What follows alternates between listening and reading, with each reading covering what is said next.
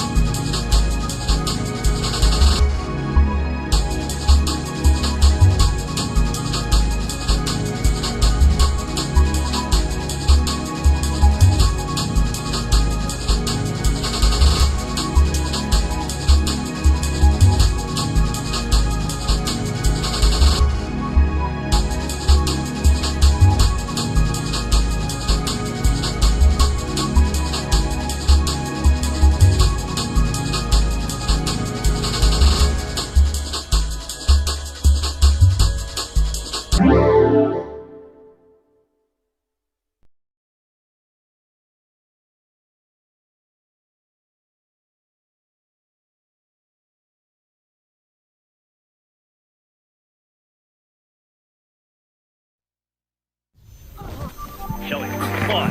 What happened? Show him.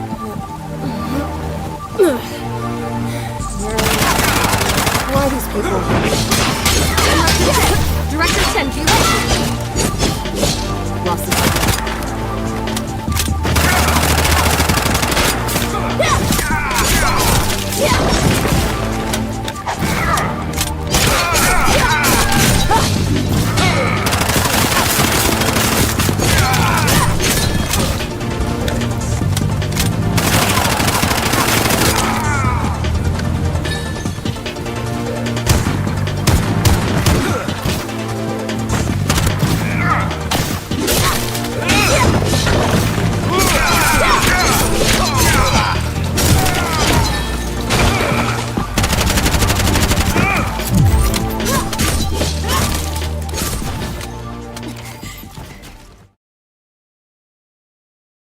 Makini Jaws presents Peak Gaming.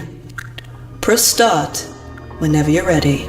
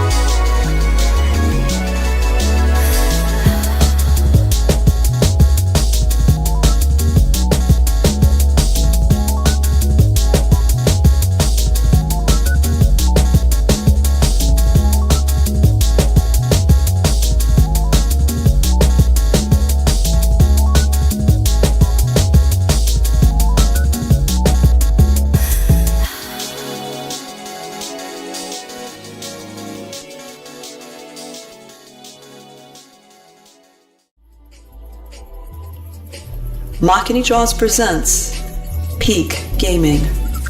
Press start whenever you're ready.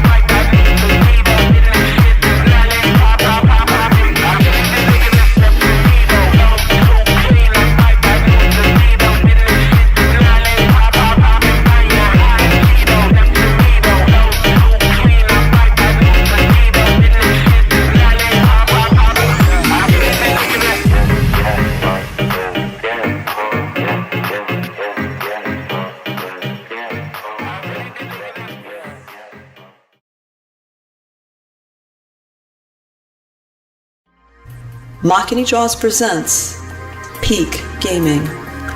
Press start whenever you're ready.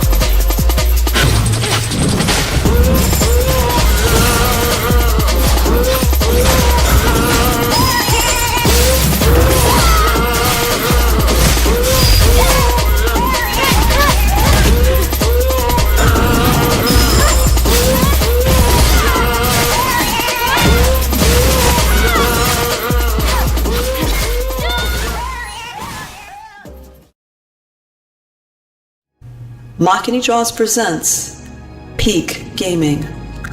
Press start whenever you're ready.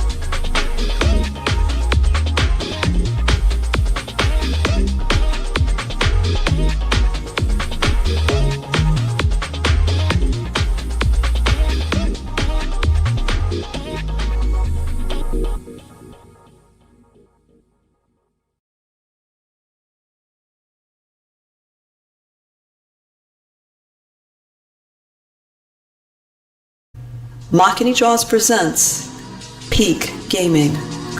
Press start whenever you're ready.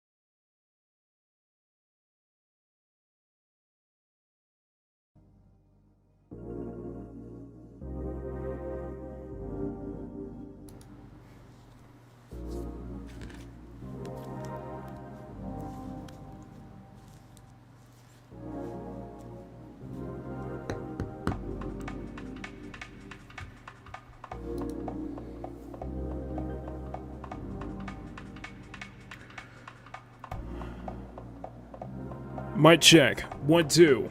Check. Check. Testing. 1, 2. Are we live now?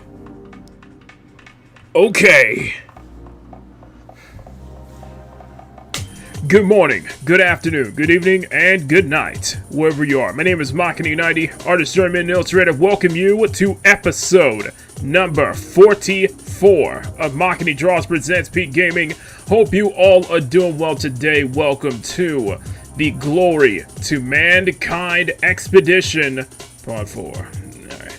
Hope you guys are doing well this evening. You guys, I put up multiple polls, and every single time you guys voted for Nier Automata. So you know what?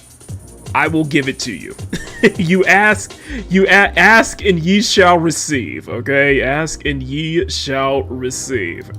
So what we're gonna do, before we start Nier Automata, though, I would like to do a video response. I'd like to do a video reaction, basically. This is to the, I like to do a video reaction to Laura Fryer. I might turn this into a, whatchamacallit? I might turn this into a highlight, since I don't really post highlight videos for my streams, and I need to get started on doing that more. But, first thing I want to say, before we move on, I want to say thank you to everybody who is subscribed. Seriously, we've been getting an uptick in subscribers lately, and I cannot thank all y'all enough for that. That is absolutely incredible. The support has been absolutely through the roof. I can't thank y'all enough for that. If you guys have not seen the recent video that I did on the whole Crimson Desert hoopla, check that out. I hope you guys. I will post a link to the video. In the chat. So if you guys have missed it out, please check that out. It's a good, really put some good time in that video, and I think it turned out pretty well. Now, I want to react to a video from Laura Fryer first, as we kind of go over, just kind of like provide my personal thoughts regarding the topic, because it's a blowing up topic right now. And it's concerning the game developers and their kind of the war between the split between the game developers and the gamers that is going on right now. It's very interesting stuff. So we're gonna react to that first before we start on the expedition. I mean. Now, before I say anything, I got a Elgato 4K 4KX, a 4K capture for the PS5, and the reason I was peddling Crimson Desert was because I wanted to test it with the new Elgato capture, but you guys have decided after three, and I repeat, after three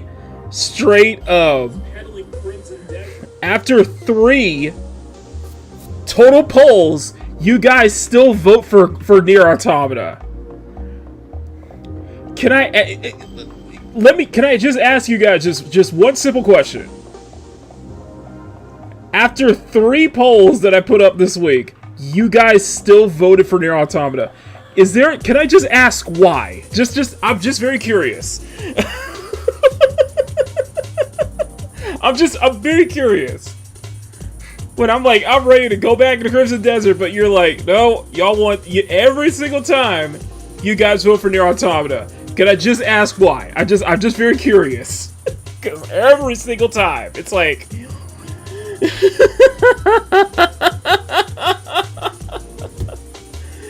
To be is eternal. Okay, fair enough. I'm just saying. I mean, like, damn.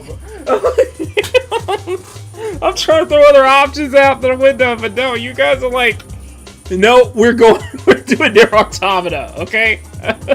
We're doing Nier Automata tonight. Oh man, you guys won. You guys have won, okay? You guys have won, alright? I give up. I tried, but I was like, no, you guys. Okay. Alright. I will acquiesce to your demands. Oh man. But no. Thank you guys so much. Smack that like button, make it jiggle. Smack that subscribe button, make it jiggle. We're going to say hi to everybody in the chat first, and then we are going to begin. We're going to go do a quick video reaction from Laura Fryer, and then we'll get into Nier Automata, okay? So stay tuned, stay tight, guys, and don't worry. I will add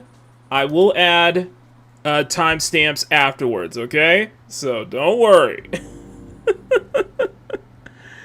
Oh man. Anyway, guys, so let's see who is in the chat right now. Emerald, good morning to you. Lane Seek Daylight, good to see you. Good evening, I mean. You just said want to play it some more. Yes, but I do want to show off the new Elgato capture though. Mark Echoes getting up. That's definitely a classic. One more Games of Graffiti. Have you checked out Tack and Flow? I have added that to my wish list, and I found another racing game to add to my wish list. Emerald, by the way, I'm gonna share that real quick. Lucky Nico, good evening to you.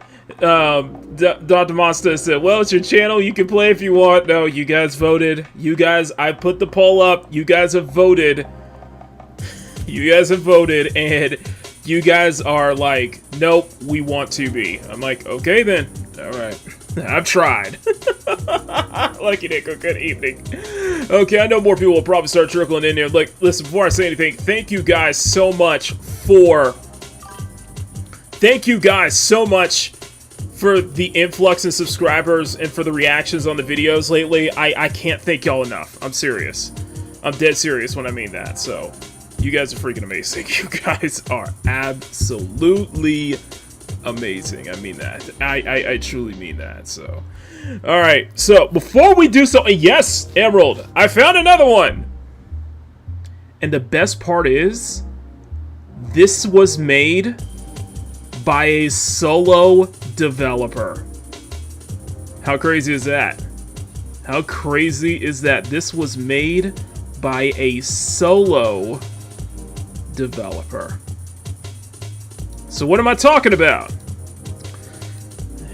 There's this game that's been blowing up on Game Trailers, posted this one, and I am getting serious Automata Lista meets. Have you heard of the game Choro Q? or Little Trip Adventure, Road Trip Adventure. Have you guys heard Road Trip Adventure like Troll Q? I'm getting that mixed with Automata Lista right now. And I'll show you what I'm talking about. Let's go over to the full screen. Let's go over to the main screen. I'll show you the trailer. So, where is the main screen? Alright, so this is awesome. This is awesome. Plus, there's drum and bass here. So, the game is called Rogue Stradale, and you can wishlist it now on Steam. This is awesome.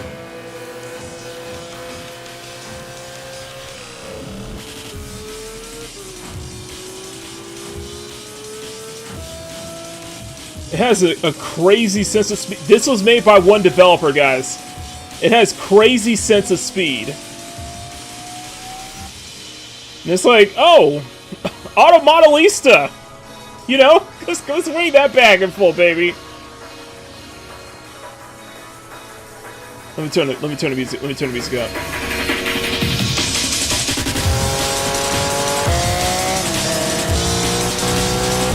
I am like, okay, you've sold me on like the first frame, alright?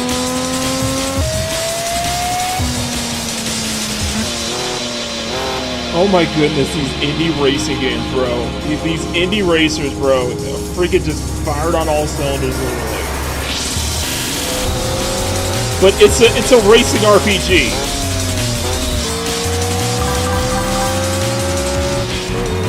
It's very reminiscent of like Chorokyu, if you guys remember that game. Chorokyu, or like Road Trip Adventure.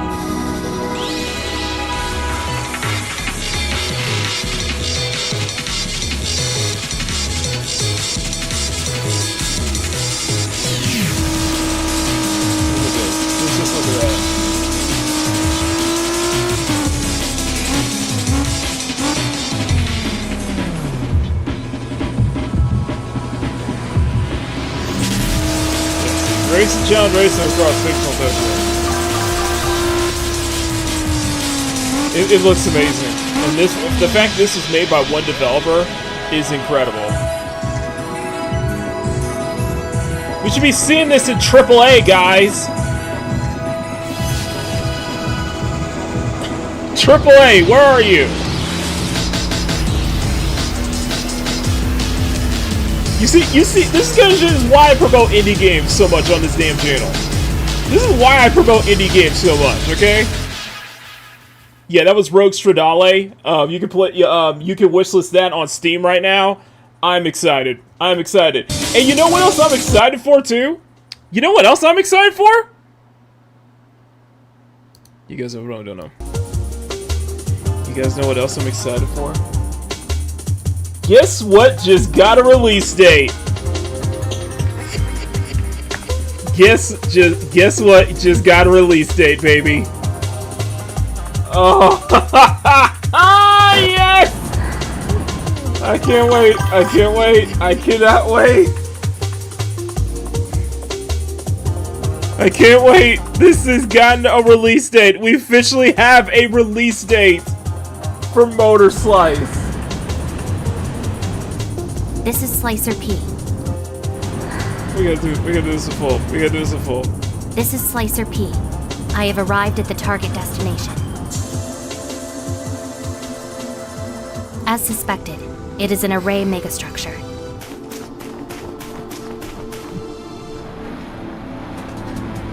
This has a full release date. Whoa! Yes, we're doing a full expedition on this one. Yes, we're doing a data log entry too. Yes, Pizza Hotline did the entire soundtrack to this, by the way. Is that a Metal Gear? Metal Gear? I was telling Smash. I was telling Smash to look at this on I think it was like a Wednesday, Thursday night stream when he had Real Life Fake Wizard on, and everybody was like, "Oh my God, what is this?" It's my job here is to hunt down machines. Dude, reaching the top is just part of the job well done. I can't wait. I can't wait. Motor Slice is coming out next month. And it's coming to consoles too. Woo!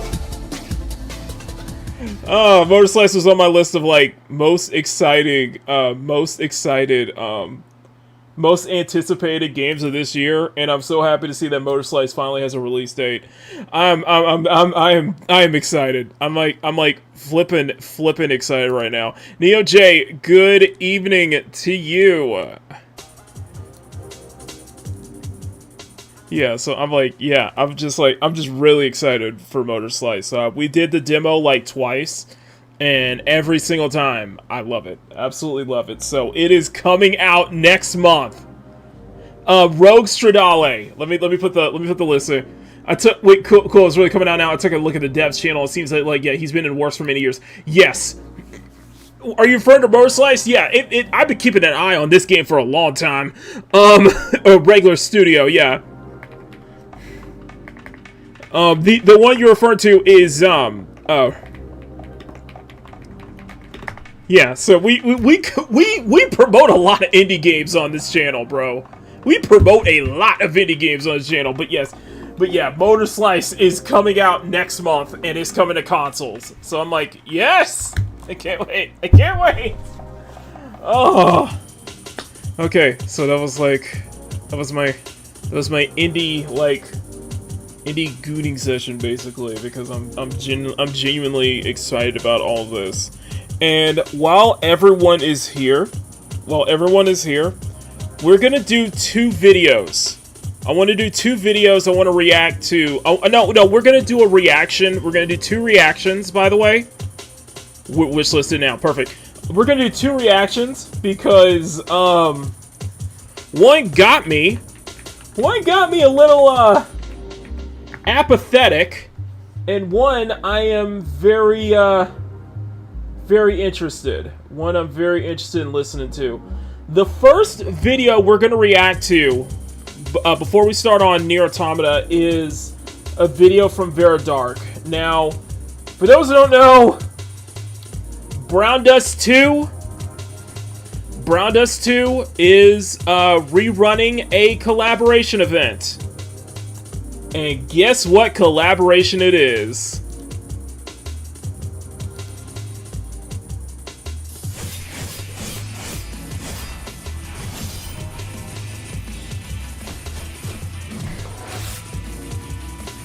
They brought my best girl in this. They brought my best girl in this. They got to put the censors on just for YouTube's sake, but no, it is fully uncensored. And no, it is uncensored, so don't worry. The full game's uncensored. It's just they got to do this for YouTube purposes. So, but no, they're rerunning the Senran Kagura collab, and they're adding Ikaruga as the new one. I'm like, okay, I'm pulling for her.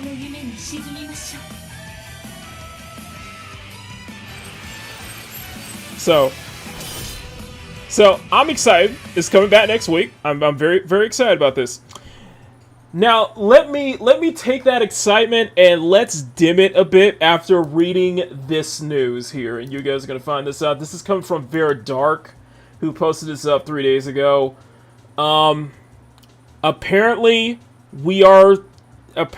they're considering more Senran Kagura games. But here's the problem. On fan service. Yeah, we'll explain here. A few years ago, we heard the unfortunate news that the Senran Kagura producer and creator had left Marvelous after frustrations about the content that they could or could not create going forward. And unfortunately, we now know that it is going to get so much worse than we could have ever anticipated, because they are retooling Senran Kagura to suit the current era. Now so suit the current era. I understand that could be a euphemism for the modern audience, the mythical modern audience, the current Western gaming standards, and basically everything you can throw in a book. Yeah, yeah, I used to, just like, I was like, no, Just no. That is a no for me. The thing with Senran Kagura is that the fan service actually matters. It's integral. It's a important keystone in the series as a whole. And to make new console entries just so you can tone it down, just so you can fit it to current era, that doesn't spell confidence at all. I have a few different things to show off, but before I get into the topic, if you enjoy the content I create, check out the links in the description, join the community in my live streams, and consider supporting through Patreon or YouTube memberships. Now, I personally thought Senran Kagura was just going to sort of die out. I love the series. I think that there's so many good games in it, but it's very heavy on fan service, and it's a very unique series. It is a very, very unique series that should have thrived in the era of gachas, in the era of big jiggly waifu gacha games. Now, by the way, I've played Estival Versus and Peach Beach Splash. I still have them both on my PS4. Especially in modern day, we don't get a lot like it anymore simply because there are so many developers out there now who are afraid to create risque content or content that could seem offensive to certain snowflakes on the internet. But a few years ago, I talked about this when it happened, the producer and creator had actually left Marvelous after these frustrations. So Kenishiro Takaki, the producer of the Senran Kagura series, had left his position at the Japanese developer Marvelous. He was known as the huge boobs producer by fans thanks to his work on the mature-themed Senran Kagura games, had been working with Marvelous for 13 years.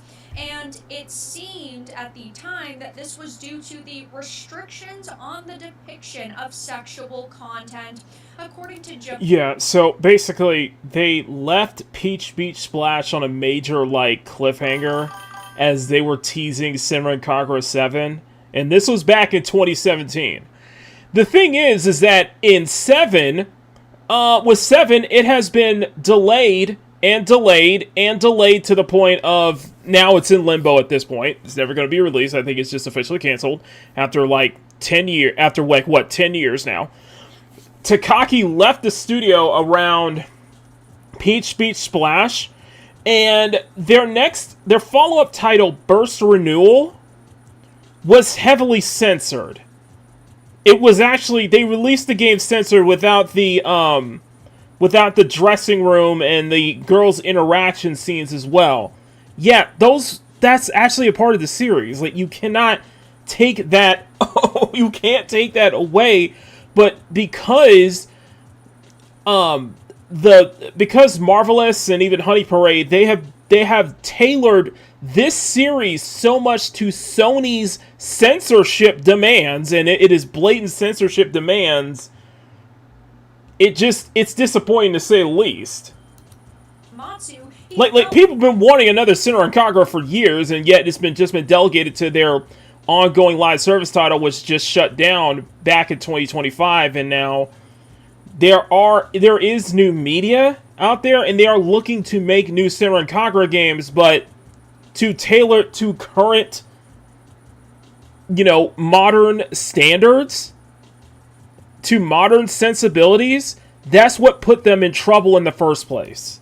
That a thread that had snapped within him, saying that while sexual content is often criticized in games, plenty of people enjoy it, and that the recent trend of its censorship will have negative effects on game development as a whole. He will still work as the producer on titles going forward, reportedly cooperating with existing staff on the games, but will leave the necessary adjustments to Marvelous. And this is such a sad situation when you feel like there is nowhere else for you to go, that you no longer want to be known for this series anymore because because of how much the company was going to butcher it. And Marvelous definitely has stumbled over the years, and we know that this is primarily because of platform holders. It got very bad in Japan, now it's just sort of everywhere, but the Sonys, the Nintendos, the Microsofts, they heavily moderate what content can and cannot be on their platform. And even look at Steam. We've seen that a lot. We have seen that for the past couple of years, especially with PlayStation.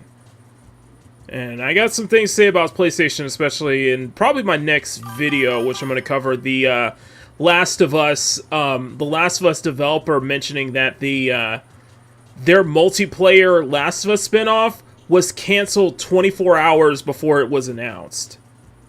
For example, you can find hentai on Steam, you can find games like Witcher 3 on Steam, but when it comes to Japanese and South Korean games, it is a very different story because their content is forced to be moderated on a very consistent basis, and Steam will reject games until the developers censor them, and now we find out that it's not looking good for Senran Kagura because Marvelous is retooling it to quote-unquote suit the current era. It's going to now fit global standards, it's going to be made for a modern audience, they're going to modernize it. This is the worst outcome possible. So this interview was pretty long. Yes, and from what we have seen in the past, yeah, I have every right to be skeptical, and a lot of other people feel the same way on being skeptical about this.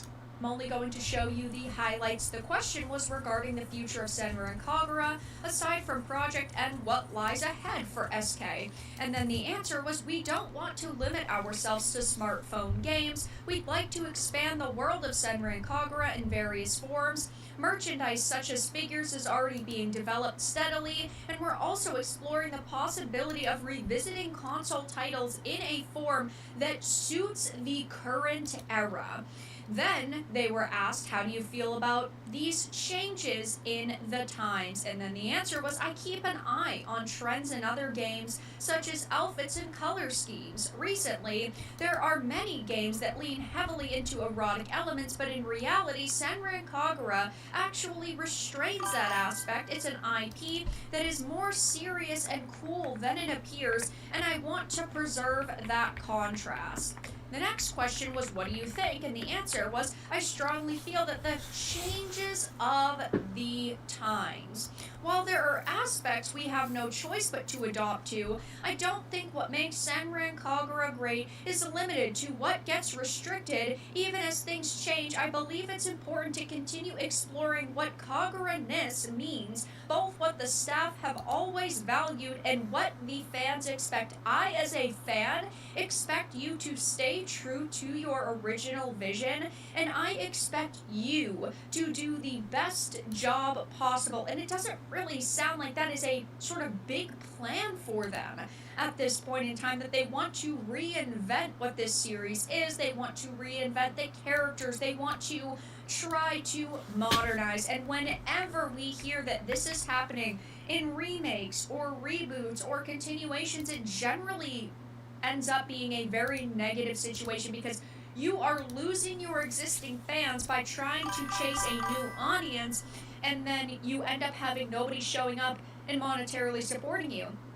I get in some instances it is out of their hands, it is out of their grasp or out of their reach. They can't force Sony to sell their games if Sony doesn't want that content on their platform. And if that's the case, then you move on to another platform like Steam. You move on to other available platforms that are willing to allow you to actually make the vision, continue the vision, make the game you actually want to make without restrictions. And let's be honest here, Senran Kagura can be more tame than a lot of what we see nowadays, man. Like,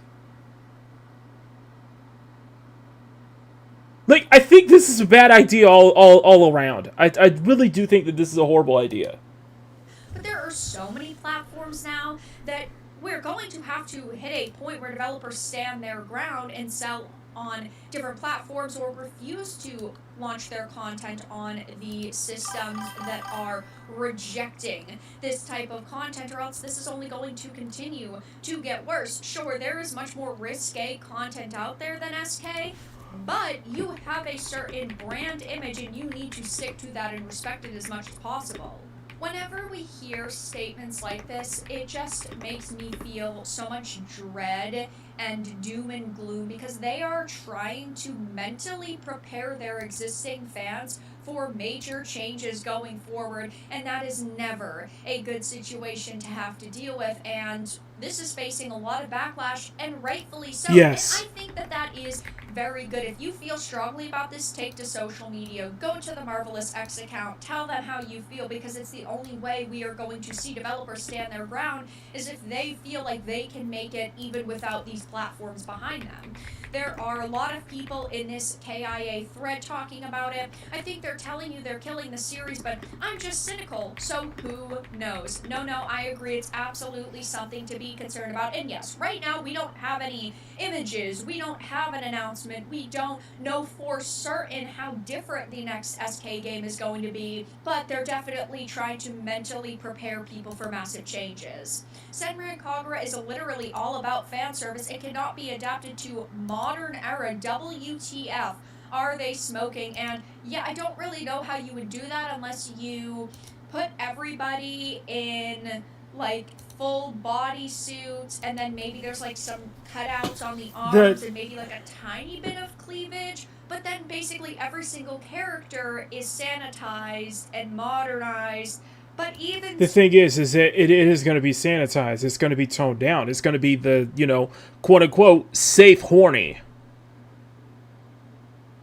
That's not what fans want. You know, fans want the clothing destruction. That's a part of Senran Kagura's Kagura-ness, you know?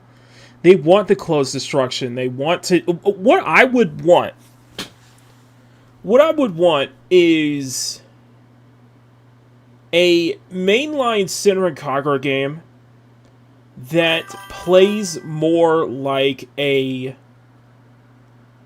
that plays more like a Devil May Cry, that plays more like a Bayonetta, or even say plays more like, say, like a Phantom Blade Zero, or even like a Tides of Annihilation, where you have, you know, vicious like combos and such like that. You have the clothing destruction as well. You have all of those elements there. You have a very deep story. You have basically a full-on action RPG campaign where, if anything, I would do a Senran Kagura that plays more like a Genshin Impact or like a Zenless Zone Zero in some way, shape, or form, though.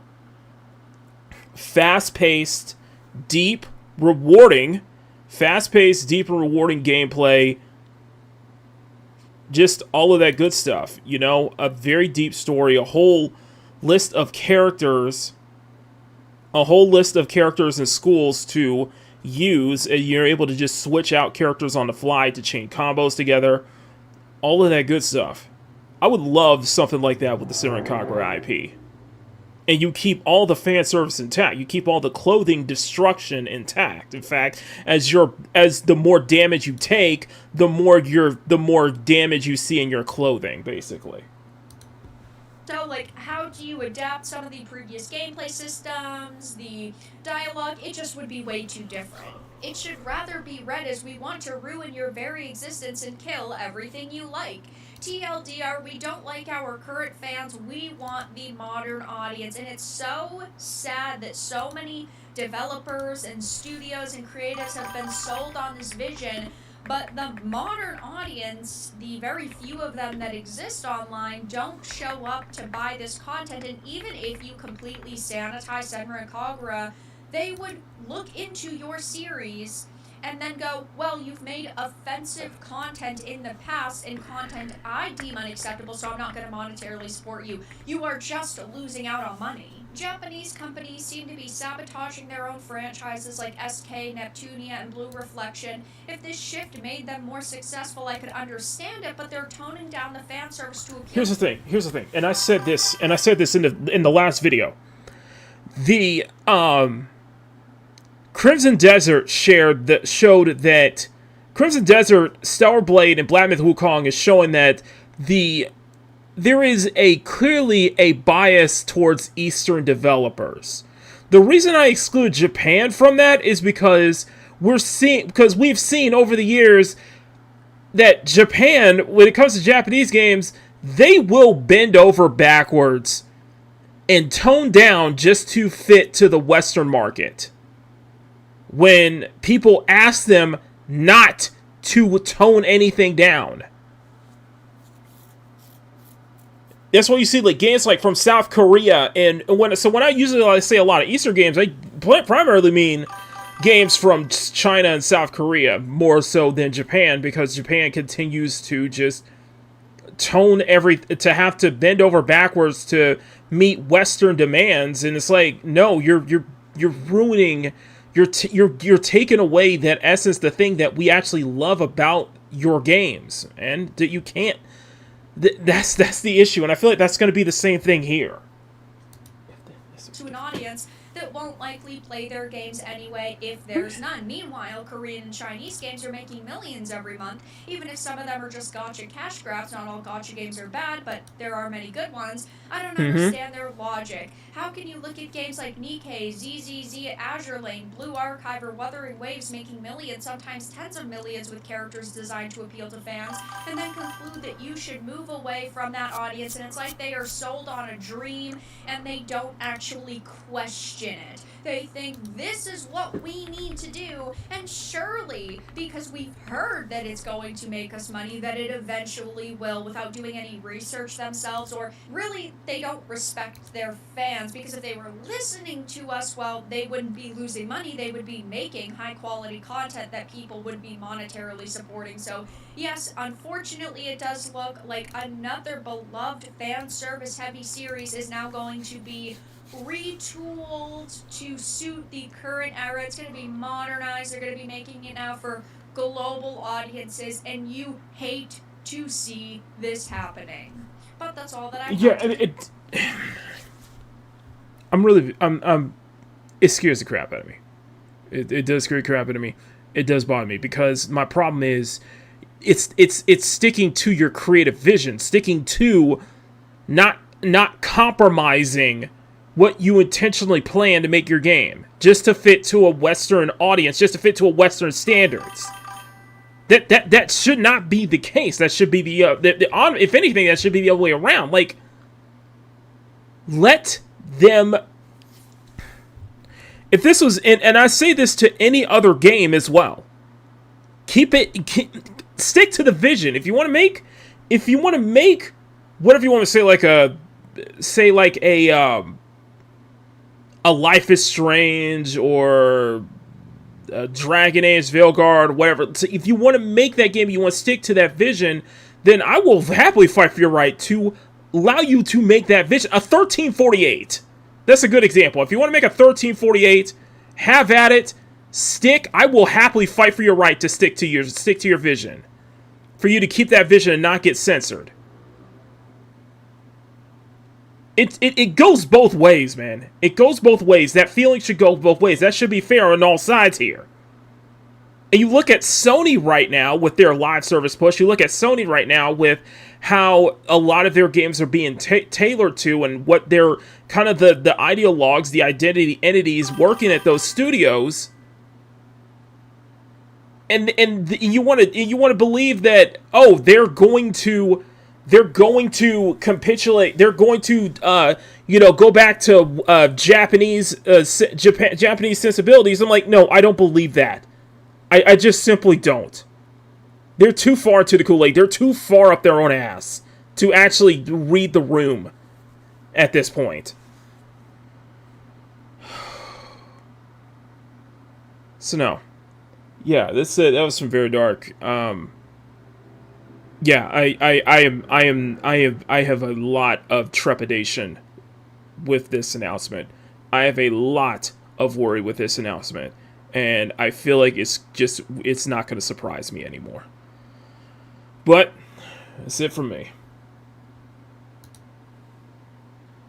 Okay, I might turn that, like I said, I might turn this into a highlight video, since since even YouTube's recommended me make like stream highlights of make highlight videos of my streams. So I figured that would be something worth making as a highlight video, and then I can also put together a regular mainline video this week as well. Let's go ahead and read the comments real quick. Put down like a zombie. Sounds like they got Sony in their ears. If they want to play the Western standard game, they'll play the web publisher with publisher developer games. If I have to constantly go through hoops to get my game released, the game released and forget about it, I'd rather collect dust than have my dream bastardized, basically. Yeah, just is going through those hoops when you know that if it was developers from the West, they would not have to go through those same hoops, though. It's like unfair treatment. It's like a different type of treatment, different type of standards held up for Eastern devs compared to what we see here in the West and such like that. This is like making a Dynasty Warriors game, but instead taking down 100 and 1,000 enemies at a time. You only have 20 enemies to fight in each area. Yeah, I want an SKAM, but without the fan service and the risque gameplay that is basically they giving us a whole pile of cheese with nothing, basically slop. Yeah, newsflash: companies don't want modern anything. I play video games. Companies, newsflash: game companies, we don't want to modern anything. I play games with the exact opposite. I want to be stuck in a fantasy world, not reminding me of reality consistently. I like Metal Gear and Marvel. It all ended with the main character left the company. Metal Gear being figuratively, marvelous being ripped. Stan Lee. Yep. Make a new game, then make a successor to it. Yeah, yeah, man. It's just I'm a long-time fan of this series, much like everybody else, much like so many other people who have been wanting to, see another mainline Senran Kagura game, and to know that we're just not ever going to get that. And I just don't think that this approach, especially when you have games like Stellar Blade, just break through, that you guys can't do the same with Senran Kagura. Like, I know that whole joke of like, give the series to shift up. After that announcement that we heard with Shinji Mikami studio being bought up by Shift Up, man, you know what? Give it to them. They'll know what to do. They'll turn Senran Kagura basically into Nikkei. Man, I don't know, man. I don't know, man. I really don't know. So that was the first video I want to get into. But the second video that I want to get into is one regarding Laura Fryer. Laura Fryer, if you guys are not subscribed to her, please do so. She is been in the industry for a long time, and she has excellent, and I mean excellent, insights into what is going on in the video game industry, especially when it comes to like Xbox and such like that. But one video that I'm going to put a link to this in the description. But one video that really caught my attention, that caught a lot of people's attention, that everybody's reacting to, is a video where, you know what? Let me give a proper introduction here, and let me give a proper introduction, and we're gonna respond to it as a video in video form. So just give me 1 second. So go ahead and hit record on this one, because I think this is very important. Okay, so we're reacting to this from this is a highlight from the stream that we did on Saturday. And if you guys are not subscribed to Laura Fryer, please do so. Laura Fryer is used to be heavy into the video game industry. She worked at Xbox for a very long time, and her channel, it's always great every time she uploads a new video, because it's such great insight into the industry, and especially to the culture at large and such like that, and especially for somebody who's been working closely with like Phil Spencer, working closely within the Xbox ecosystem for all these years, especially working on Gears of War. This is such excellent insight. Well, she dropped another video last week, and this is regarding kind of like the divide that we're seeing between players and game developers, and especially kind of at the center of that divide is Marathon. I know Another marathon video. Yes, I know. Don't worry, I'm not going to bring up the statistics this time. Yeah, I don't think it's not too promising for the marathon anyway. But no, I thought this was interesting just because this kind of the broader scale and that we're seeing what is going on with the industry. So I'm putting a link in the description. Check out the video and subscribe to Miss Laura Fryer if you haven't. Let's see what she has to say.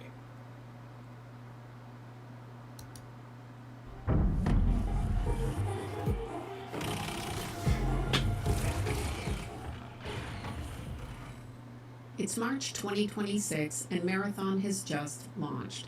This is Bungie's first new game in over a decade, a reboot of an older IP. The Steam reviews are actually pretty good from the people who bought the game. So the question on everyone's mind, is Marathon actually a success? On the positive side, the game itself is solid. Steam reviews are holding very positive, with over 20,000 reviews. The people who bought it are saying the gunplay feels great, the movement is smooth, the loot loop keeps them coming back, and some feel the audio and art are some of Bungie's best work. Retention is not falling off a cliff. We're over. Like I said, that is a mix. I know that that is definitely a divisive opinion. I strongly dislike this art style. I've said my piece on that. Let's move on. 10 days in, and it's still doing 26 to 34K concurrent during off-peak hours. 58K to 60K during prime time.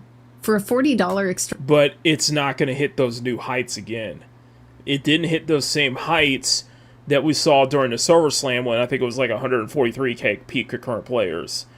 And it's been a steady decline that I'm noticing. And I know people don't like bringing up when everybody brings up the Steam charts for Marathon, but you can't deny that because 70% of the player base is on Steam. So just saying. I'll bring this up real quick. At the time of this writing, it is at 32,222 players, 36,000 and 24-hour peak. So it's keeping steady. So just bringing that up, but let's continue. Action shooter in a crowded genre, that's a decent hold. It's not blowing up like some people expected, but it's also not dead. And for the players who are actually playing it, this feels like a win. They're happy, and that matters. Mm-hmm. Bungie also just dropped their first real patch addressing player feedback. Yep. They've got more ammo, easier bots, and they already admitted they overcorrected the gunfire audio. So they're moving fast on fixes. Mm-hmm. But here's the other side of it. The launch peak was just a little over 88K. Now we're down to that 60K peak during prime time, and the game has already slipped out of Steam's top 50. That's a 30 to 40% drop on opening weekend. And I think it dropped out of like the top 50 within I want to say within the second weekend or so. And on the consoles, it's even quieter. On PS5, it was number 18 on the sales chart, and on Xbox, we know it's lower.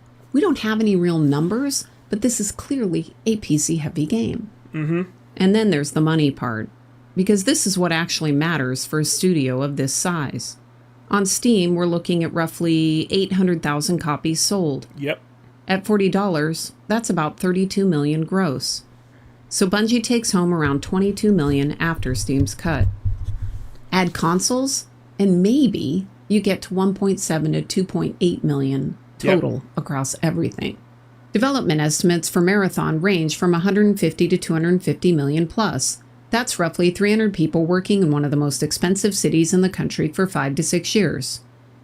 Throw in some marketing and the first year of live service costs, and analysts say the real break-even is somewhere between $340 and $430 million. Also, you have to keep in mind Bungie's trying to run 2 live service games with those 1,200 people. And Destiny 2? It's at its lowest concurrent numbers in years.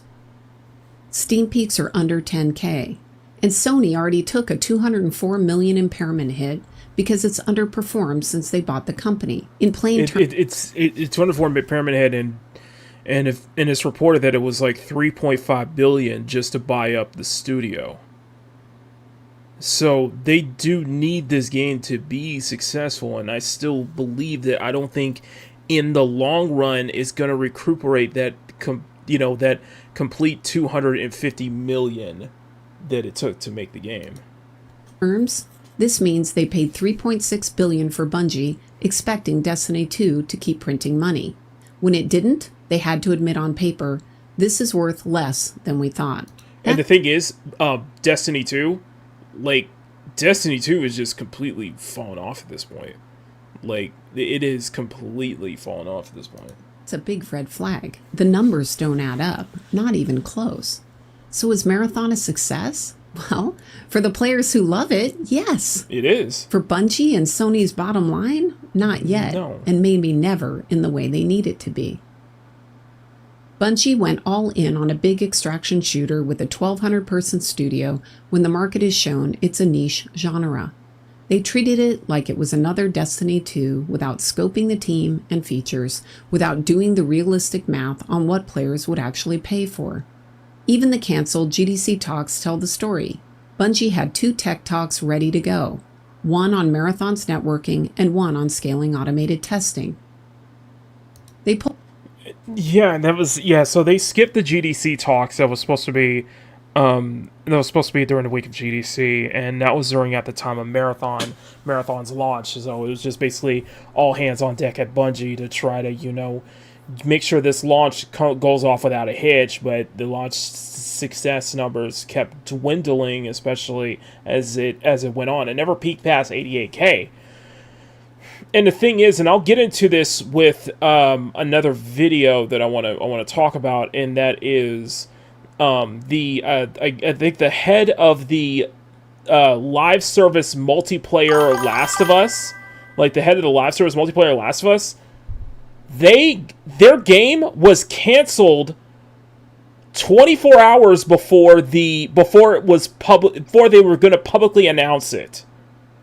And there's a whole interview with the lead developer on the canceled Last of Us multiplayer, and it's just another symptom of what is going on at Sony, and especially with people like Herman Hulst just continuing to push these, trying to get another Helldivers 2, trying to get another Fortnite, when at this point the live service bubble has. I think it's safe to say the live service bubble has burst, and I think that people are having some fatigue. Of course, you could cite, Arc Raiders, you could cite Marvel Rivals, you could cite a lot of the successful live service games that we have right now. But I understand that. But I think, in a general sense, people are having that fatigue over the live service titles, and even I'm wondering that even Marathon fans who love the game would love it more if it was more like a single-player focused title, a AAA single-player focused title, because there is a rich lore with that. It's just, I don't know what Sony's doing. And I think Sony is going to be losing value as it goes on. As they continue this live service push, the value in Sony is going to continue to drop. You guys have already heard about the whole... them raising the prices for PlayStation, for PS5 and PS5 Pro, and even getting into the PS6 as an $1,000 console. Nobody's going to pay for that. Nobody's really going to pay for that. Sony's got to get its eggs in order. Seriously. Hold both. Now, in one sense, that was a smart move. If you've just launched your game and it's struggling, you don't have time to fly down to GDC to do a couple of talks. Exactly. You need to focus on the game. Yep. But it also points to the bigger problem. The team is stretched thin, priorities are off, and leadership is reacting instead of planning ahead. This kind of reactive mode, unfortunately, isn't new for big studios. Just look at what happened to Jeff Kaplan at Blizzard. He talked recently about why he left. He got pulled into a meeting and told Overwatch had to hit certain revenue numbers or they'd lay off 1,000 people. And that was on him. If it does... And by the way, Jeff Kaplan, I got some things to say about Jeff Kaplan, but we're not gonna say it here. But he tried telling everybody that has an opinion about like these live service titles, and if they especially they haven't paid to basically shut the f up. I don't know if I don't know if I have that. I don't know if I have that soundbite from Jeff Kaplan on that, because he's got a game coming out. He's got a live service title coming out. Let me see, Jeff Kaplan. What was that whole thing? This is whole thing from Jeff Kaplan. Here we go. This right here. So this was from this was an excerpt that got viral, and I'm just like, you know what, Jeff? Yeah, no, we're not going to stop talking about this. So I'll just play this real quick. Never understand any being hostile about it or being rude about it, but I understand being upset, and I understand voicing your opinion. But like, if a game comes out and you don't want to play it and you've never played it, shut the fuck up. No one cares. Like, we don't need to hear that you weren't into it. Like, what is with this? Oh my god, I'm so upset they decided to make this game that I have no interest in. Like, I'm not running to the internet every time there's like a TV show on. Well, I'm not watching any TV shows either, but like... See, the thing is that this just comes off as like a straw man, because it's like, if people see something and they're not saying this towards every game. If there's something that sticks out to them that really does not interest them, then yes, they do have the right to speak up about it. People have a right to say that they're disinterested about this particular game or that particular game that is making the headlines and such like that, that is getting everybody's attention, that everybody's talking about that. So I don't know where the hell Jeffy's coming off as, but yeah, that was just really a bad look. Like, who cares about my opinion if I'm not going to play it? And if I've never played it? Like, why does my opinion matter on that?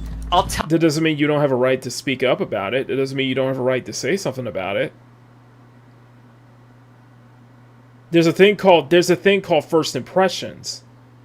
There's a thing called first impression. If it's not impressing you at first, then it's not gonna turn. It's just not gonna turn you off, and you don't. And you have every right to speak up about that. That's what trailers are for and shit like that, you know? Tell you what it does. Like, as a game developer who's been in charge of teams, who has the ability to, like, do something about it, I just fucking ignore you. That's all you've accomplished, is like, I guess I'm not, like, gonna listen to you anymore because you're so off the deep end that it's not even worth listening to you. But I can understand that, but also understand that the people who may be vocal about this, that might be your chance to convince them. That might be your chance to convince them to at least give the game a chance to not write it off. I don't know, man. It's just really, really off-putting right there. So I just want to share that real quick. Doesn't do $. We're gonna lay off 1,000 people, and that's gonna be on you. Why him? Yeah. Why was the team so big in the first place? I'm sure Jeff, it wasn't his idea to hire all of those people. And Jeff was basically the face of Overwatch. All those developer diaries that we used to see with Overwatch, yeah, that was him, you know? So I can understand that, just the amount of pressure that Activision Blizzard put on him. The fact that you fired, the fact that all of these people are on you, the fate of them lies on you, basically. That's just completely unfair to everybody involved, though. And I can understand why Jeff left Blizzard because of that. So why was this his axe to swing? Look, games are a business. There are harsh realities. Revenue has to come in. But the guy who delivered that message, that ultimatum to Jeff, he is so removed from actually making games that he'll never feel what it's like when 1,000 people, 1,000 families lose their jobs. 1,000 people. And this is where indie is different. Contrast this situation with Spire 2. They're a 10-person team, and they live or die by the customer every single day. Their decisions show it. They hit a peak of 574,638 concurrent players on Steam, one of the biggest launches ever for a roguelike. Clear success. Money matters. Everybody knows that. Live service games need reoccurring revenue in order to survive. But when suits show up and force arbitrary numbers without realistic scoping, good leaders and good games get crushed. So is Marathon a success? Unfortunately, no, not yet. It has a dedicated audience and core gameplay is genuinely strong. But it was built at a scale and cost that the current market simply isn't rewarding. No. The leadership bet was too big, and it might be too late for the new leaders to fix things. And it's, I think the team on Marathon, I think it's like an 800-person team as well. Have a very big hill to climb. But that doesn't mean it's dead. Bungie has course corrected before. They could think about moving the studio to a less expensive location. They could adjust the team to a size they can actually support. But if they make those hard decisions, I hope Sony will proceed with care. I hope that they embedded someone with the team, like I suggested earlier, so that they could see who the people were who pulled this thing out of the fire. Because those people, they need to keep them and keep them happy no matter what. Agreed. They shipped Marathon. Bungie was in deep trouble. They had massive layoffs. They had leadership that was in shambles. They had low morale. Everyone was saying this game was going to fail. Predictions were grim. But they dug in. They said, nope, not on my watch. We believe in this game, we believe in this team, and we're going to make it happen. And they did. And that takes grit and determination. And for that alone, they have my respect. Fair enough. They dug in, and they turned this thing around. And they did. They forged a team out of fire, and they shipped against all of the odds. That's worth its weight in gold. And I agree with Rob. Still, even with the valiant efforts in that, I still think that Marathon kind of represents that hostage management point of view in regards to the models breaking, as I mentioned in my video last week about that, you know. Bob Pardo, just last week, he said, I think the game team is more valuable than the game itself. That's my take. If you actually create a game that truly endures, it's really incredibly difficult. And if you're fortunate enough to launch one of those games... So that's a really good video from Lord Fryer, but I think that might have been the wrong video that I'm talking about. No, there was another one. There was actually another one that I'm thinking of. I'm trying to figure out what that video was. That was the Marathon one. Oh, this one. I'm sorry. I am so sorry. That was the wrong video. This is the video that I was talking about. Okay. So I just want to preface this. I'm gonna re-record this whole thing. So, okay. So this is going to be for the. Oh, what was this? So I'll give him a marathon. This was deserved, but here's the thing: it won't let you if you have your players. Aaron gone now. Yeah, I agree. So this is from Laura Fryer. If you guys are not subscribed to her, please do so. She has been working in the industry, especially in Xbox, for a good 18 years or so. She worked on Gears of War. Some really good stuff. And what I want to go over real quick is just the reaction to this really good banger video that she put out about just kind of the whole thing with the bias between, or the kind of the discourse between gamers and developers that we're seeing right now. And then once we're after that, we'll get to Nier Automata. But I figured this would be a very interesting video to just react to and just provide my personal thoughts. So let's see what this video is about. I'm outside the Best Buy in Midtown. It's raining here in New York, but these gamers That is Kristen Holt of G4. Specifically cheat. don't care. They've been out here in the rain since early this morning, and they're not leaving until they get an Xbox 360. Yep. Came out, man, I was hooked. What's going on? Remember when a new game dropping felt like Christmas morning for both the players and the devs? You would have these midnight launches where gamers would line up for hours to be the first to buy a new Xbox. I've watched a couple of midnight launches lately, and unfortunately, I grew up in the 6th generation. I grew up in like the 5th and 6th generation. So I've never really experienced a midnight launch, to be honest. I think the biggest launch that I've ever experienced was for Arkham Knight, and when we had the GameStop where I used to live at was packed with everybody getting copies of Arkham Knight, waiting for that game to drop. That was probably the last time I experienced a launch like that. I know some people in the chat who is watching on stream and probably watching later on can probably share their stories of like midnight launches they get into. But when I see these midnight launches, dude, it's just like, that's like a part of gaming. That's like a piece of gaming that I would love, that I know a lot of people watching this video would love to experience once again. Or the latest Halo. Mm-hmm. It was magical. And if a game ended up flopping, no big deal. Better luck next time. Yep. But that's not what's happening today. It was Take part of Marathon. it was a part of the experience. Launches and it becomes the hill to die on. Yep. You have rabid fans attacking anyone with even mild criticism, Yep. and haters grave dancing on the game before it's even been out for one day. Bungie already had to rush out patches for microtransaction complaints and audio changes. Yet the none of us are at fault with this. None of us are at fault with this. I just my personal stance was that with Marathon, I just felt that it just feels like a protected class, as I kind of mentioned in my the game models breaking video that I did last week.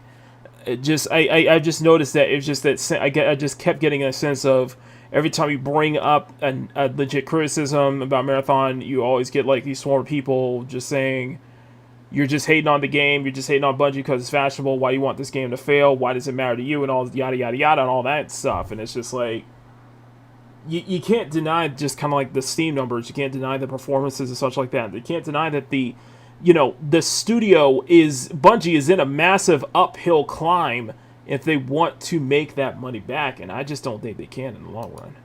Negativity keeps rolling. It feels like some people are treating the whole thing. It's not a slight on the game itself, because I think from when I played the Service Lamb, it's totally fine. Like a spectator sport. So what happened? Why do game developers and gamers feel like enemies? Why don't we feel like teammates anymore? What happened to the camaraderie that we had in the past? I think the biggest thing that happened, and I'm legitimately mean this, and I know a lot of people are going to agree with me, social media. I think social media happened. I think that was the biggest the reason we have such this heavy divide within the games, within the developers and the consumers and the gamers. I think it was because of social media. I legitimately do think that. Well, for starters, the industry used to be much smaller. When I started playing games, I was the weird one. When I started making them, everyone thought I was crazy. The teams were small, there were 10 to 100 people, and they were passion projects. The game developers were gamers because many of them started by modding in their garages. Yep. They were the audience, so there was no disconnect. They didn't need a big playtest group because they could tell if what they were making was fun. And the thing is, and I always bring up that kind of that whole wanting to go back to the 6th gen in terms of not just kind of like the creativity, but just the mindset that comes out of it, When you think about AAA do you think about AAA games back during the 6th gen consoles, PS2, Xbox, and GameCube, those weren't like, they had a different mindset. They were trying to legitimately make a good game with the technology provided, with make a creative game with the technology provided, with all the hardware that they had to use. And they had to use extended the PS2, the Xbox, and the GameCube to create these incredible experiences that just last a lifetime, to me, even more so than what we're seeing within the 8th and 9th generation as well, Didn't face the issue a lot of devs face today in big studios, where they land on a game that they wouldn't play themselves. There was definitely some competitiveness, but it was all in fun. Peter Moore, who ran Xbox back in the day, has talked about how he encouraged the console wars. He said he did it because gamers loved seeing the Xbox versus PlayStation arguments. And that healthy competition lifted all ships. And that was the thing, healthy competition. And it kind of like a place where it's just like toxic positivity runs through, where you can't really, where everybody's just becoming everything's becoming way too sensitive about this whole thing.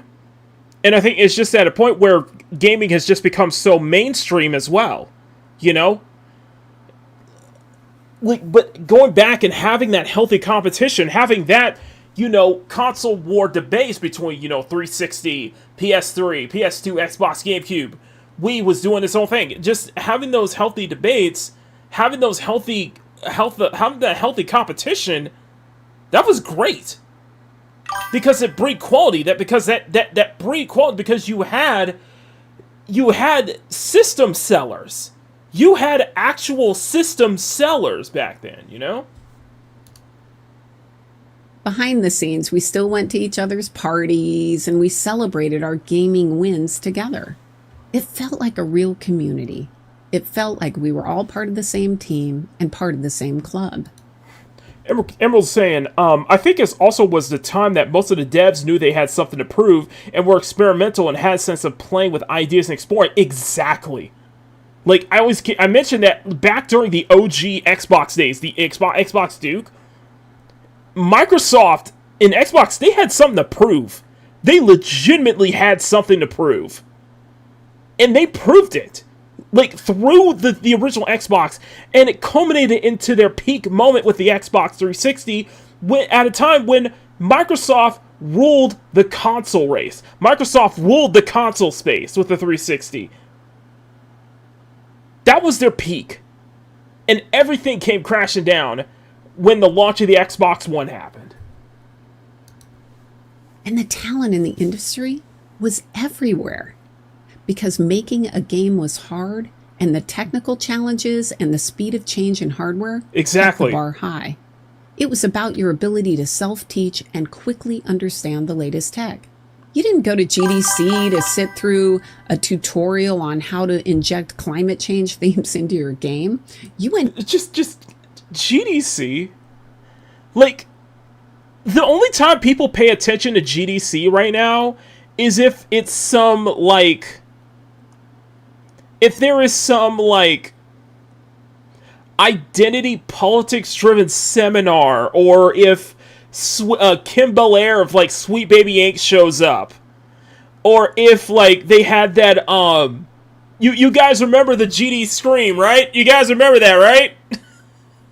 You guys remember that? Okay, you know what? I'm gonna bring that up. I am going to bring that up. And the best part was, I was sadly, I had to work at that time, but this is what happened in 2 years ago at Yerba Buena Park. And I mentioned this before. I missed this when it happened because I had to work that day. But this is what happened with this whole thing with the GD screen. I am not kidding. This is GDC 2 years ago. I shit you not, guys.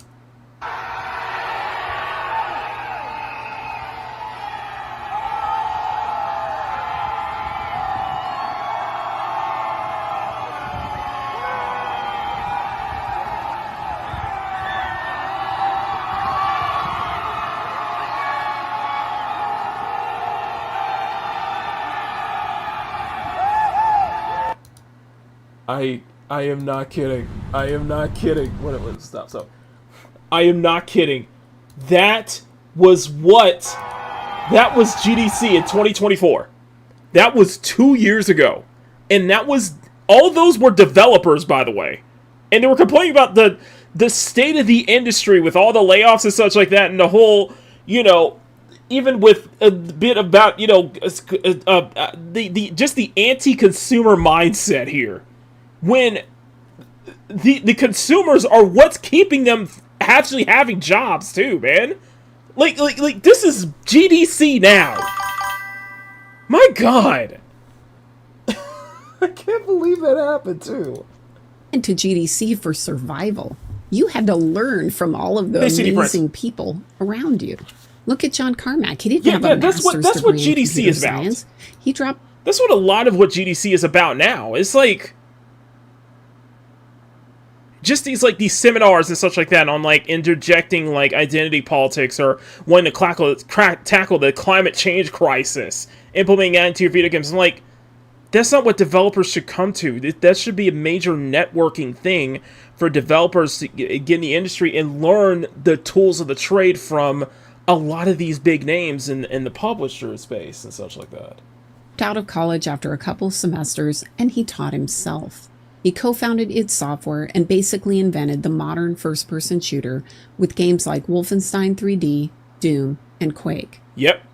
Yes, there was some big money to be made, but it wasn't about that.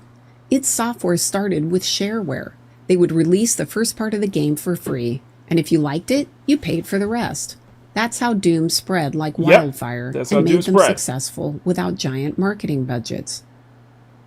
And then everything started to change as games moved from counterculture to mainstream. Of course, back then, most people had no idea who actually made the games. Most game developers were basically anonymous. John Carmack and John Romero built Doom and Quake. I want you to think about this. I want you guys to think about this, though. Think about the original God of War trilogy. And then you realize that the guy who made the God of War trilogy is the same person now who is like, oh, these goblins are anti-Semitic. These goblins in Crimson Desert. That was the same guy who made the OG God of War trilogy. And back then, nobody knew who David Jaffe was. A lot of the consumers didn't know who David Jaffe was, the creator of Twisted Metal and God of War. Nobody knew who he was back then. It was more focused on the games, though. Like, I've heard names that, like, if you tuned into, like, if you grew up tuning into, like, you know, G4, like G4 Tech TV, like I did, then you may heard of names like Peter Molyneux. You've heard of Shigeru Miyamoto. You know, Reggie Fils-Aimé. Like, a lot of different industry names because, you know, we tuned into the stuff like G4, watching, like, G4 Icon, stuff like that. Itagaki made, you know, rest in peace, the creator of Dead or Alive, he put himself out there as, like, this wrestling superstar, as this wrestling heel, basically. The man behind DOA, we didn't know that was I didn't realize until we watched this, until I watched that documentary, that was Itagaki. That's the man behind Dead or Alive. Growing up, and that was at the time, you know, Dead or Alive, and he was very bold about that. He clearly had a vision about that. A lot of these developers back then, we didn't really know about who they were, but they clearly had a vision. They clearly wanted to make games. They were passionate game developers themselves. But I do think that because of the rise of social media, because of just everything being more accessible and be able to get yourself out there, and because it was formulating that divide, that antagonistic towards the game developers, you know?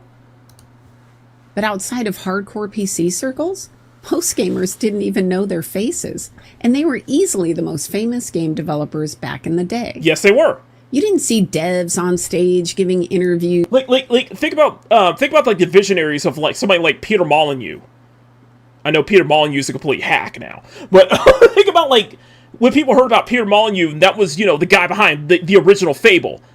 Fable, Black and White, making all these kind of like these God life games that were, you know, that were very unique, very creative, and revolutionary at the time. You know? News or posting daily updates. You didn't know their names or what they looked like. The game was the star. The game was the star, yes. They played it, and if something was broken, they posted it on a forum or they sent an email. They let the games speak for themselves. Back then, developers were in the trenches making the game, and the players were on the other side enjoying it. There was distance, but it was a healthy distance. Yep.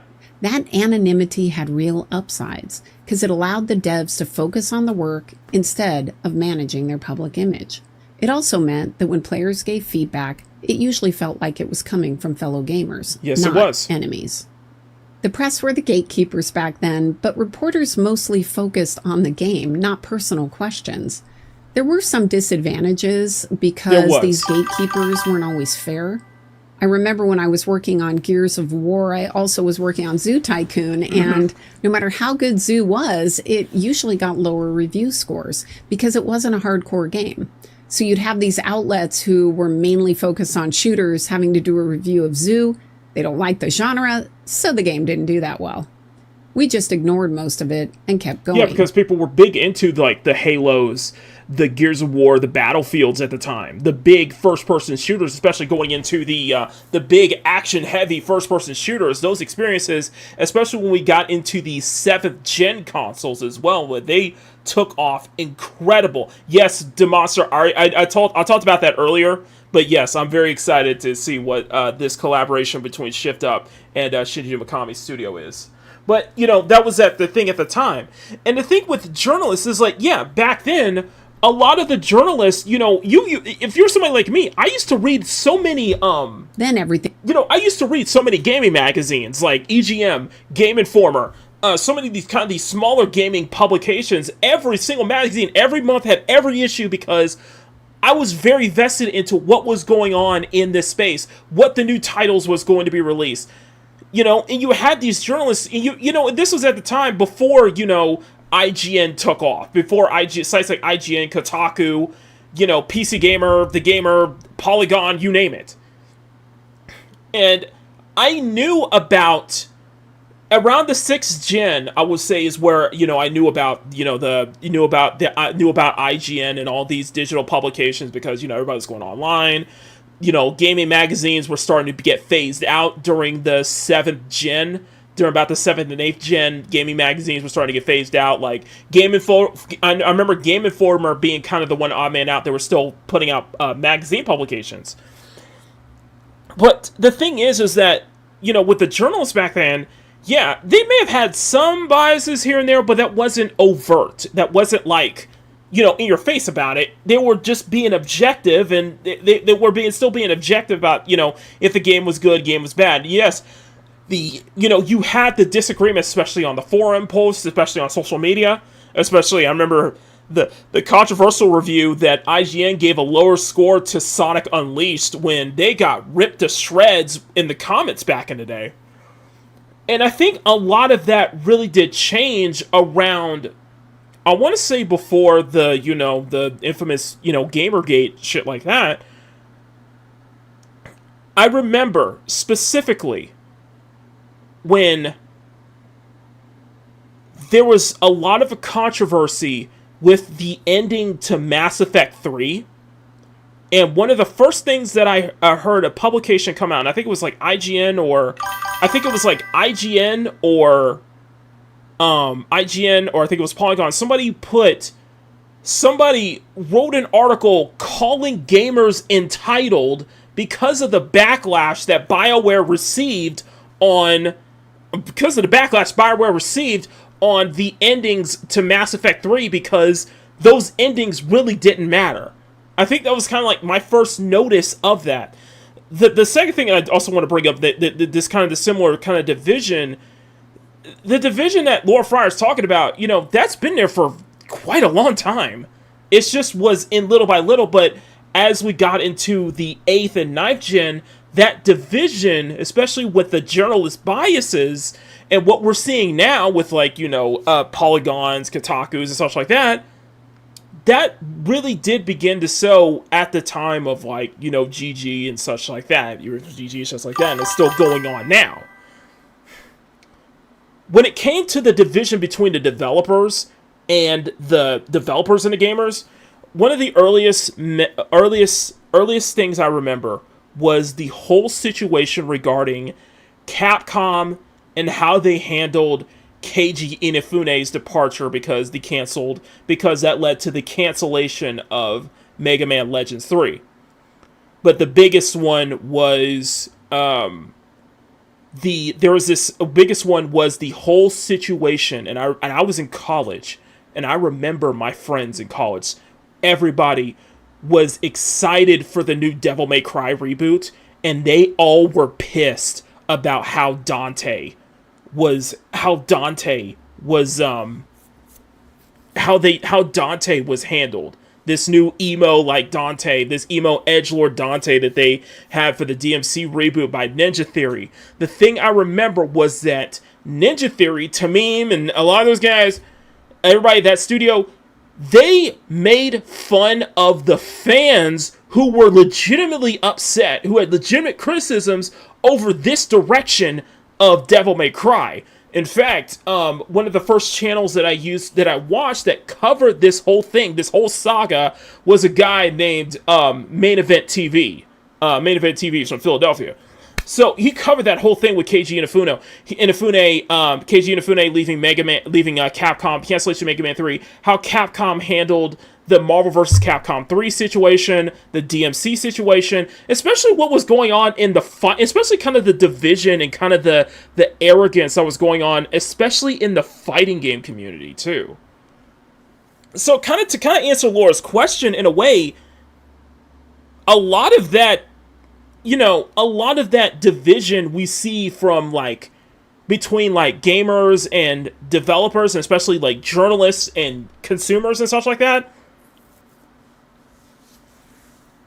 that started all the way back during my first notices of that was all the way back during Mass Effect 3 in 2012. And it was just kind of like that slow snowball effect where as through each generation, we saw more antagonism towards the consumers. And look at where we are now. Sorry, that was a long-winded video, a long-winded diatribe about that, but I just thought that section was very interesting. Accelerated when big business really moved in. Yep. Investors could smell the money. And suddenly that old model of make a great game, sell it once, and move on wasn't enough anymore. Yep. Then resellers like GameStop showed up and they started reselling the games many times for a cheaper price. Game makers would invest millions in a single-player game and then watch a lot of the money go to the GameStop instead of back to the studio. A popular game could get resold 7 or 8 times. Oh, yeah. And the developer would only see the money from the first sale. That hurt. And gamers weren't doing anything wrong. They wanted cheaper games. That was the whole thing. That was that GameStop was that a big deal back then. I sold and bought and traded in games endless amount of my PS2 library, PS3 library, PS4 games, just all of that, and that was at the time where, the whole thing of buying digital games wasn't a thing yet until we got to the PS3, until we got to the 7th generation. Understandable what happened, but it made. And the thing is, you can't blame and the thing is in that, yeah, that was the developers, studios only got the first initial sales cut, but they didn't get the cuts for the resales and such like that. And you can't blame the gamers for that. They wanted the cheaper games. We wanted cheaper games. We were wanting to resell our games, such like that. That was the thing. That was the thing back then, Much harder for the developers to get paid for the work that they were doing. Exactly. So publishers started chasing the live service dream. Instead of a complete game you buy and own, we got games that are never really done. Yep, the Horse Armor DLC. The Horse Armor DLC that kicked this whole thing off. We have always online requirements, battle passes, digital rights management so they don't lose money on the first day, microtransactions for skins, weapons, or even faster progression. And I saw this shift happen up close. I watched games go from millions to hundreds of millions of dollars, the teams ballooning out of control. The pressure changed from make something fun to you're going to have to hit these engagement metrics and these particular revenue targets. Devs who just wanted to pursue cool gameplay, they started answering to spreadsheets. Yep. And the players felt it. You don't really buy the game anymore. You license access to something that can disappear if the server shut down. A single-player experience with always online checks, loot boxes, and time-limited events. And games started to feel a lot less like entertainment and more like a job with optional spending you could do. Yep. Look at what happened with Concord. That is such a good thing. That is such a good analogy. That is such a great analogy, though. It started to feel like a job with an optional spending. You know, that's a good way to put it. Thank you, thank you for the member chat, Bandito. But no, that's a really good mention about that. That games became more of the spending, became more of it became more of the more of a job, especially when it comes to these live service games. It became more of a job with a spending option to spend extra money on digital cosmetics, on digital items that you don't have a physical for. And when these games shut down, you don't get it's rare that you get refunds for whatever you spent on these live service titles, you know? That's the reality you got to remember when it comes to playing these live service games, especially when it comes to playing gacha games too, you know? You don't get a physical of those are digital items, you know? And we're seeing, there's actually a whole thing where Ubisoft is in a lawsuit with the whole shutdown of the Crew 1 and how, you know, Ross of Accursed Farms, you know, the Stop Killing Games movement, you know, they're moving forward with that lawsuit. And Ubisoft is one of the biggest offenders regarding that. And yes, they deserve to... I believe in game preservation. Regardless of how good... Regardless of even if it's a Concord. A Concord or a High Guard. I still believe in private servers. And believe in giving the game to the players. If people who still want to play the game have community-focused private servers. You know what I mean? It's at the point where, yeah, like what Emerald's saying, these games are becoming an obligation than an actual experience. Like a job. Huge expectations, it cost a fortune to make, and it shut down within a couple of weeks. Yep. No, Miss Fryer. It didn't even last 2 weeks. Concord did not last 2 weeks. Highguard lasted a month before it finally shut down. Experiments that nobody really asked for, and when they flop, a lot of people cheer. Not because they hate the developers who made them, but because it feels like the market is finally hearing gamers' voices. Well, when the developers of, say, like a Concord or Highguard become antagonistic before the game's launch, then yes, people are going to celebrate the game shutting down, because it's like, these developers, it's like just like for some people, it's like karma to these developers. These developers are just being absolute shitty to people, and it's just like, it's crazy, man. Thank you, Bandito, for the for the super chat. Watch the infographic vid on Ubisoft's downfall. I'll definitely check that out later. No, it's just like we saw that with Highguard. We saw that with Highguard, basically, where Josh Sobel, you know, Josipu, the technical art director, when the game shut down, he went on this whole tirade on Twitter blaming the gamers. He blamed the gamers. He blamed everybody for Highguard shutting down instead of addressing the actual elephant in the room, instead of actually taking accountability. That's the most common thing when you see, especially when it comes to these live service titles that are getting that negative fanfare. When developers blame a game for their failure, they're not looking in the mirror. They're not taking any form of accountability.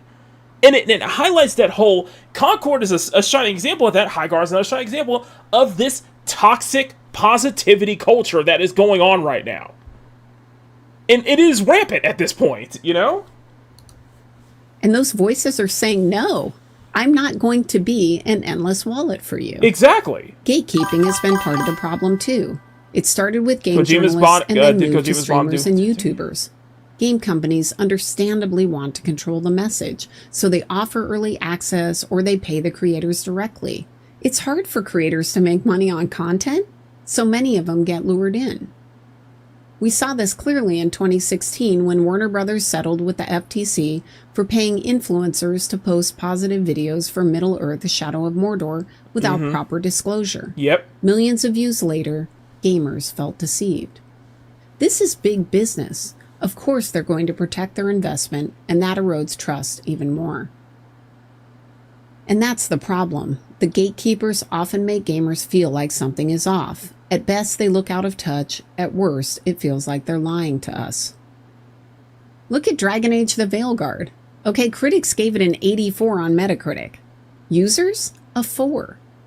Compare that to Crimson Desert. It faced heavy backlash over the AI art issue and got hammered by some. Here's the thing with Crimson Desert, by the way. Crimson Desert had 90,000 peak concurrent players on Steam, and it dropped off quickly. The critic review scores were bad across the board.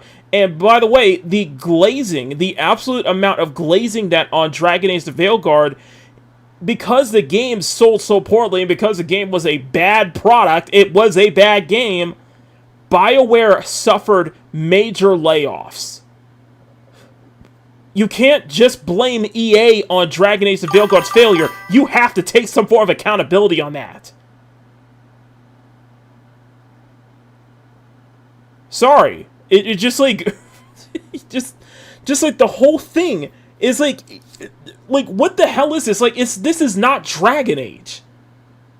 And I know we make fun of this game all the time, but this is not Dragon Age. And this is somebody who's never played a Dragon Age game. And I'm like, what the hell is this? You know? And a lot of people felt that like that too. And no amount of glazing from not only the journalist media, but also from these influencers. There was a lot of glazing from the influencers too. Looking at you, Ed. It's just like, this game was a failure. An abject failure. And this is not BioWare. The BioWare magic was gone a long-ass time ago, man. And they got nobody to blame but themselves. Yet many players are actually... Yet you look at the other side, you look at the similar coin with Crimson Desert, and like I said in my video, Crimson Desert is almost succeeding in defiance of these journalists who's trying to bring this game down, you know? Enjoying the gameplay, and the scores show it. Gamers look at that... It not only shows in the scores, but it shows in the player numbers too. There's already talks that we may get an increase in peak concurrent players for Crimson Desert this weekend. Another increase. Because they're rolling out hot fixes, patch fixes like crazy now. It's wonderful. It is absolutely wonderful. And they're actually listening too. Okay, let's go. They start asking why one game seems protected while the other gets dragged no matter what. And then there are the game developers that sometimes feel threatened on social media, so they lash out and try to control the narrative. Mm-hmm. And a lot of times they don't realize how out of touch they are with the actual people buying and playing their games.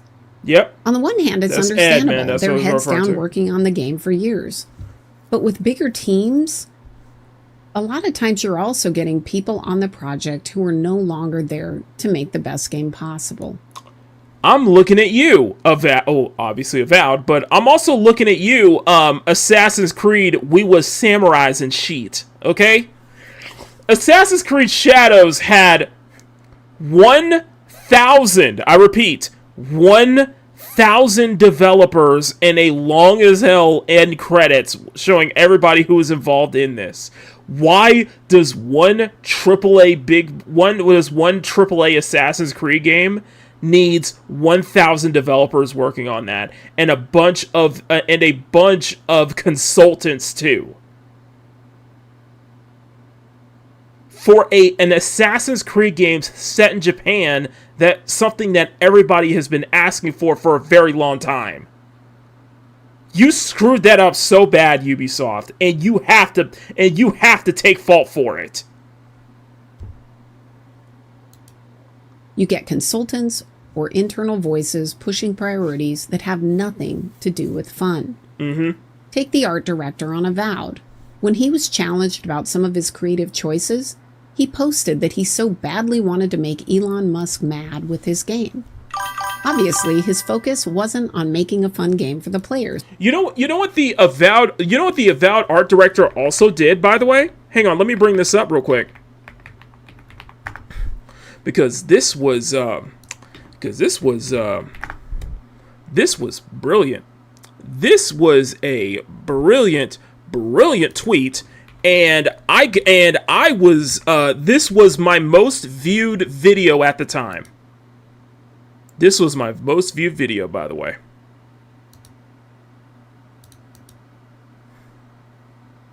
Let me bring that up real quick.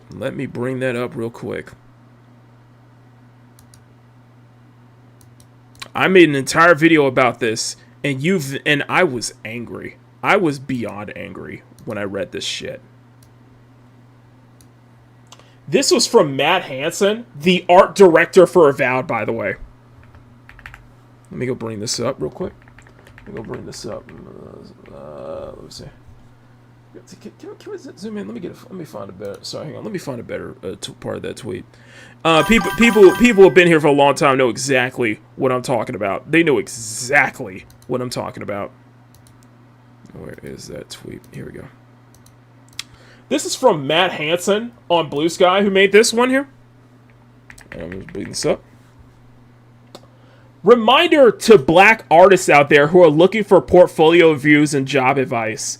My DMs are open. You will always have my priority. We got too many crusty white dudes in this field. Please let me help you replace me one day. I want to go back to living in the woods.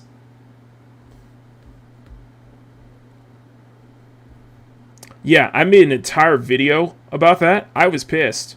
I was beyond pissed because as a black artist, this is insulting. If you switch the races out, if you swapped crusty white dudes with anybody else, this would be blatantly racist. And it is blatantly racist, pandering, and patronizing. Yeah, I was angry about that. And by the way, they didn't fire him because of that. He was never fired. They just basically just told him to shut up the rest of the way. And Avowed was a fucking failure. Obsidian is a failure. I'm sorry. This is not the same Obsidian, okay? The Outer Worlds 2 is a failure. You should have been fired immediately. And you should have been fired publicly for making a tweet like this. Just as the same way that senior technical artists who got fired for celebrating Charlie Kirk's assassination. This was blatantly racist. And believe me, a lot of people were celebrating too. And so there was a lot of FAFO back in the day. Regardless of how you feel about the person or not, disagree or not, but going around celebrating somebody getting off publicly in front of their wife and kids, yeah, that's not a good look. And yes, that developer at Sucker Punch deserved to get fired. And Matt Hansen deserves to get fired for this. And I feel like a lot of people who make stuff like this, who make tweets like this, the stuff that we've been covering over the years, over the past couple of years, yes, I do think that some of these developers need to be fired. Because if this was any other industry, if this was anything else, if this was any other industry, they would be fired immediately. But somehow, when it comes to the video game industry, no, we can let that slide. We could just scoff that. We could just pass it off. That's just nothing, basically.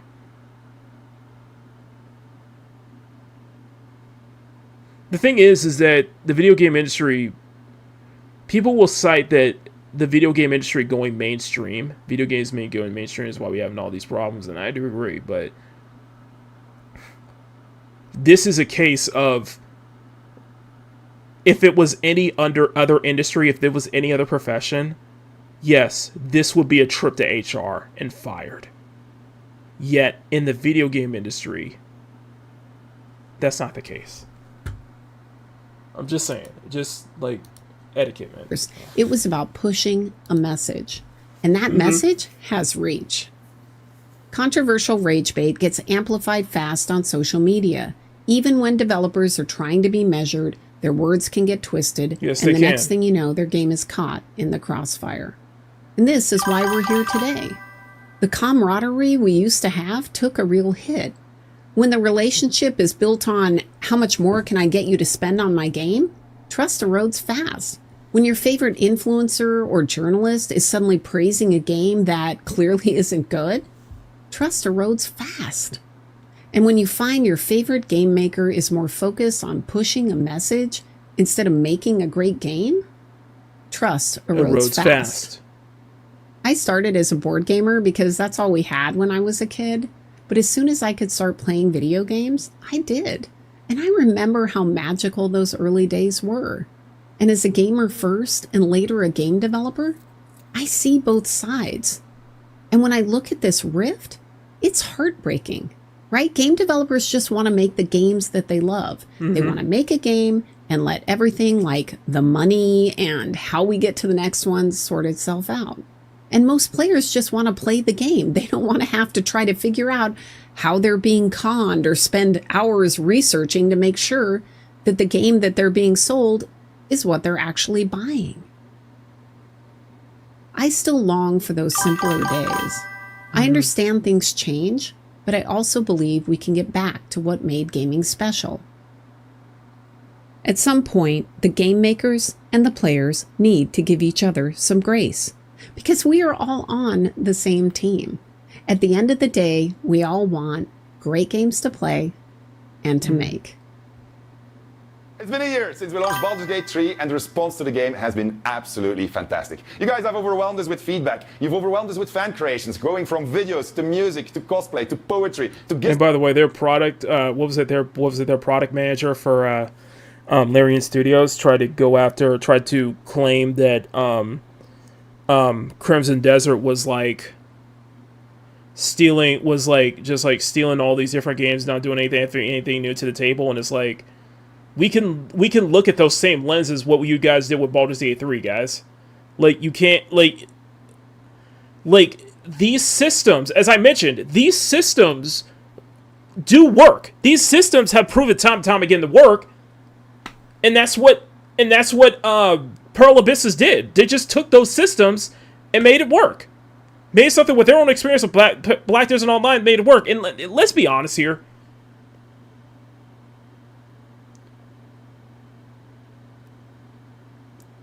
The chances of seeing a truly original concept for a video game is few and far between nowadays. Because a lot of it, especially even in the indie space, a lot of it has been done before. It's just how you approach it, just how you take it and make it into an experience your own, you know? I can enjoy a game even if it takes elements from other different games, and it's like, yeah, but even then I can still enjoy the experience. They still made a good game out of it, you know? So the whole thing with the product, whatever, the product designer or product manager at Larian Studios, I think he's just talking out his ass, and I think he's just kind of like being a little bit of a hypocrite as well. It's like, because we can put those same accusations towards Baldur's Gate 3. Just saying. That you sent to our students. It's been very rewarding, but also very inspiring. You have no idea how much energy developers... And I lost a bit of respect for Sven after he kowtowed, after the way he was trying to... after the tirade he went on when people were going after Avowed, where people were calling out Avowed and calling out Wildlight Entertainment, and then he had that, you know, we need to review the reviewers, we need to make a critics place for, we need to criticize do a critic review for game reviewers, and then when he got blowback, he decided to delete the tweet and stuff like that. And I'm like, dude, you're showing me that you have zero spine.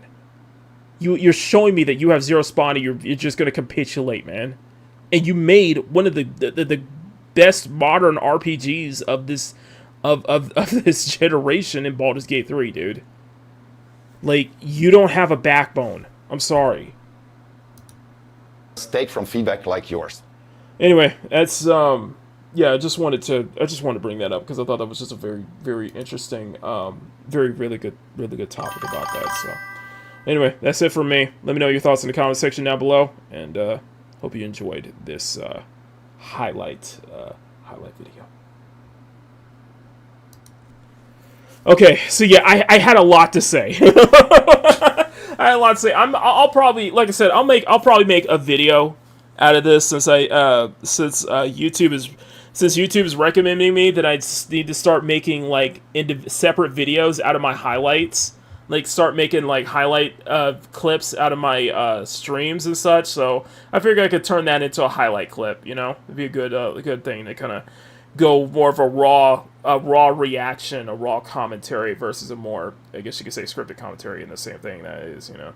And see, you probably made a good point. It's like Power World did the same thing, and Nintendo tried to suit them, and it didn't work. It backfired, you know.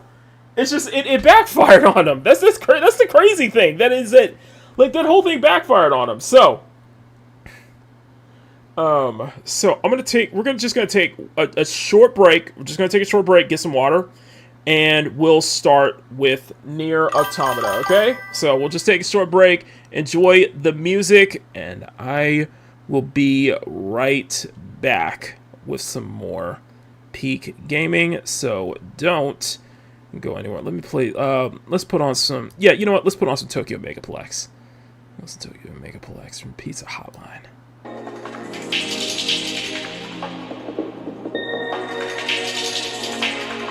Be right back.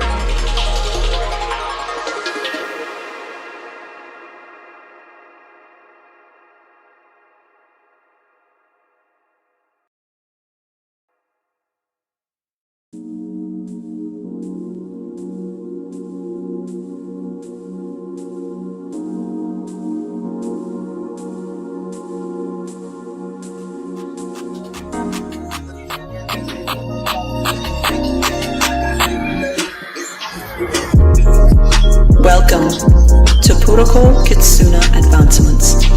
My name is Keppa, and we'd like to thank you for joining us on this expedition. If you would like to see more, press the like button and press the subscribe button. We appreciate all of your support. Now let's journey into the world of Peak Gaming.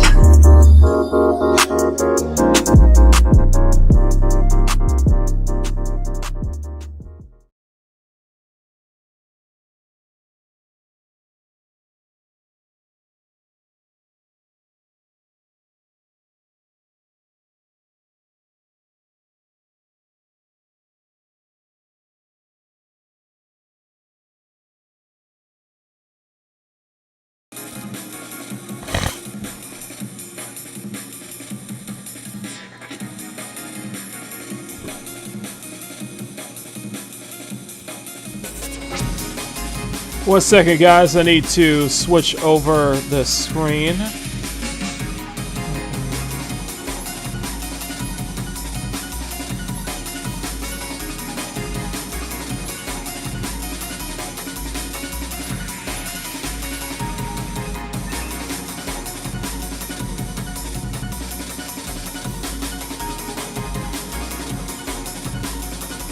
One second. Trying to find where my screen is.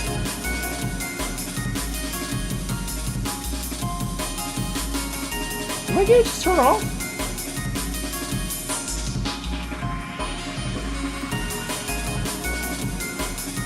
I think my game just turned off. Okay, let me try this again. Sorry, I'm trying to switch over to the main screen here real quick.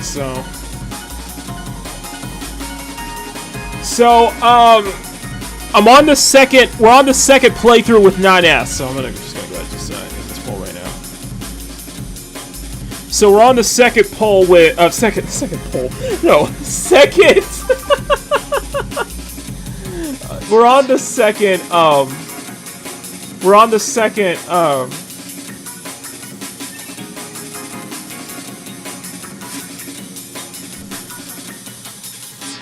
Did the game just turn off? Okay, the game turned off when I'm trying to switch screens here. There we go. Okay.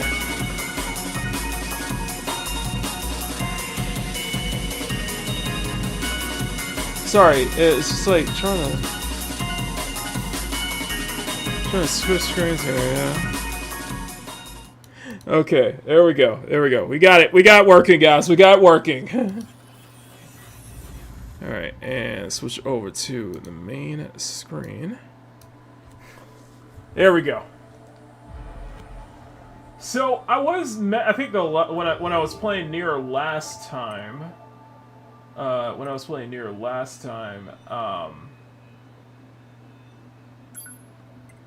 was doing some of the side missions basically. So I don't know if you want us to just kind of like, if you want me to just kind of, we can just stick with the main kind of story branch, because we are trying to unlock like all 26 endings basically. As you can see, I only have endings A, G, H, and W.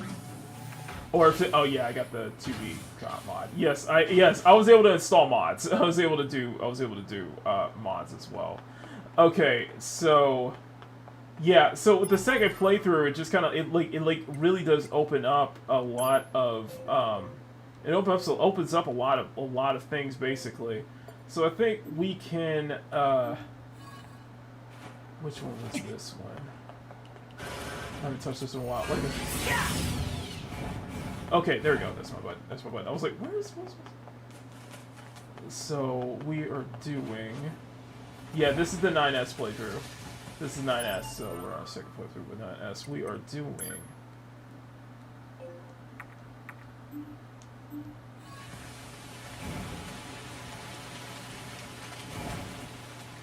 Here. This is good. I haven't played this in a bit, so.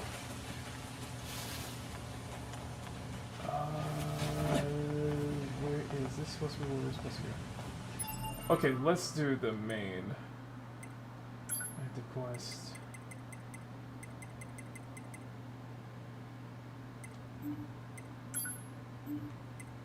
So I got like 5% of like the cleared 5% of the clear quests going on right now.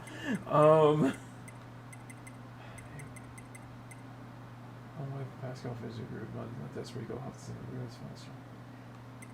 We can do to pass every trial. The trial of the sand. What is the main quest though?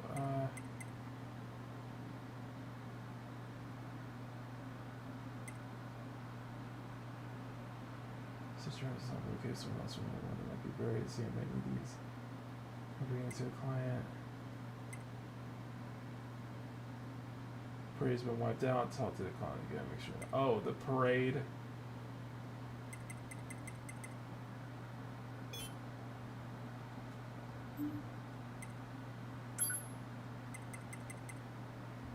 Photographs we did.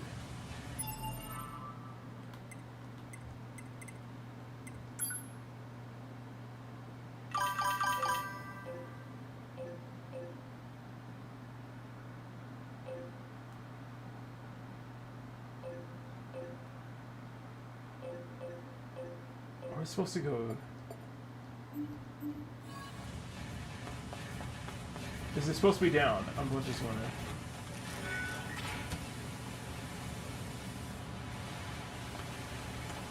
Is it supposed to be? I am lost. I am completely lost because I'm trying to figure out where I need to go next. I'm trying to figure out where we need to go next.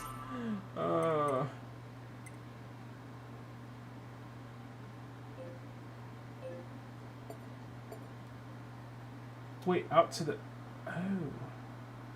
Oh, okay. I know where we're supposed to go next. Okay.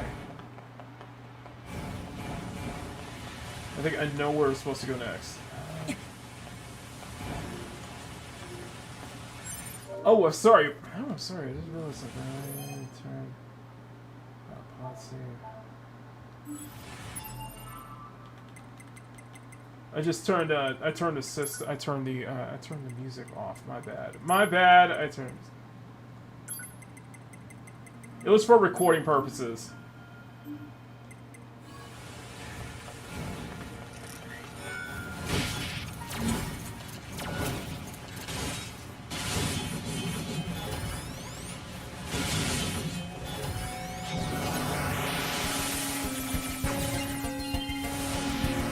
There we go. Yes, yes, I got a raid mod for 9S, okay?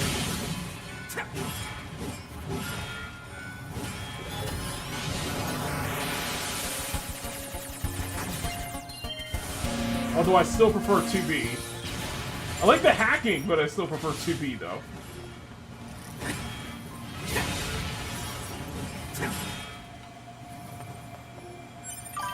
Okay. I still prefer 2B's playstyle. There sure are a lot of hostile enemies here. Why are some machines so aggressive, while others couldn't care less about us? So I think we're supposed to...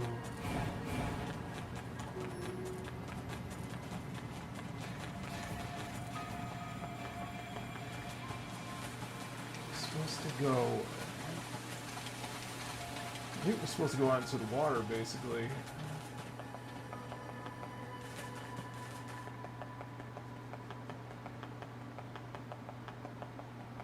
I think we're supposed to go out into the water. Is it? I can't remember. I can't remember.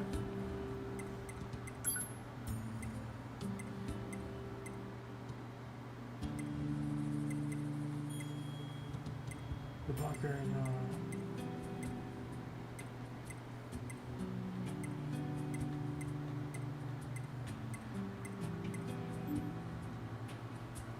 I forgot how to get there. I forgot how to get there.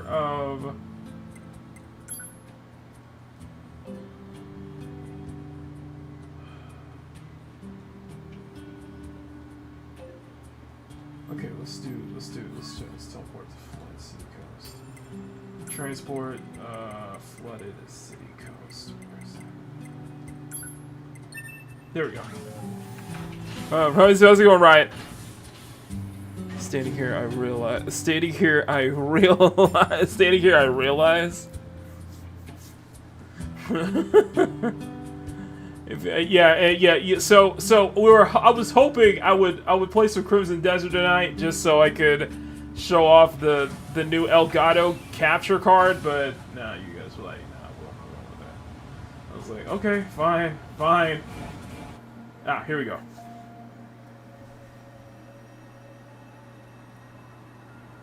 Why must we read all these books, brother? Knowledge expands horizons and enriches existence. Here we go. But can't we just transfer all this data over instantly? Into your head, perhaps, but not to your heart. True, that's true. Guess. Hey, so... Yes? My name? Eve? This book says it's a woman's name. Shouldn't we be called Cain and Abel or something instead? Humans wouldn't change names so easily. Besides, you should be proud of the name Eve. Huh. Well, if that's what you think, then I'm fine with it. Glad to hear it. Is there something else? After we're done reading, can we go out and play? I'm sure it'll be tons of fun. All right, but only after we're finished. You mean it? Then I'm gonna try extra hard to finish this. Extra hard! He's got the mind of a child. Eve's got the mind of a child.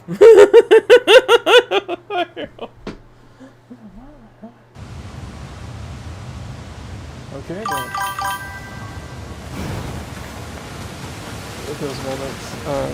Those moments between Adam and Eve are probably some of my favorite parts of the game. I'm just saying, it's good fun.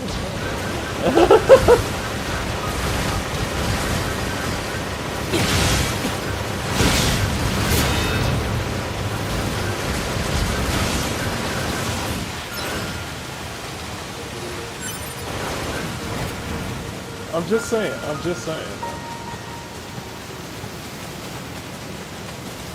There's another of those machines. I suppose it's going to attack me, right? This machine type purposely seeks out androids in order to enact revenge. It should be dispatched immediately. Got it.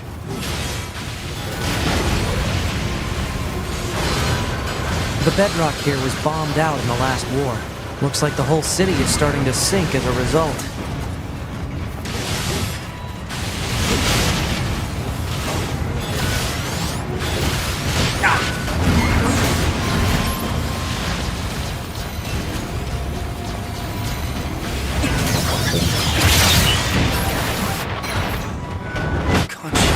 Dang it! I'm supposed to heal! I was supposed to heal!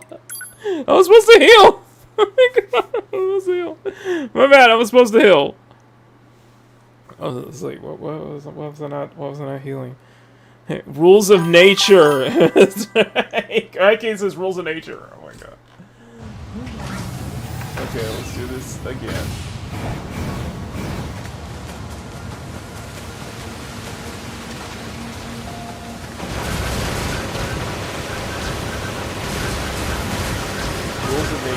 Rules of nature, exactly.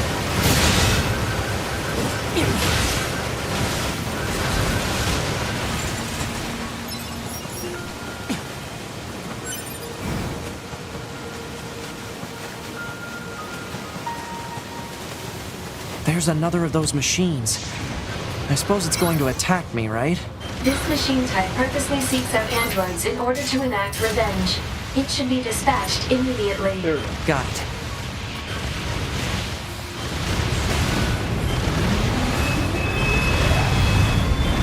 The bedrock here was bombed out in the last war.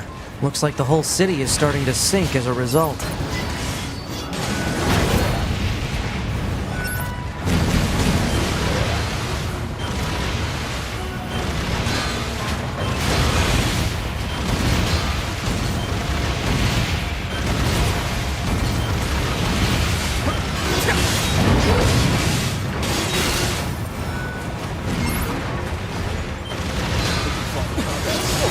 That's fine, no. Oh wait, I can hack it. Hang on, I can hack it. Never mind.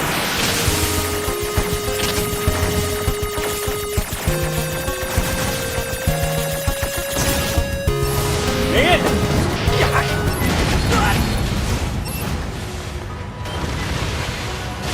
Okay, let's try this again.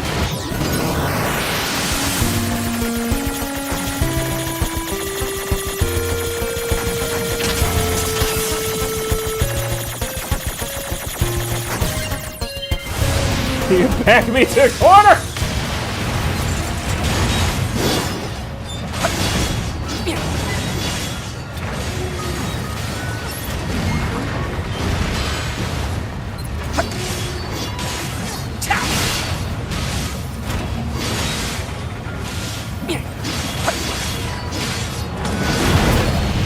Miss me!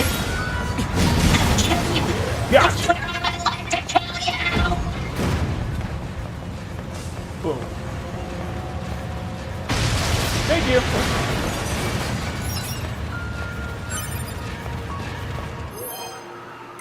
New rifles, damn lazy at a garbage dump.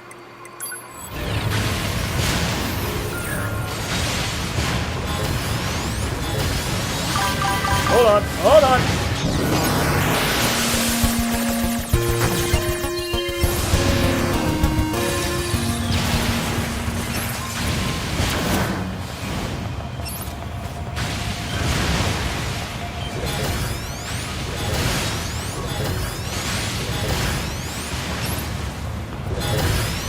You are not staying still, are you?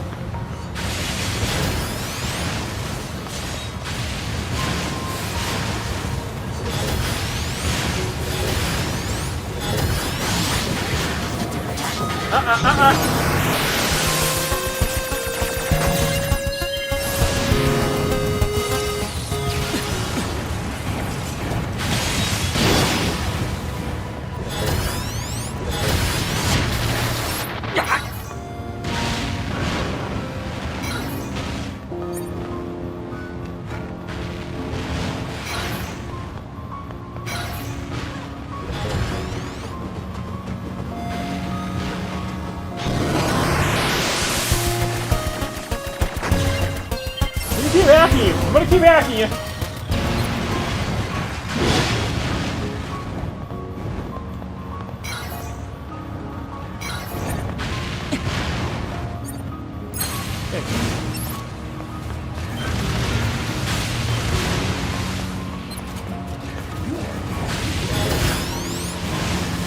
Like a rocket man here.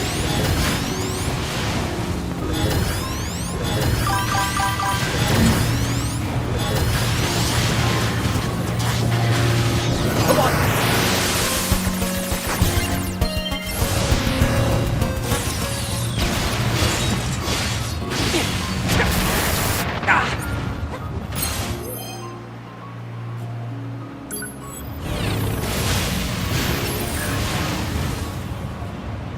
Oh, nice. Okay.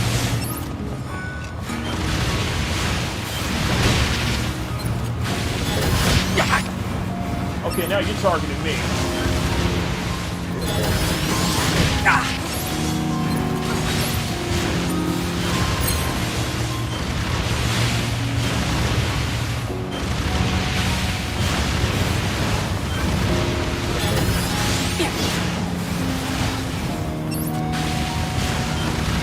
Now you're targeting me.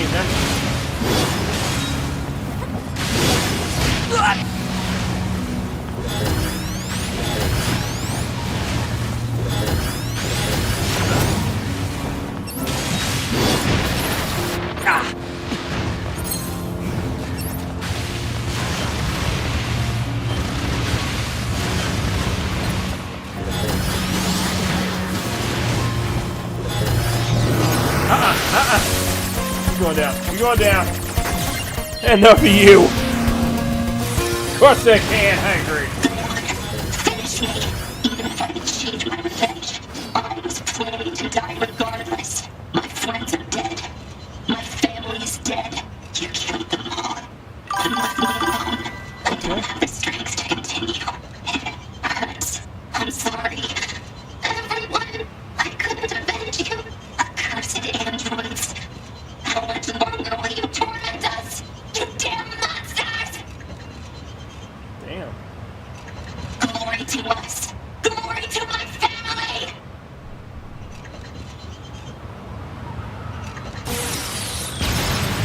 Machines wanting to avenge their families? That's absurd. Data shows that humans often engaged in similar activities throughout mankind's history. Such attempts at revenge were often seen as justified. That's crazy. Max says he'll do it again. Exactly. Yeah, I'm kidding. I'm kidding.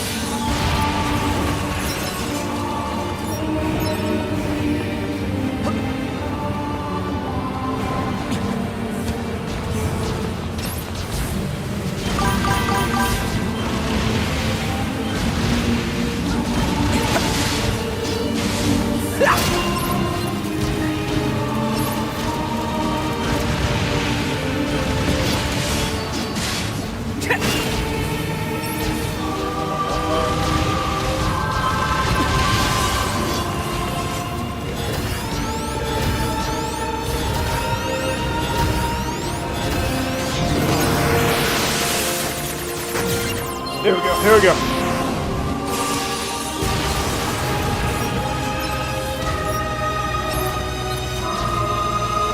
Man, a little heavy with the music, aren't you?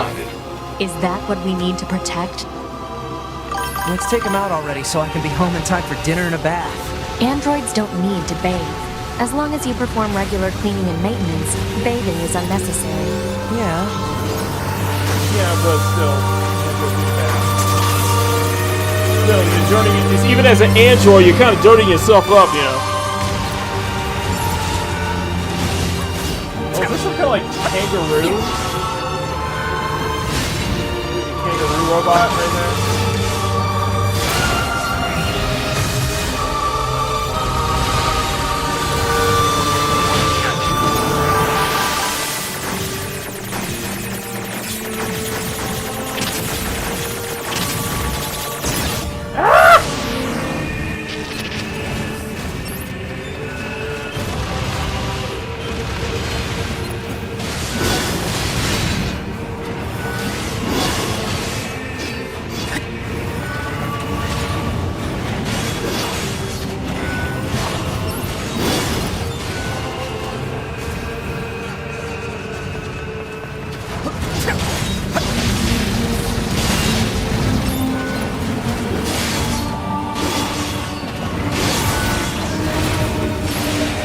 Level up! Yay!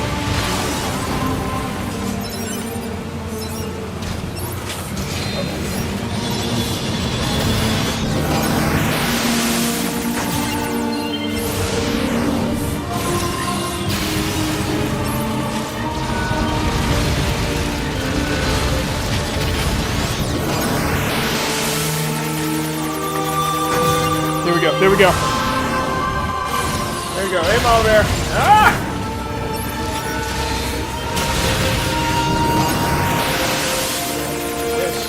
There we go.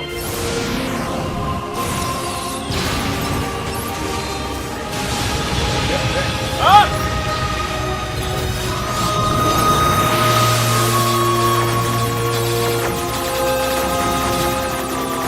Oh, okay.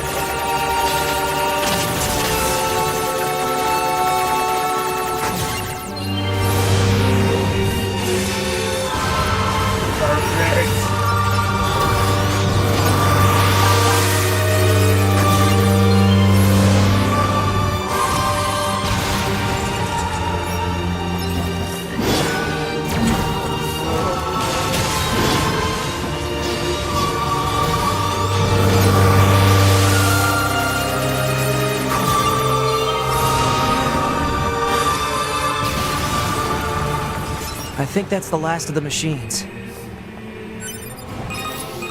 Okay. 2B, 9S, come in. Commander? Emergency orders incoming. The carrier ship that was sent to resupply has come under attack. It's currently being engaged by a swarm of machines. I've asked all Yorha troops in the city ruins for assistance, and I'll need you to provide backup as well. I'm sending flight units and coordinates now. Good luck. Out. Oh, we get some flight. Yep. It's like one of my favorites. I think is this one of my favorite scenes in the game so far? I think total slave driver. Whoopsh. If she didn't order others around, what kind of leader would she be? If you say so. Alright, let's see what we got.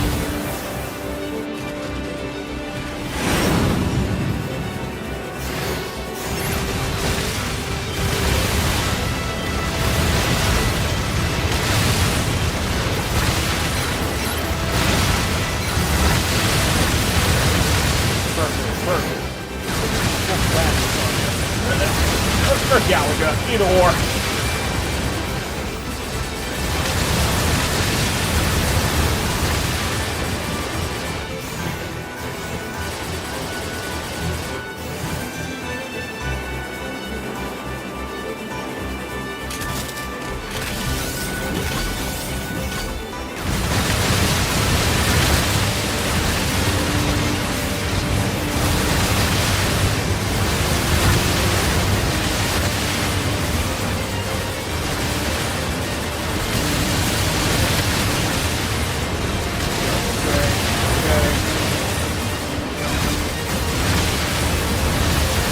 Yep.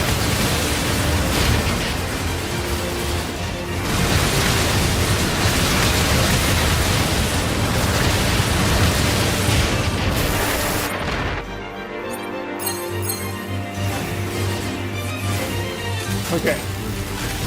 Switch back in. Let's go.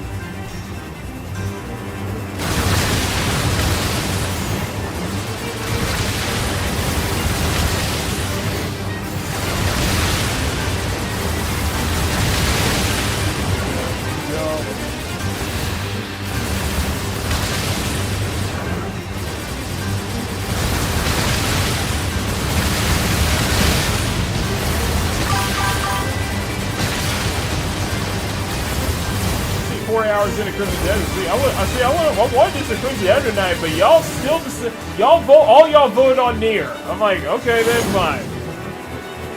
I had like 3 polls and everybody still voted for Nier. I'm like, oh come on. Attention, this is Carrier Blue Ridge 2. Requesting support from any friendly units in range. We've come under heavy fire from the enemy. Our escort ship has taken damage and is unable to engage. We're currently resisting with all remaining support fighters, but we can't hold them off for long. I repeat, this is Carrier Blue Ridge 2. We need immediate backup from any available android forces.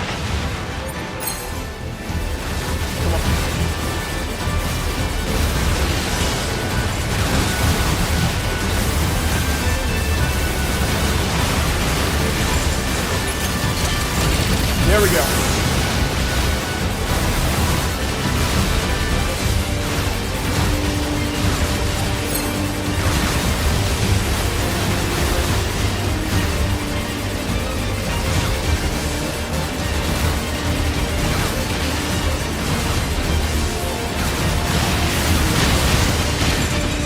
Picking up a large-scale enemy inbound.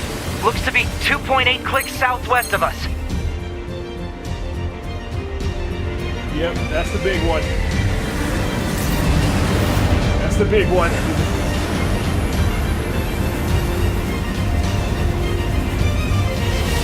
Goliath fire.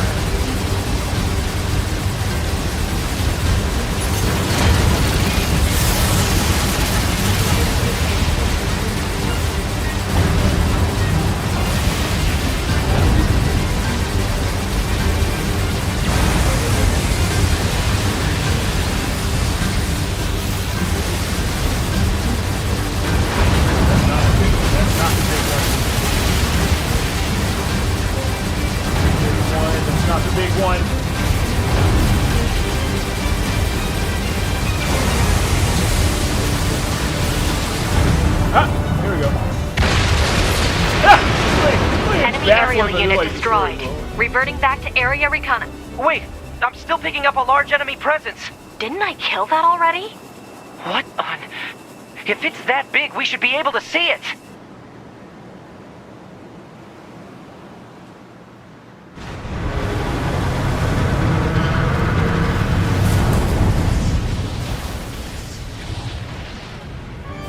Well, that's new. We're gonna need a bigger carrier. We're gonna need a bigger boat.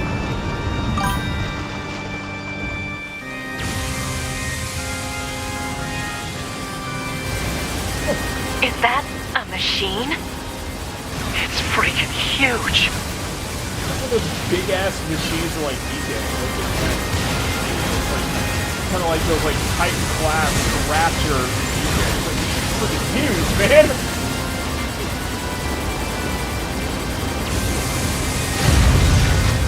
Crap! It's blocking close range attacks with EMP blasts. We've got to find another way to damage it.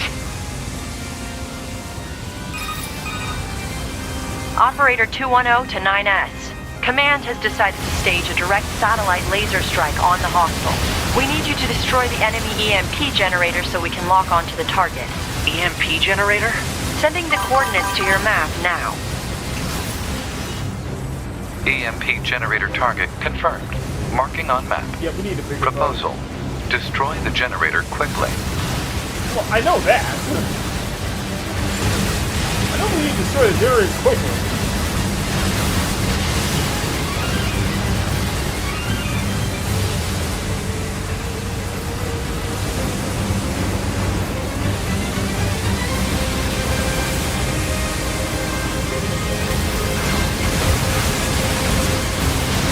Side floor. Okay, it's the side floor now. Okay, now it's the side floor. Enemy data obtained from command. Go ahead. The only known record of this machine life form is a lone sighting 320 years ago. Upon reaching land, the unit unleashed a devastating electromagnetic wave attack. All resistance fighters in the vicinity were annihilated. So basically, if this thing reaches land, we're screwed. Affirmative. We're really fucked if we just say his land.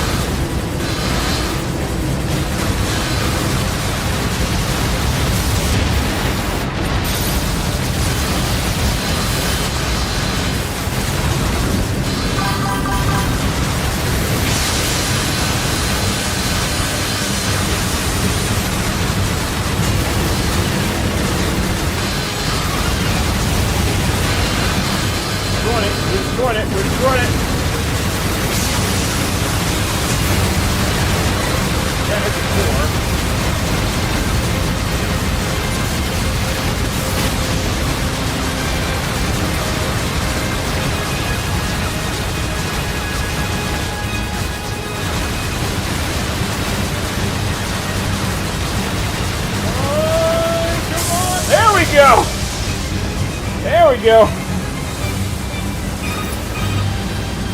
Confirmed elimination of electromagnetic interference. Stand by for incoming satellite laser strike. Incoming satellite laser strike.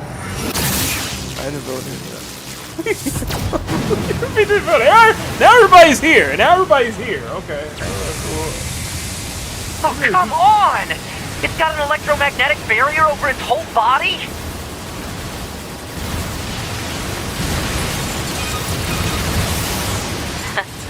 Having trouble over there? Are you Yorha? Hunter Squadron deploying out of North 12C Defense HQ. I'm the commanding officer, 4B. Don't worry, we'll take it from here. Sure about that? Wait, took away that. 2B, let's leave this area to the reinforcements. I have an idea. You and I should meet up at the spot I just marked.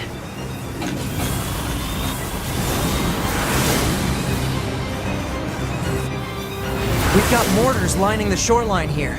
All the EMP shielding in the world won't help against close-range mortar fire. Got it. I'll help aim. So we take a key into this big ass thing?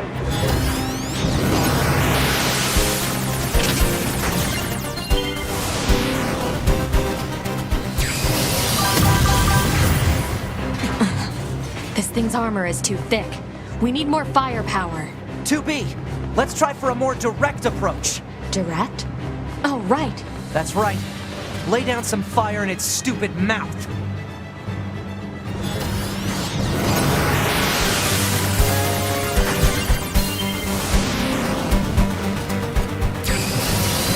Open wide!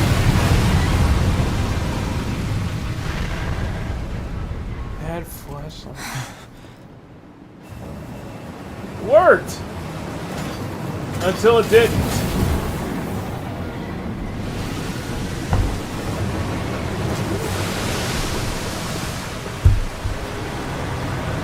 Ah, so now it has a...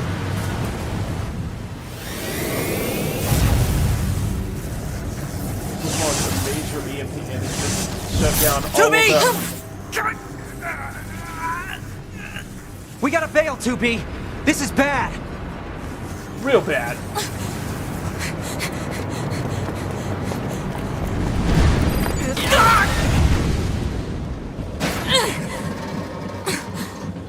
Are you alright, 2B? Pascal? Well, I didn't know this thing could stand on water, okay? Ancient weapon. It was designed to help annihilate the androids, but it wound up going out of control. I was part of the machine's network when it happened, so I remember it. The moment it reached land, it went berserk and began attacking everything in sight. No one could figure out how to stop it. We eventually marooned it deep in the ocean, but it seems to be searching for a way back. Huh. Hey, 2B, I think I have another idea. You keep that thing right where it is, okay? What? Please, 2B, this is gonna work.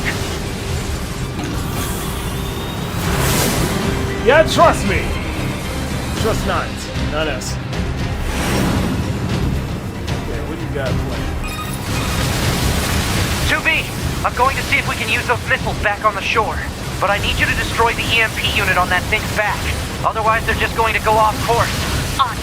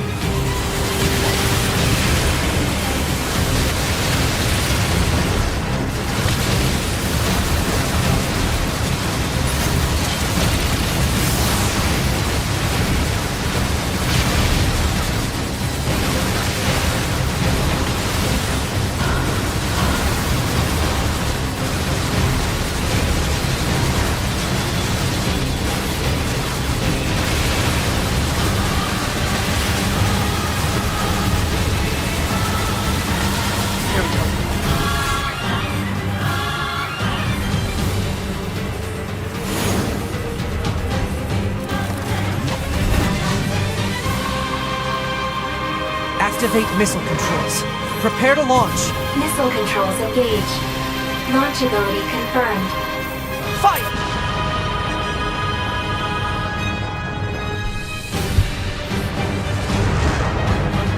Do we get to ride the missile? Oh my goodness. Are we riding the missile? I didn't think this would be so hard to control. We are Alert. literally riding the missile, Ahead. baby. A collision at this speed is not recommended. Well aware, thank you. Open wide, bitch!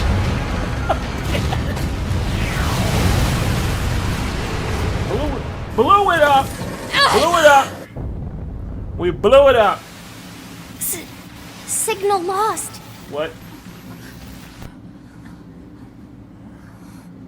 Organize a search and rescue party for the missing Yorha members at once.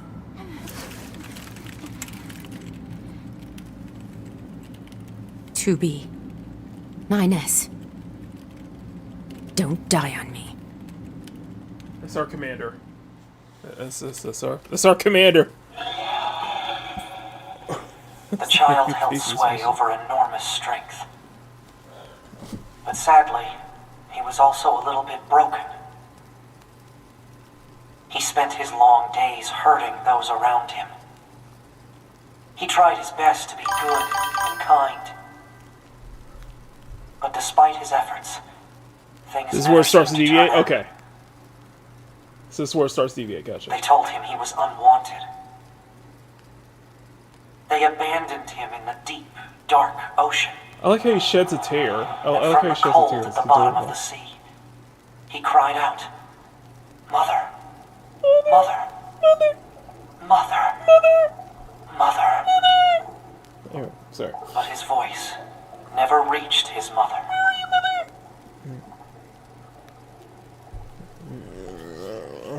Sorry. Sorry. This is where it starts to deviate. Okay, this is where it starts to deviate. See, I like this. See. Now I want to see what was from... This is Tactical Support Unit Pod 042, assigned to 2B. This is Tactical Support Unit Pod 153, assigned to 9S. We pods often participate in the same battles. Exchanging our situational data would theoretically allow us to plan combat strategies in a more efficient manner.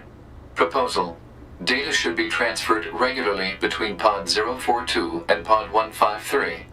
Don't we already know this? Analysis. This idea is sound. Proposal accepted. Records will be organized in time for the next situational exchange. Not you! Wait. Are we activating a maze? Is this hacking space? Yes, it is. I feel like...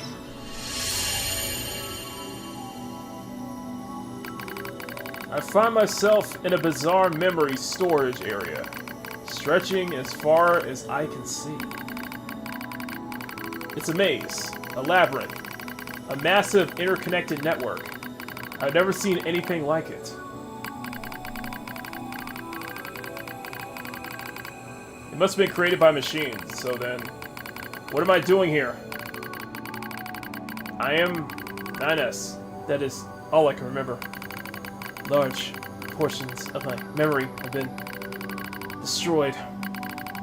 What if I forget everything? My memories, myself. Okay, calm down. Calm down. Calm down. Calm down. Just follow the emergency. Going. Execute memory recovery program. Going. Shatner. Going. Shatner. What does God want with the starship? Recovery program gives the fill like my memory. You drew back like missing letters. Filling out a word. The bunker. 2B's plan. A colossal machine life form. The last resort to missile strike. Preservation mode was activated at the moment of the blast. I halted most of the safeties in the network in place. Okay. Wait, this must have been an EMP blast, yes. It hooked me up to the machine.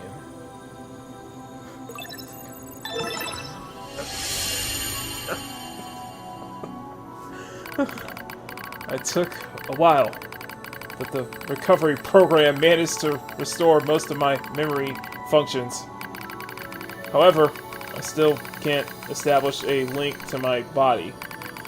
Well, I guess there's nothing else to do but examine the surrounding memory space.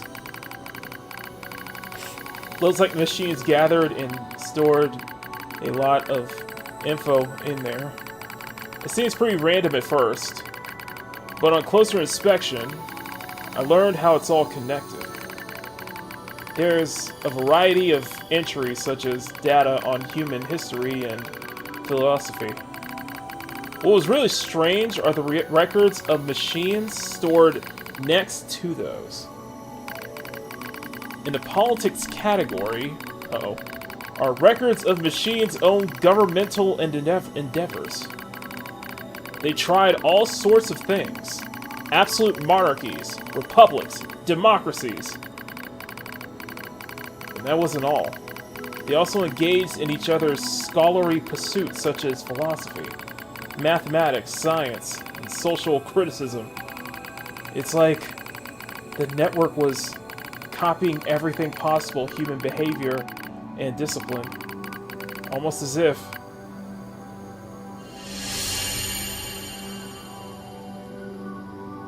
you just got the machines. Are they imitating humans? Why would they do that? I feel like that'd be disrespectful to Kappa. She wants to be amongst the humans, though. I dive deeper into the records. I can find no indication of the machines creating new cultures or values. They only imitate human behavior. The strange thing is, if a unit falls, it falls in exactly the same way to the next time. Same way the next time. For example, if a machine forms a dictatorship that eventually collapses, it won't try a new type of government, it just forms a new dictatorship. That sounds familiar. Or plants corpse, and then they die, just do the same thing again. And again. And again. And again. They keep performing the same behaviors. They don't ever leer. Sorry, learn, I mean. When it comes to combat, the machine's slow or overwhelming adaptive behavior and evolutionary speed. So why do they insist on intimidating humanity? What, and more specifically, why do they intimidate their failures? Imitate their failures. It's almost as if the objective is failure itself. I sense change in the data. Some kind of movement. I hone my perception and hold my breath. I hear something. A distant voice. All androids. There is something clearly intelligent.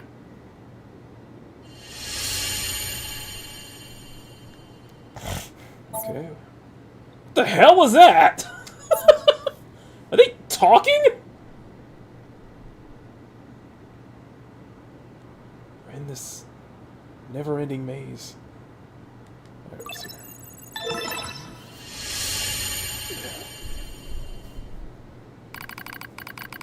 I announce to all androids. The world shimmer into focus. The voice glows clear in my mind. It is Adam, a machine made in the image of a man. We machine life forms have evolved, he says. We made war, leer, grew, and thus gained new consciousness. This is why I read things. I love reading, though. Indeed, as if a new form of existence has been born. Lies! Nothing but lies! From here, mere machines!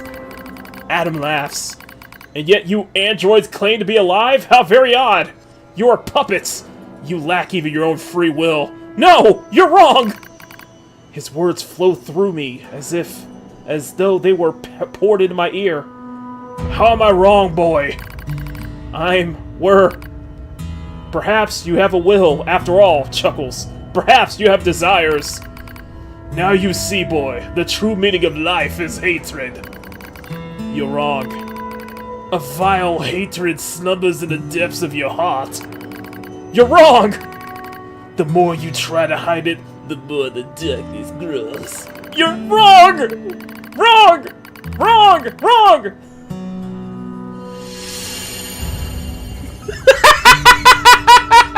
This is getting all bad.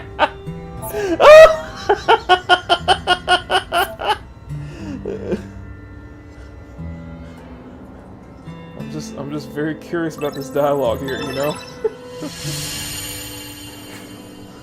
Do they have donuts? Communism eating donuts. All live are slaves. All who live are slaves to desire. Such eternal appetites are what give our lives meaning. Some seek beauty, others serenity. For me, hatred. It's not like that! Ha ha ha! Oh yes you are. You do not trust anything. You want to destroy everything. You have lost hope in everything. Damn, bro. You want to obtain everything. You want to be loved by all. Damn. You're kind of speaking to me now.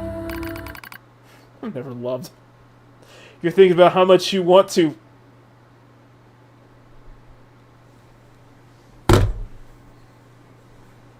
Now, game. Now, video game, okay? Now, video game. We're gonna have a talk right now, okay? This isn't what, that's not how I was. You're expecting me to read this. You're thinking about how much you want to fuck 2B, aren't you? There's got to be like a bonk somehow, like a conscious bonk. I feel like the next thing's a bonk. Really, reality stained by lies. Stop it! Stop it! Hatred pouring into you. You're wrong, damn it! Overflowing desire. I'm not like you. I don't want to fuck 2B. Your true self.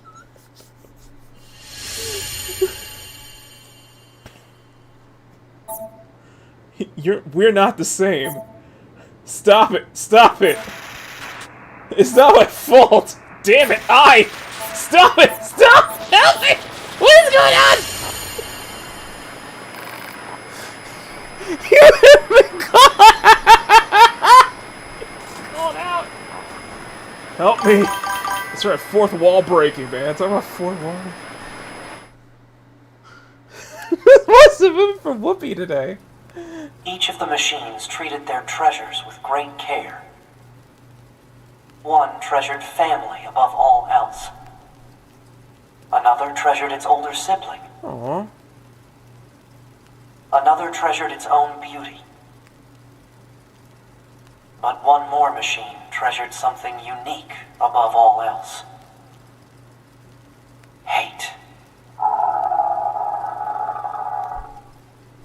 Is that what my soul's in?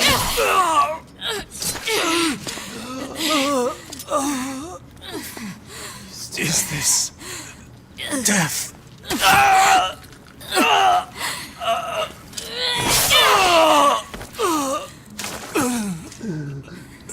So dark. So cold. So cold.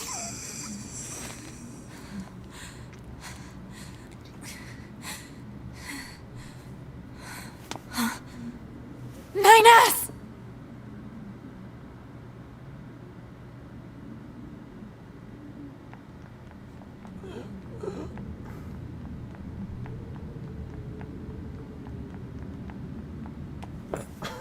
Nines! Like it's just random place! Oh my god. Come on. Let's go home. Can we fuck afterwards? I'm sorry, I'll stop. I'll stop! You had a bad day. Yeah, exactly. It's like a webtoon character love interest now. I know, right? This is the mind of Yoko Taro, okay? This is the genius of Yoko Taro, okay?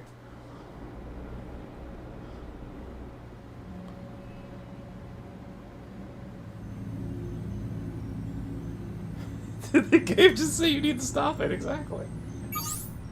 Self-hack. Am I hacking myself to wake up? Proposal. Engage memory core diagnostics. Yeah. A single reply is sufficient for acknowledgement. Fine. I like it that we're hacking into our own memories just to get us to wake up. I really like that we're hacking into our own memory systems just to get us to wake up, you know? Memory core diagnostics complete. No issues detected. Good. Proposal. Engage visual sensor diagnostics. You got it. Is this our subconscious? Is this an android subconsciousness? It's probably Keppa's subconsciousness. Like this. Visual sensor diagnostics complete. No issues detected. All checks complete. Took long enough. Don't you think it's overkill to perform a full data overhaul? Unit 9S was seized by the enemy and placed in a non-controlled state for an extended period of time. There is a high probability of corruption by an enemy logic virus. Alright. Cram it. Anyway, I just gotta sync up with the bunker server and then I'm out of here, right?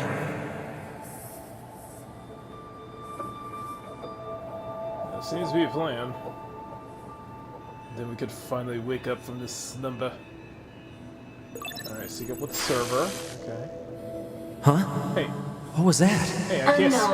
Halt the data sync. Hey, I can't sync up with the server, man! Synchronization is mandatory for all your high units. Yeah, but I can't sync up with the server, We though! just got some kind of weird noise. Halt the data sync for 2B as well. Affirmative. Let's figure out where that noise came from. Just to be sure, you know? Open a port to the server. Okay, open up the port to the server. If only fixing electronics was like this, you know? Fixing the network. No time to examine everything. Better stick to the main data nodes.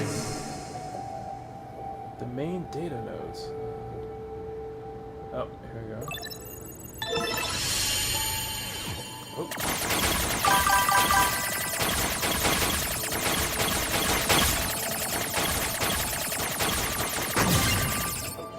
There we go. Detected. Your Do high androids unit storage dream? records. Dream of blocks. Your hot body stage record. Yeah. So 1S, 2B, 88, 8H, 24S, and 9S, but... What's the point of all this heavy security? All the black box data has been deleted, but it looks like everything else is here. Alright, guess we'll have to find another node to tap into. Oh, here's...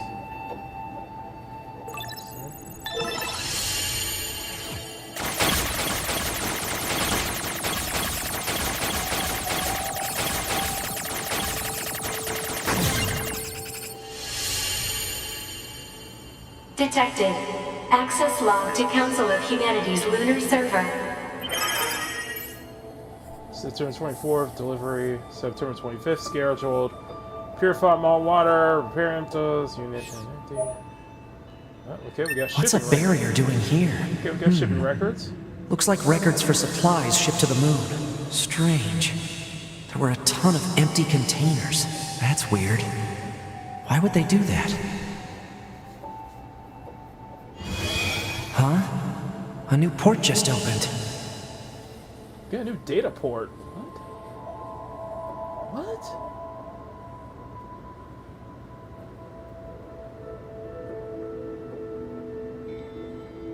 Oh, already tapped into that server. Okay. We tapped into that node. It's all so... Detected. Council of Humanity and Project Yorka Records Index. Alert. We are not authorized to access this data. Man, this stuff is all wrong. I need to check this out too.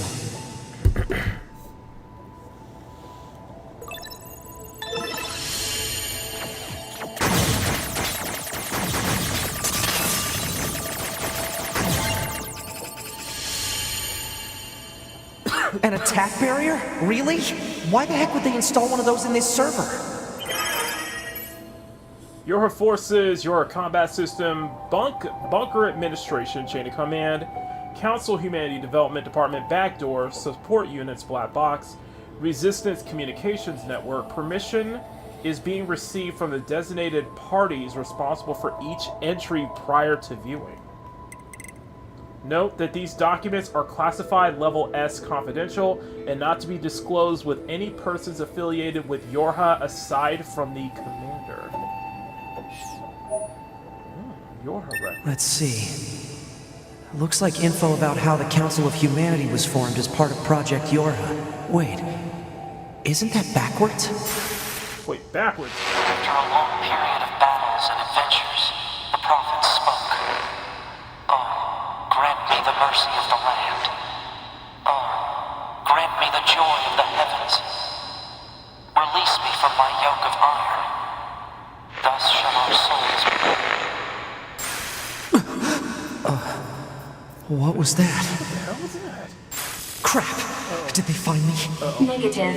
Emergency backup request from 2B. Oh god, Close the the server virus connection found me. and activate my body. Affirmative. Yeah, can I activate my body, please? Thank you. That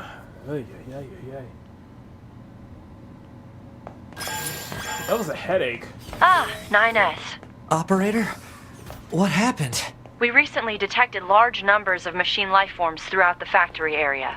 We received a support request from 2B soon thereafter, but have been unable to respond due to poor reception. Alright, I'll try to gain access from the main terminal. Here's the giant terminal. We're on the moon, guys. We're in moon's orbit.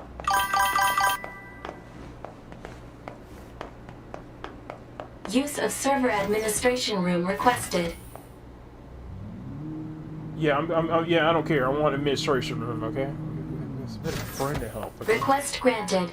You may now use the device in this room. Yippee.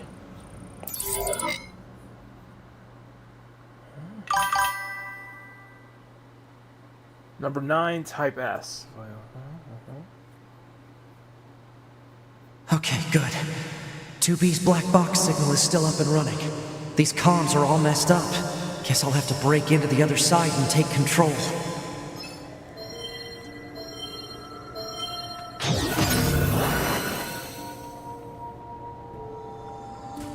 It feels like sterile. Cold, functional, but sterile.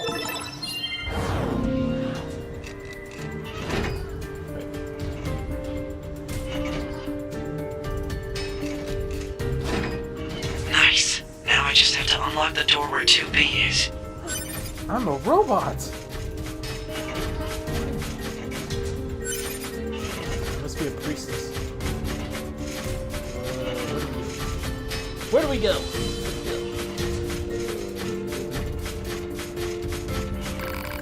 The machine looks a lot tougher than this one. I should hack it and take control of it now while it's not suspecting anything.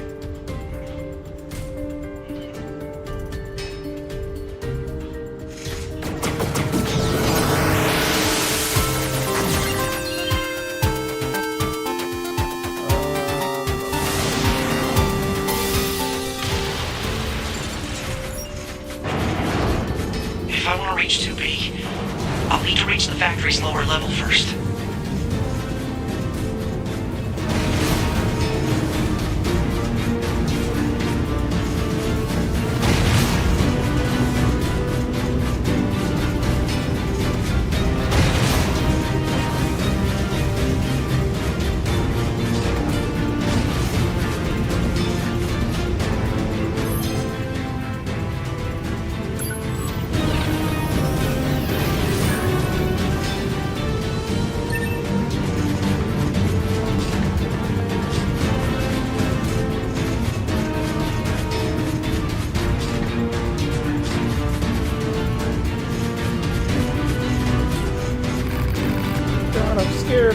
happened to all the different guys?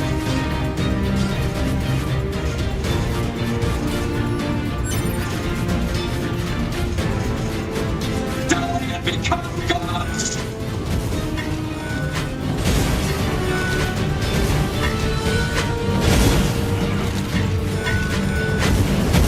Ow! Why you? That was mean.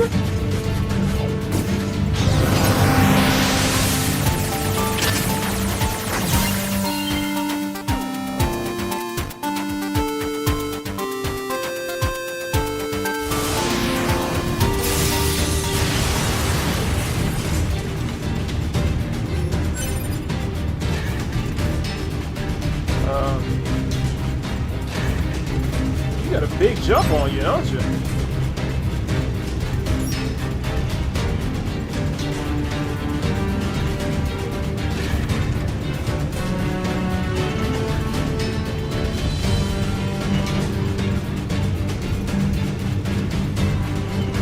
It's like a robot's brain.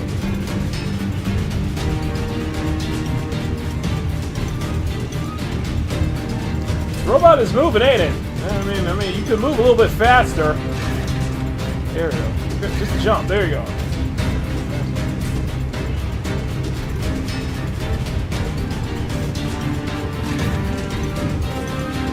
It's got a high jump. I'm just saying.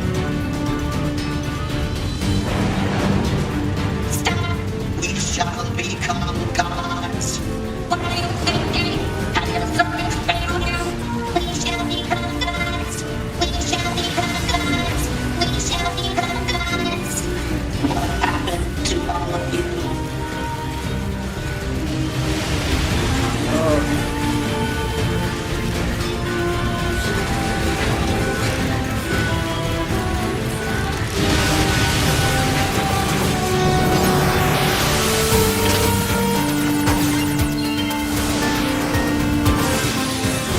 What if I can hack into that robot?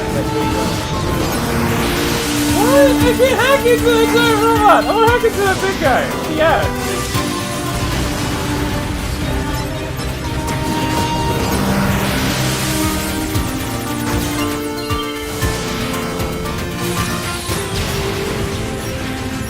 Robot cult.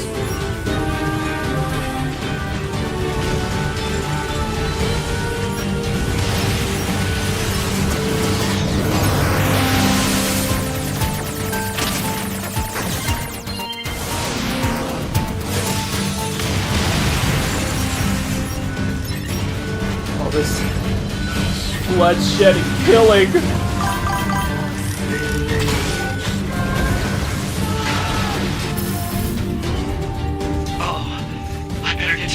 Fast.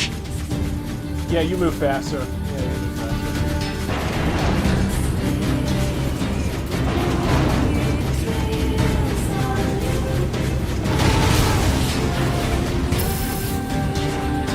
Damn it. Maybe I should have taken over something with a little more power.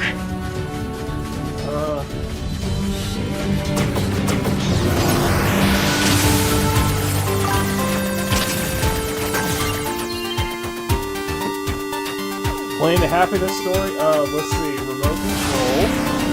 Hey, Sean.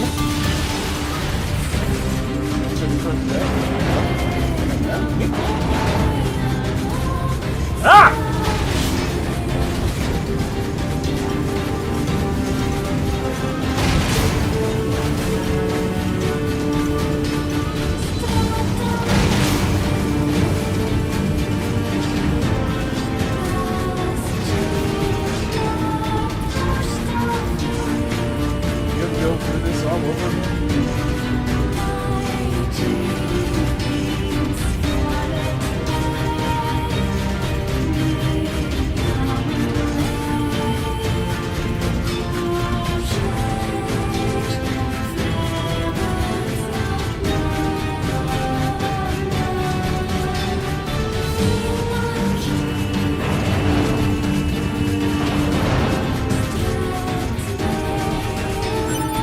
Robots are dead. They killed each other. They killed each other. All this bloodshed.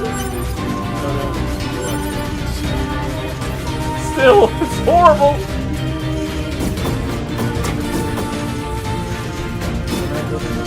I can't go through this way. Where am I supposed to go?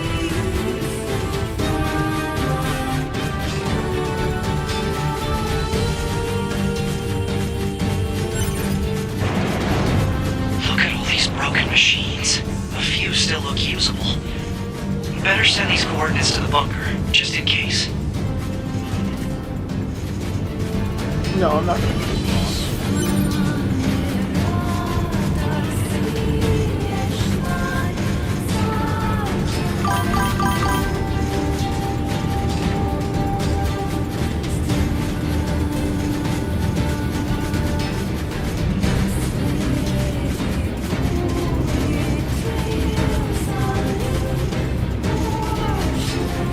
Not worthy. I must find.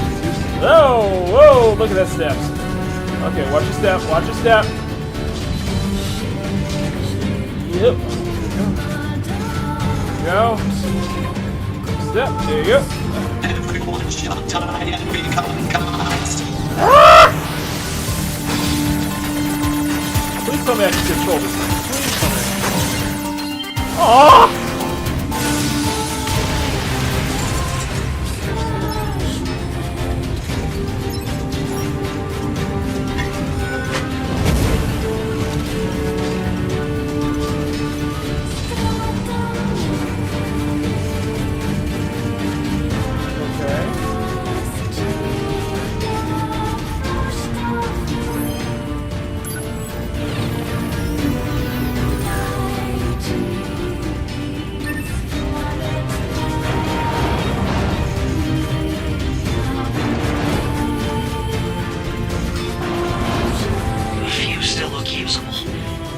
Better send these coordinates to the bunker, just in case. Yeah.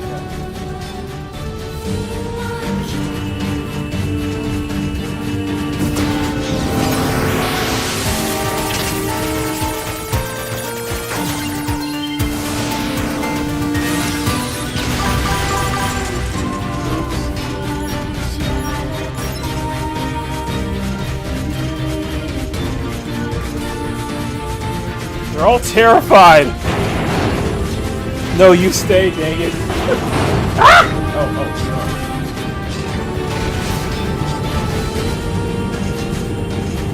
you like the butcher?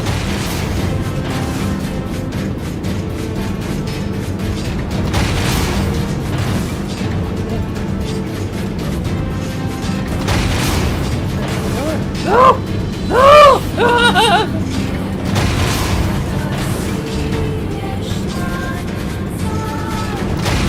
Am I supposed to go this way?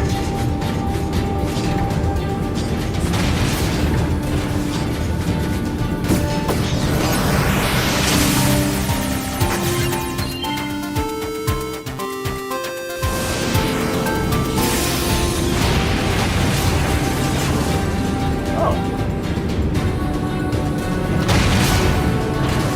Ha! I don't need legs. I can move on my own. See? I can float. I don't need legs, okay? Whoa. I can float and levitate, so I don't need legs. Aha. See? See?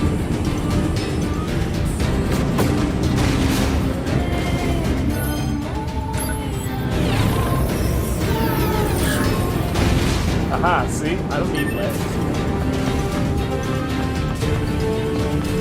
That's right, I can float, I can levitate, that's right. Look at all these broken machines.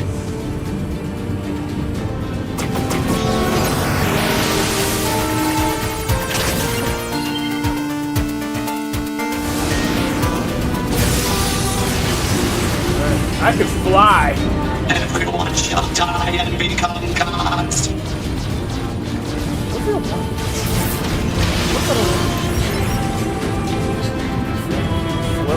I got fans, okay? I got fans. My fans keep me up. My fans keep me. Excuse me. Excuse me. We shall become gods.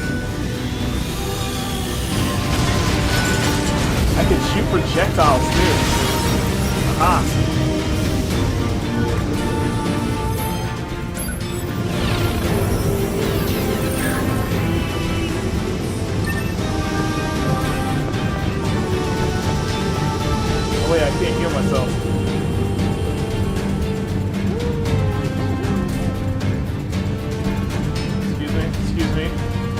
Floating,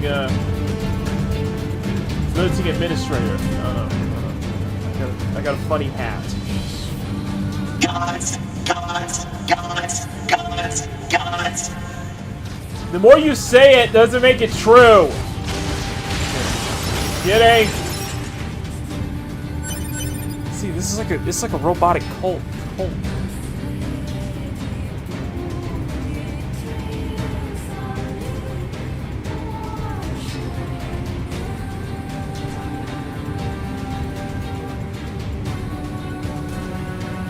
It's also sterile.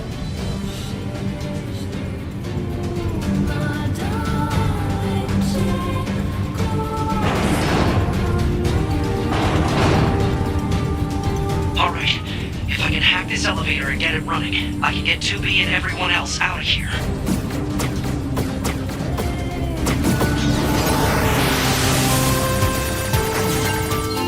Get everyone out of here! I'm not Pokemon. Whoa! 2B! It's me, 9S! 9S? I hacked into this machine from the bunker. I'm controlling it. I'm gonna break into this factory systems and get you out of here. Appreciate it. Woo! Pod 153 hacking into factory system. I'd better secure an escape route.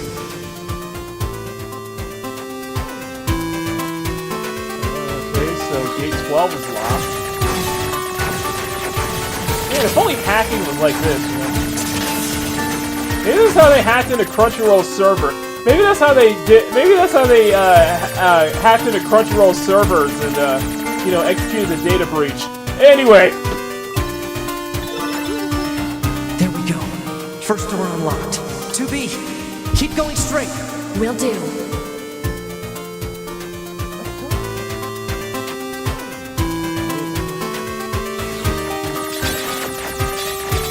so make a left turn to Albuquerque.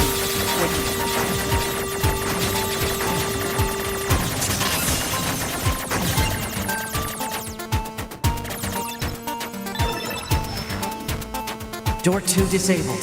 The door's open. Keep moving. All right. I will guide you through the doors. Ah!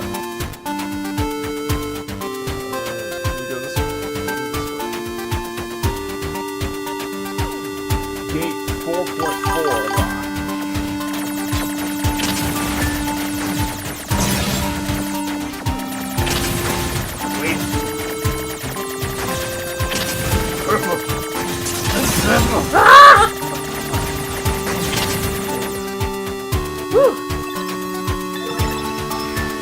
It's open.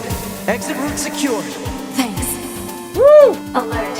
2B is currently engaging a machine life form of significant ability. Said machine is drawing electrical power from the factory itself. Proposal. Infiltrate the factory's mainframe and shut off the power. So 1, 2, 3, 4. That was that's Crunchyroll 9S, right there. that Goliath we just encountered. I got it. I've been keeping an eye on you. I'm gonna shut off power to the factory now. Do it! Factory system at 20% control. You know, that whole Goliath, that Goliath boss fight, that like 2B's fighting right now, that's like one of my favorite moments in this game. And I love it. Factory system at 50% control. Now we just have to do something about this core.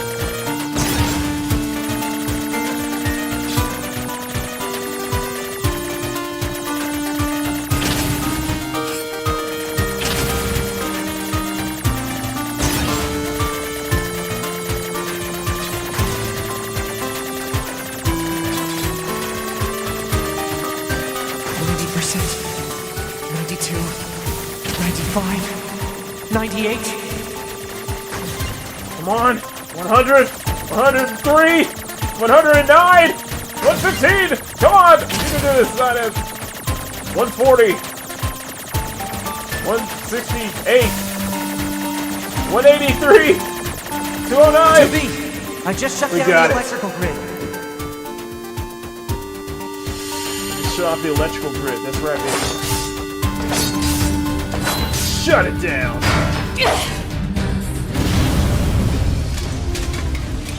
Woo! All in a day's work. After a long period of battles and adventures, the prophet spoke. Oh, grant me the mercy of the land. Oh, grant me the joy of the heavens. Release me from my yoke of iron. Thus shall our souls be saved. Forever and ever. This is a Forever cult. and ever. This is a cult. Oh my god. Whoa. Whoa. Those were the words I heard in the moon server. But why? Alert. 2B has defeated the Goliath-class heavy weapon unit. Right. Right. Okay, good. Woohoo!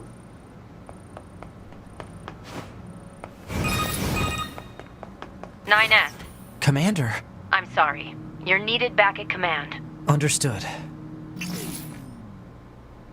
Well, lucky for you, I was just about to head there right now.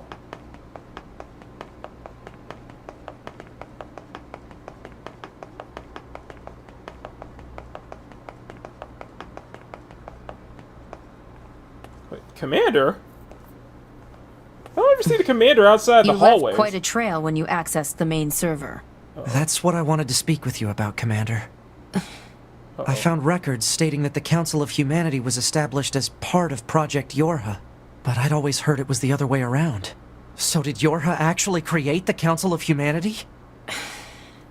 Yes. We installed the Council of Humanity's server on the surface of the moon. But that means... Mankind no longer exists. What?! In truth, humans never went to the moon at all. Any transmissions received from the moon are just dummy signals we set up in advance. The only thing there is a small bit of data relating to the human genome. But why would you... Humans were already extinct when the aliens attacked. All the details are stored on this memory chip. If you want to look at it, I won't stop you. But... Wait, you're just giving me this? But why? But... No one fights without a reason.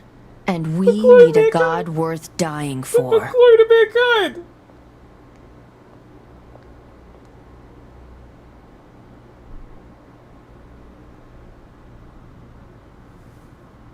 What path will you take?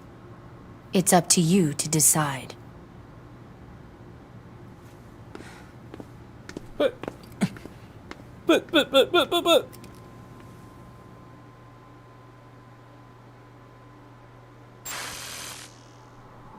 Why? Why did you have to die? It's not fair! My only... This ain't less than a favor, but damn. Damn them! I'll kill them! The man never went to the moon. I swear I'll kill them all! Buzz Armstrong lied to us! Buzz Armstrong lied to us. The human race is... Gone. Gone.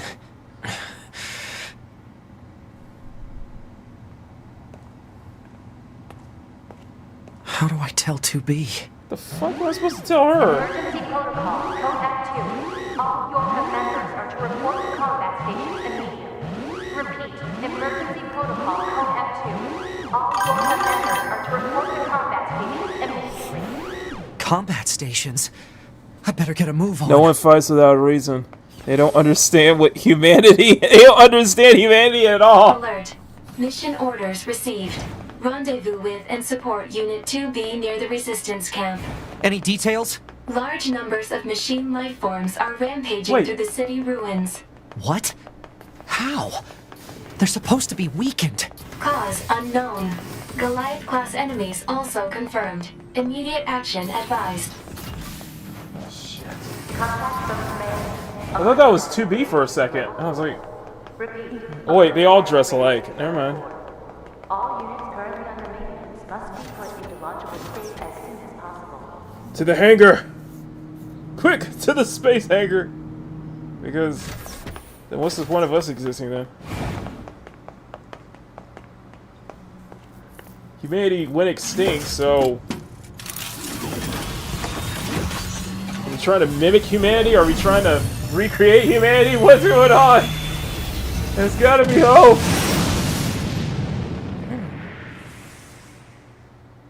Buzzing. Oh, sorry! Neil Armstrong, sorry! 2B! You okay? Alert. All communications are currently being jammed. I better hurry. Sorry! Yeah, but Earth looks so blue and so fine from space. He's alive! Everything is alive!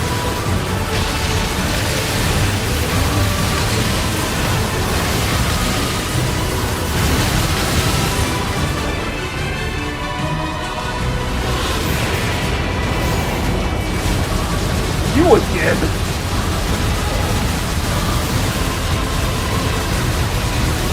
You will not stop me from saving 2B, Goliath Dire.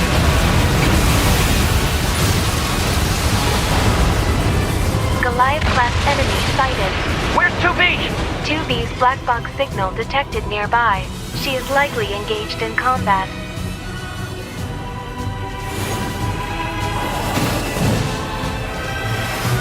Let's go! Yeah, that's one of the hands. Oh! You okay? Good thing I landed that direct hit. Yeah, good going. Uh-oh. But you cost us a ship! You'll die. All of you are going to die! Uh-oh.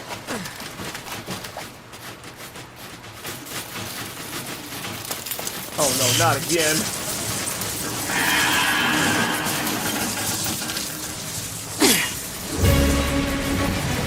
Here we go. 2B! You okay? I'm fine. Let's take this bastard down. Right.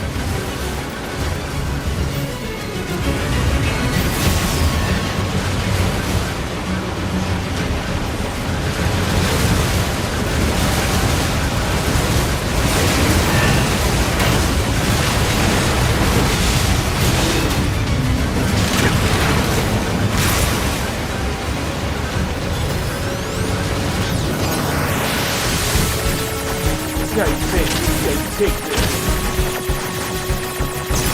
No!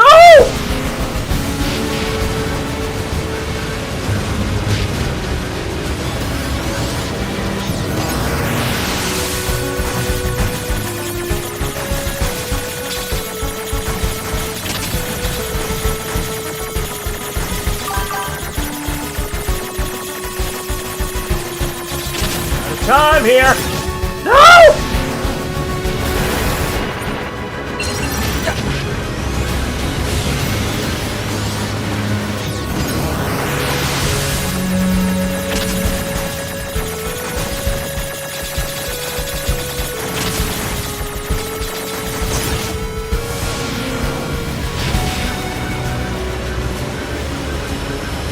You're not gonna stop me.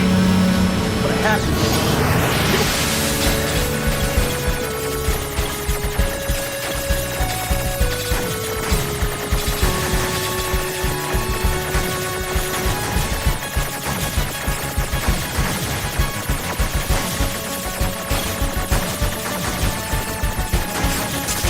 Prepare to get glitched, bitch. That was a horrible line. That was a horrible line!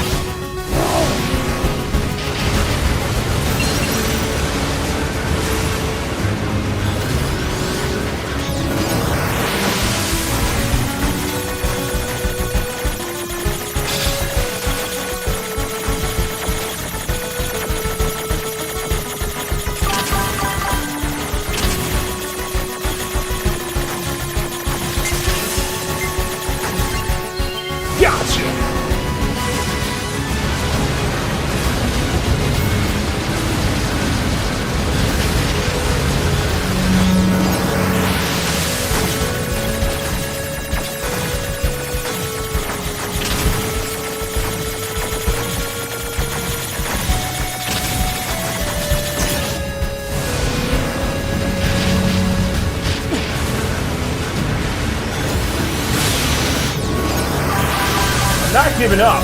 I am not giving up.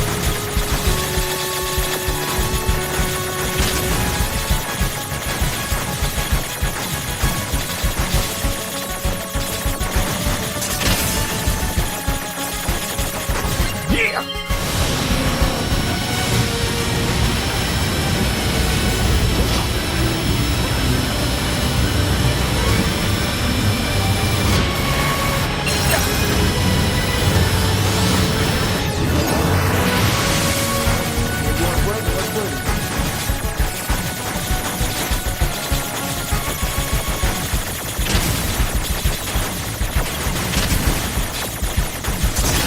Damn it! Damn it!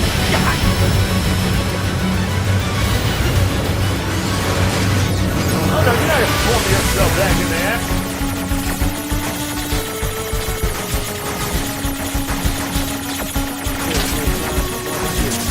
Like this one time, you're done.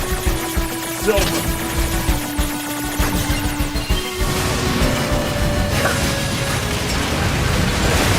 Almost down. He's almost down.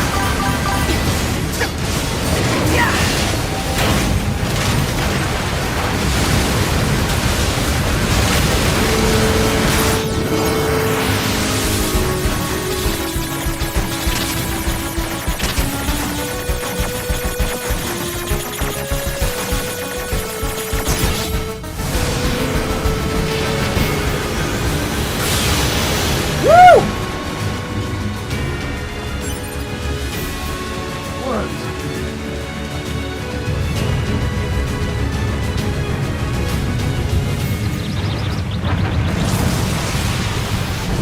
Oh, come on!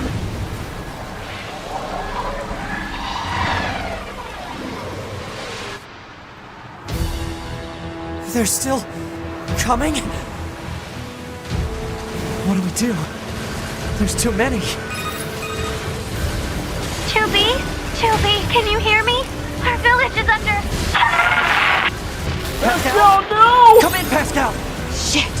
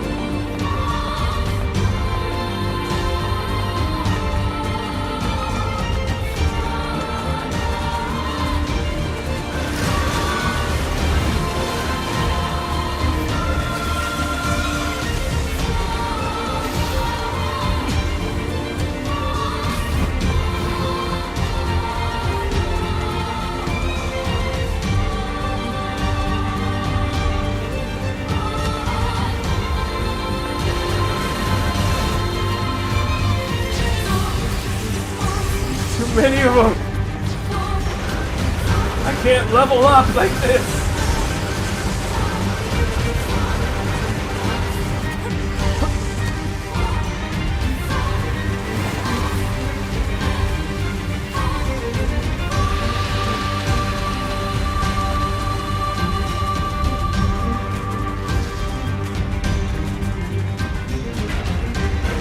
Damn it! They're here too! 9S! It seems the machines on the network have gone berserk. They've sealed up.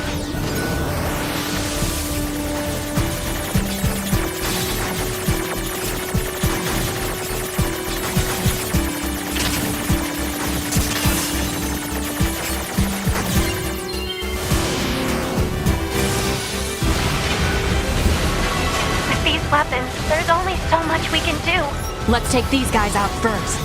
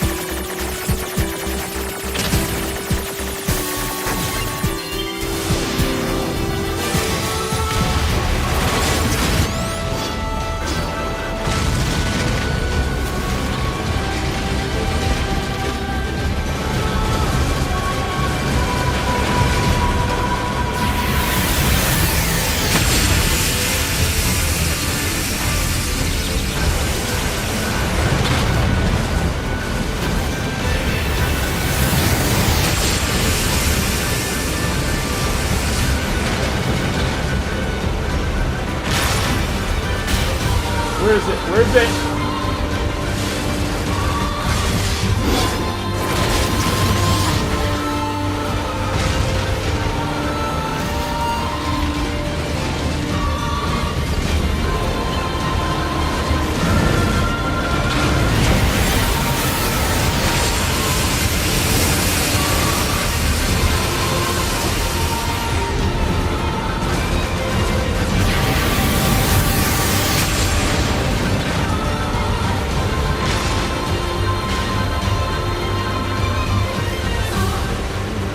Where's the war?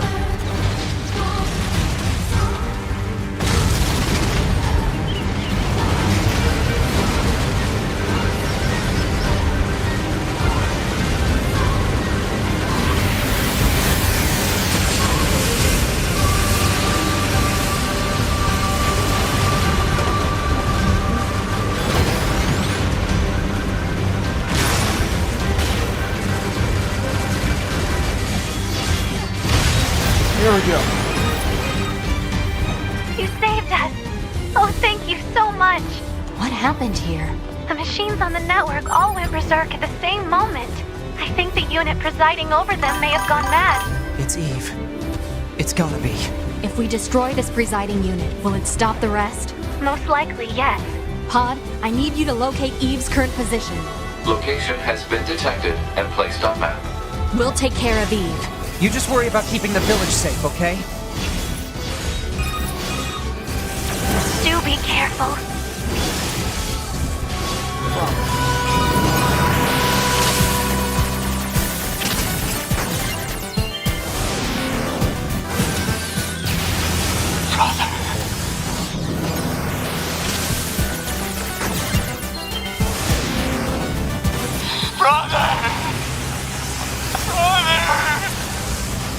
What is this? Looks like he's bombarding the area with forced connections. I think all these transmissions are making the machine...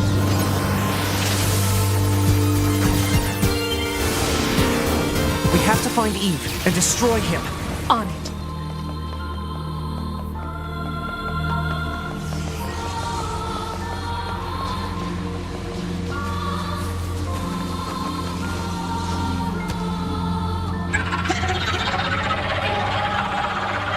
Now what?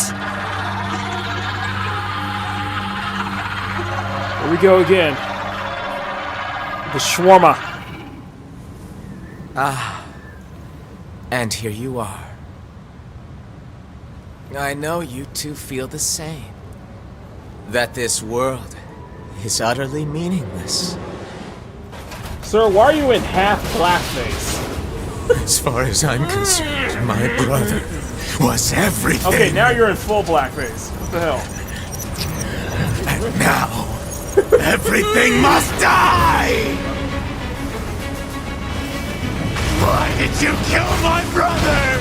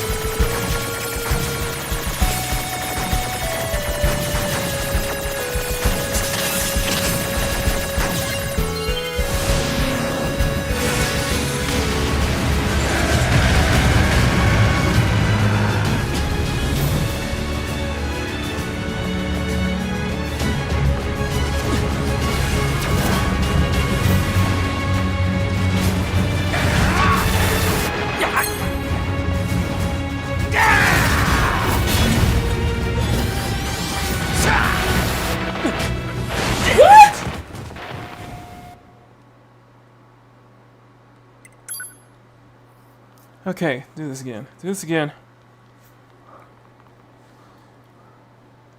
Is that?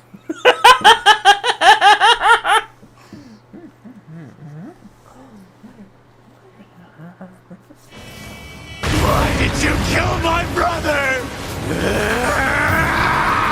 Listen, no offense, you kinda had it coming.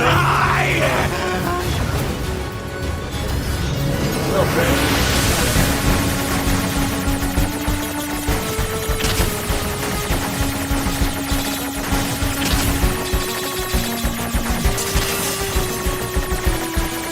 It was unintentionally happening.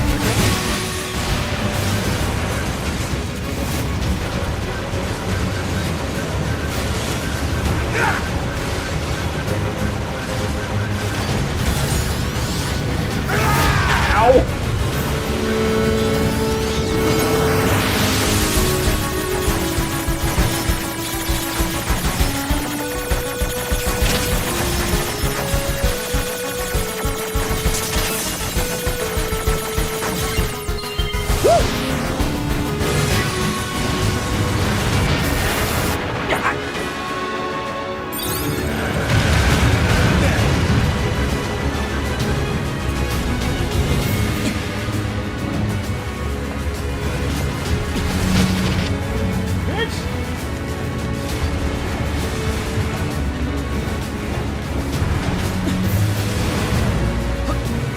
On the platform, thank you.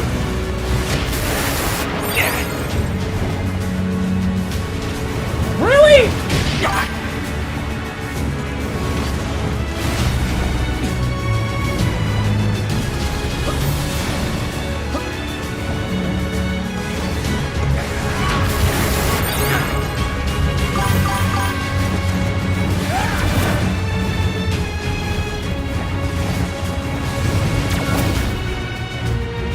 Come on.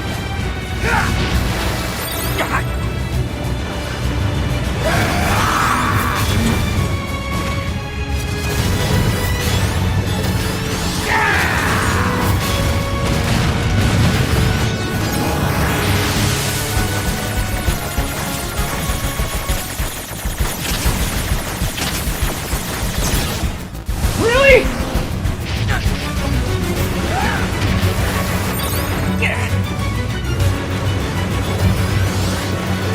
On?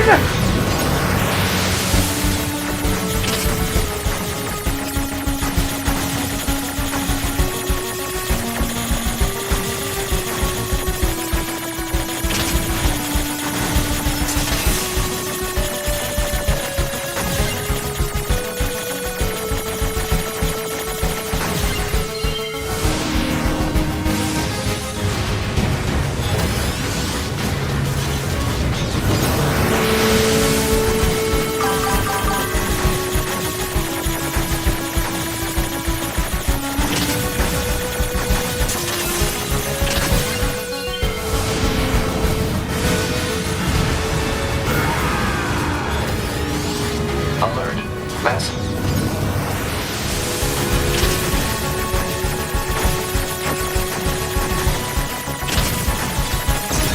Damn it! What is it? The energy seems to be coming from a large number of linked machine life forms. He's absorbing the life force of...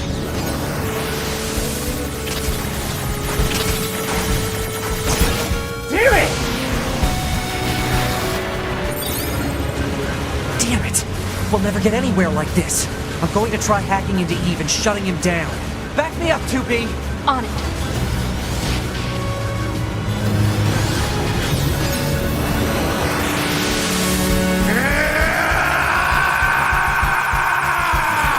Shit! Stupid barriers!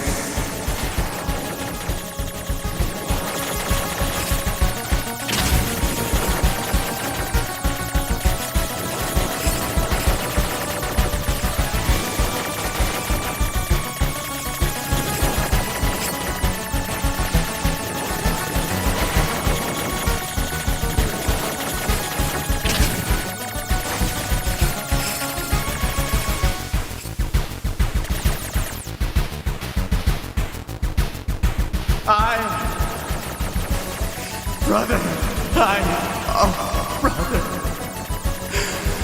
Why?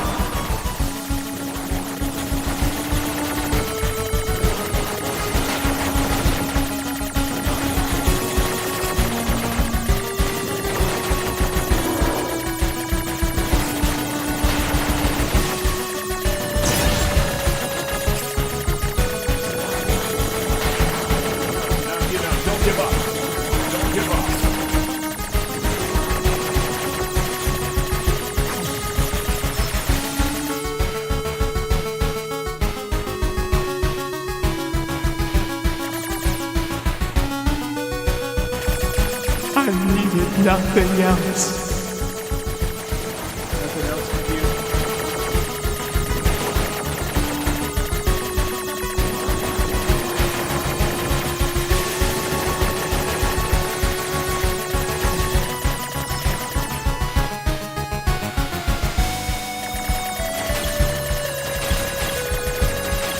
What is this? Alert. Disruption detected in Yorka Unit 9S's self-consciousness data. Corruption potential critical.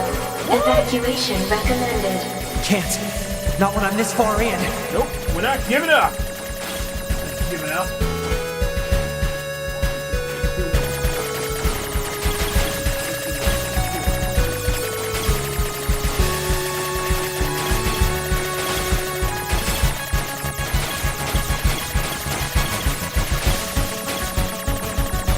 My brother was everything to me. My life was contained in our moments. Alert. Corruption confirmed in Yorka Unit 9S's self-consciousness data. Immediate evacuation and treatment recommended. Just a little more. If I can remove Eve's object control function. Come on!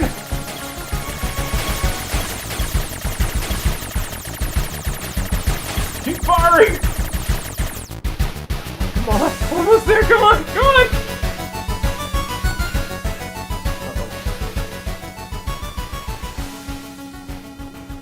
It's a house. Listen to me, Adam. I never disliked fighting, but I didn't want you to be hurt. And I especially Happy Easter. didn't want to lose you. So let's go somewhere quiet.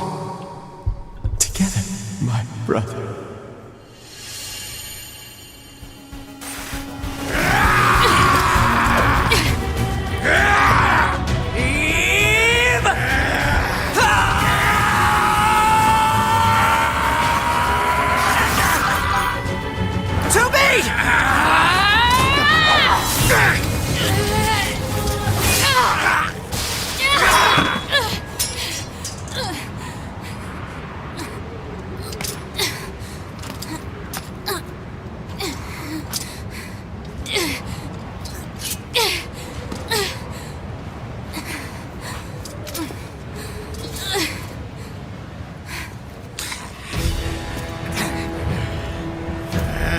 Oh, great.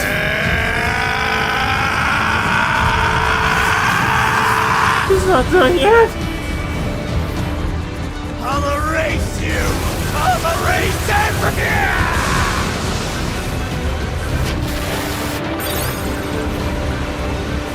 Kill! Kill! Kill!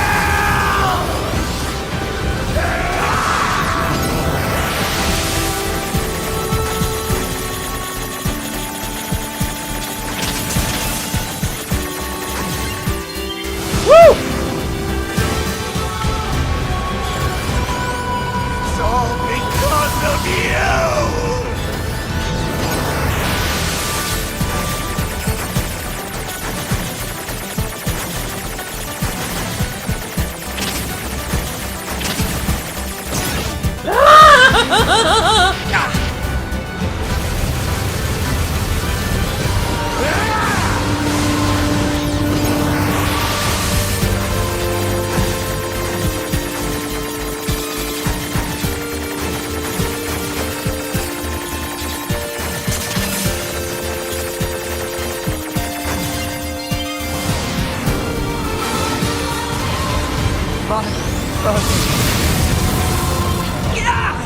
Alert.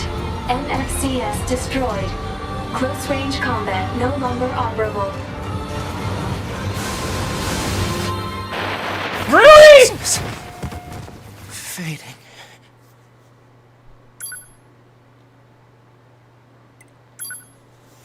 Oh my god. Oh my god! Don't tell me I gotta start all the way back from the beginning.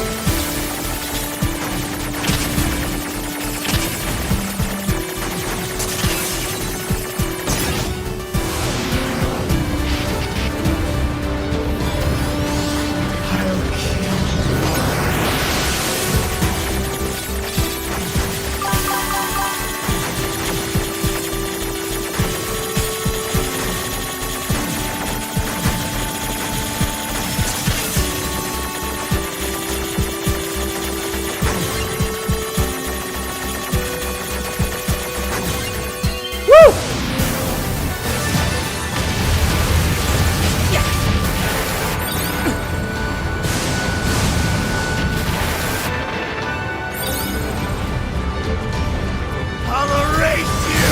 I'll erase everything!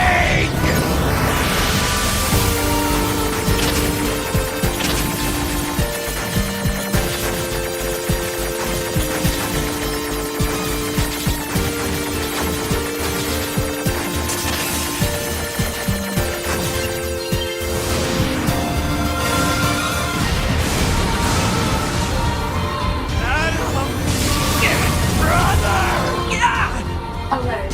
NFCS destroyed. Close-range combat no longer operable.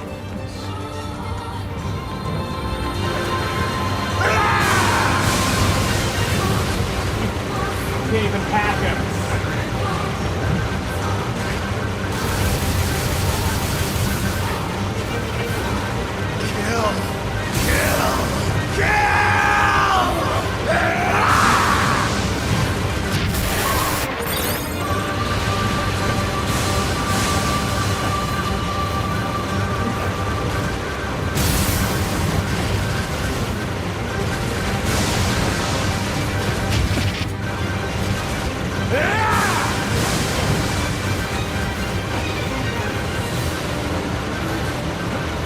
It's all because of you! Nothing matters anymore!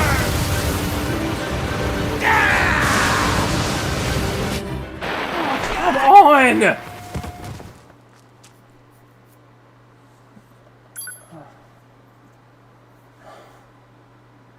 I have no more health, too. Shit.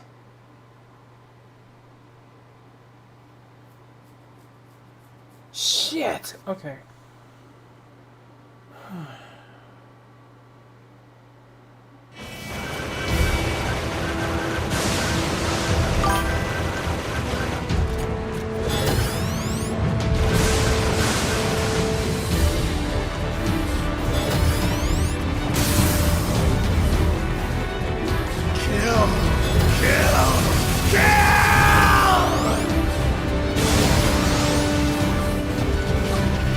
It's all because of you!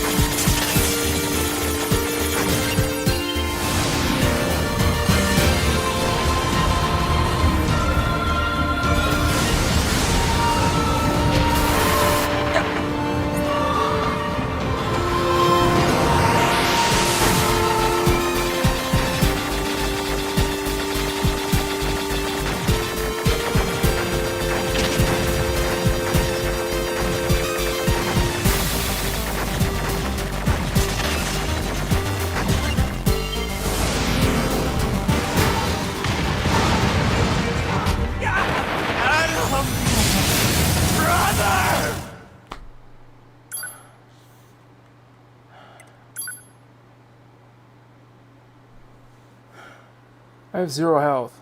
I don't have any health packs. Shit.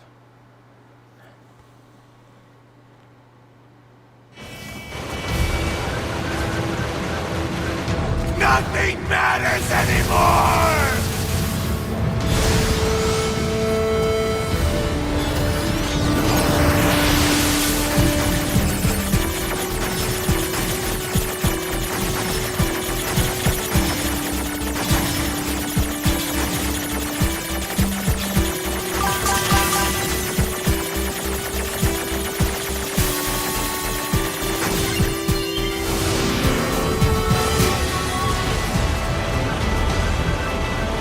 I'll erase you!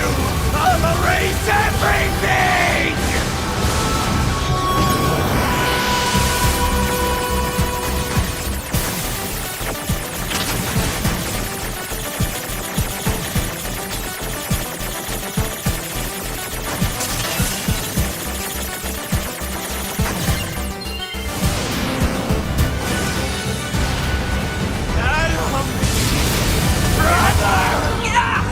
Alert. NFCS destroyed. Close range combat no longer operable.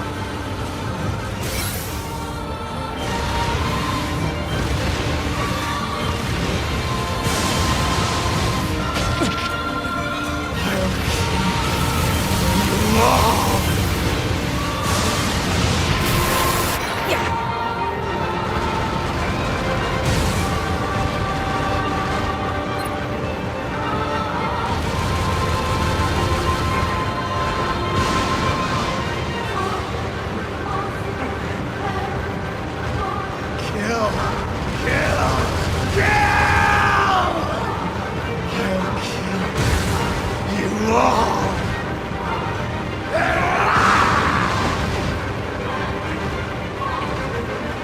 Kill! Kill! Kill!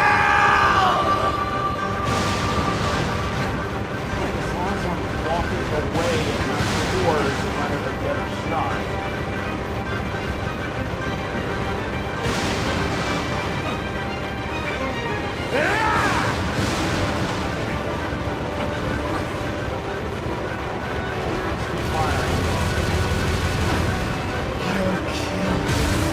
You all! You're gonna have the pod's gonna have a lot more damage up close.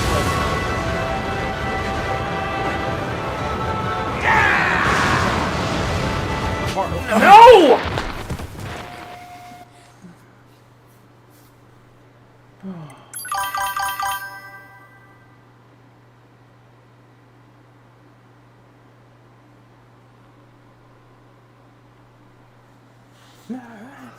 Which one? What are you referring to? Awesome one. What are you referring to?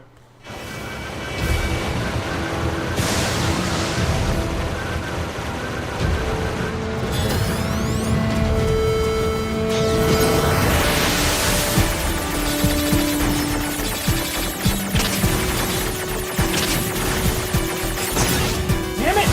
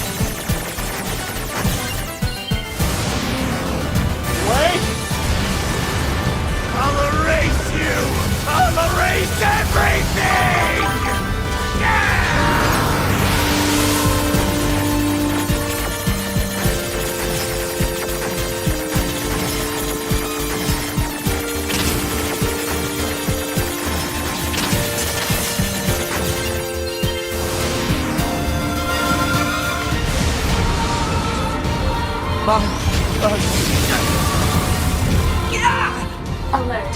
NFCS destroyed. Close range combat no longer operable.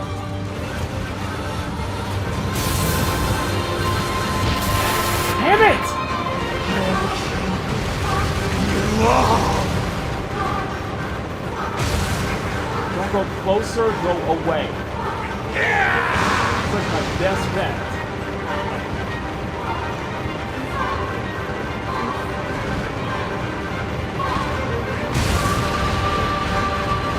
Nothing matters anymore!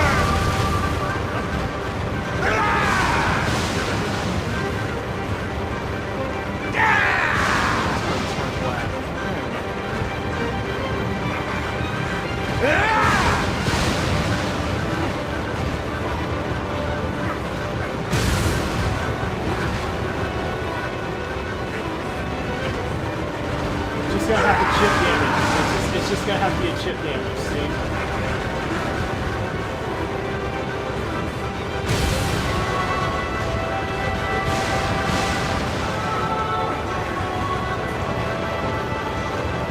Just don't get away.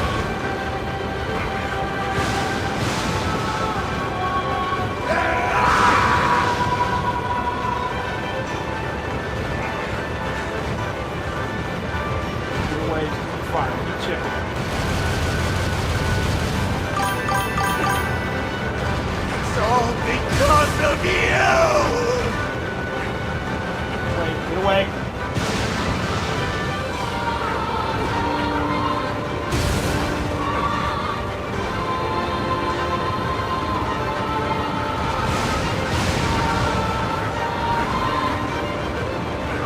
I'll erase you! I'll erase everything!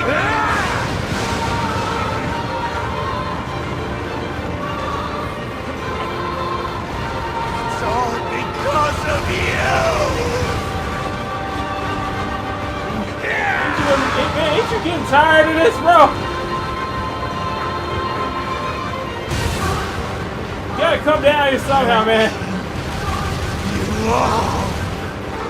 You can't be angry all the time. You can't be angry all the time. We did it. He's white again. Sorry. That's what you get for being racist. Oh, we did it. We did it.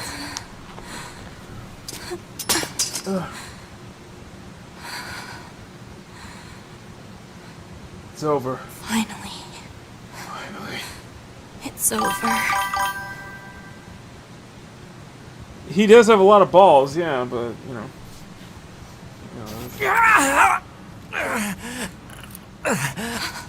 Look at this!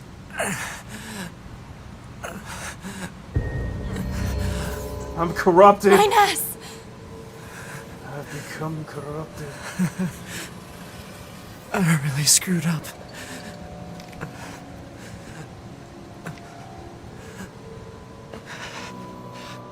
I must have been corrupted when Eve detached from the network. No. I'm sorry. It's okay. I'm sorry. I can always reload my backup data from the bunker. But you'll lose you.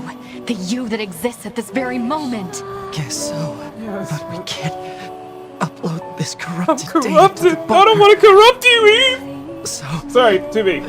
9S.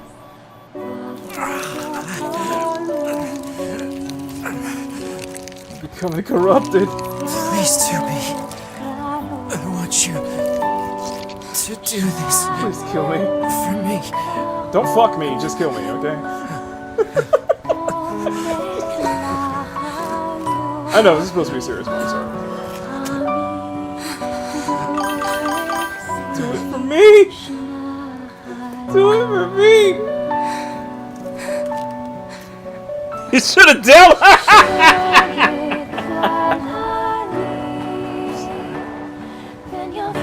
Choke me to death. Just like that. Harder! Harder! Anyway.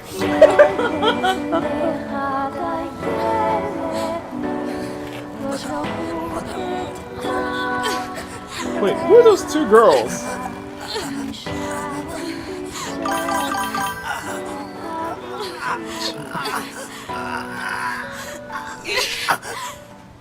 Not hard enough.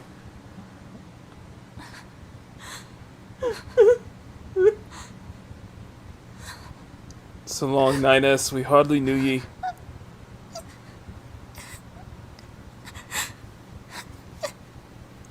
I'm kidding.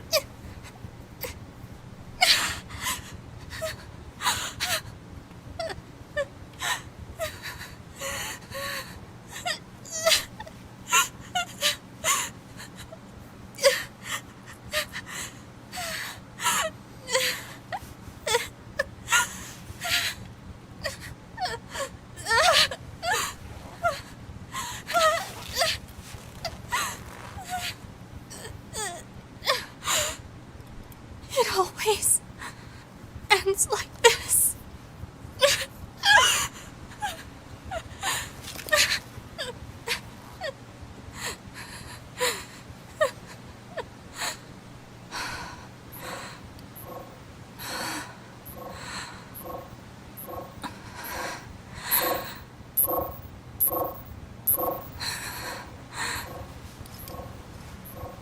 There's still some alive.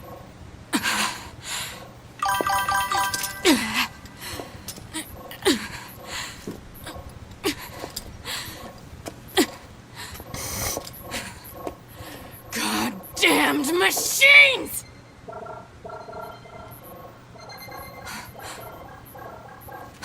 Oh no. Is this another boss battle? A message? Oh, okay. The data transmissions. They're resonating with each other.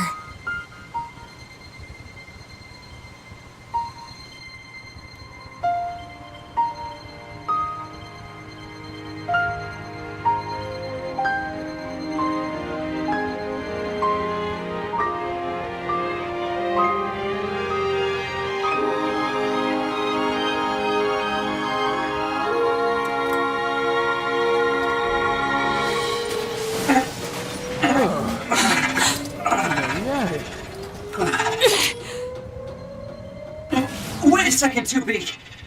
Who are...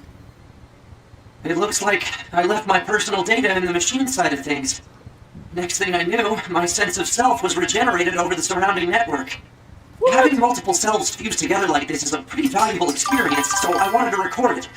But I couldn't access any storage areas yet, so I just multiplexed it over the memories of some nearby enemies so that when I returned to my own body, Yes.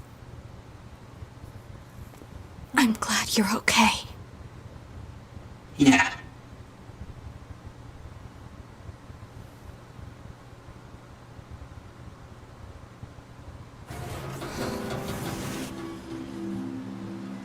And so, the final battle with Adam and Eve came to an end. This battle will likely have a great effect on the outcome of the war. 2B and I, our battle will continue for some time to come. But that's another story. For another day. For another day.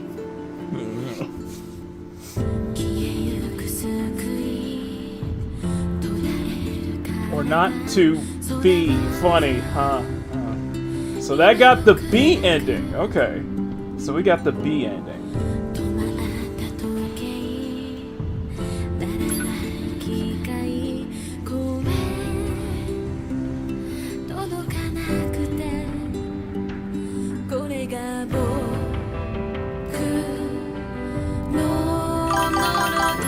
So we got the B ending. Recover designated items. Wait, okay.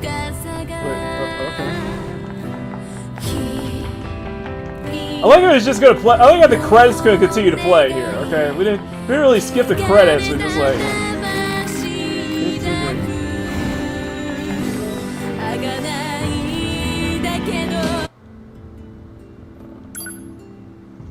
You know what? While we're here.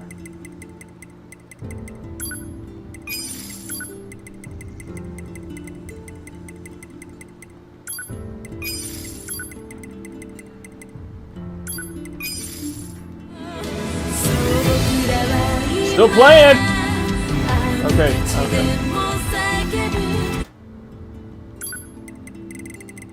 Excuse me, okay, we got our, like, thing here, so you could skip the credits. Hey, 2B. I was waiting for you. I needed to give you this. Say, 2B. No, never mind. Just be careful. You operations complete. You do realize the credit's still rolling here, right? Quarters. Okay, I skipped the credits. It's still playing. It's still playing. You do realize it's still playing.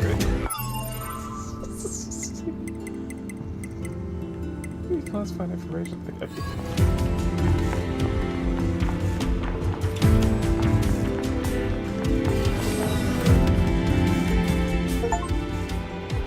Okay, I got ending B. Remember your pain. The pain of having your homeland stolen.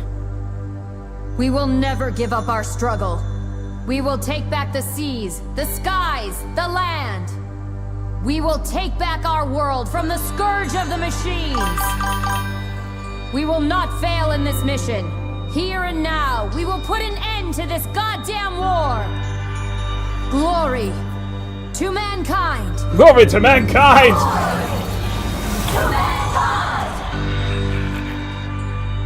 Meaningless C and D. We're getting all 26 letters of the alphabet, aren't we? Alright, so we got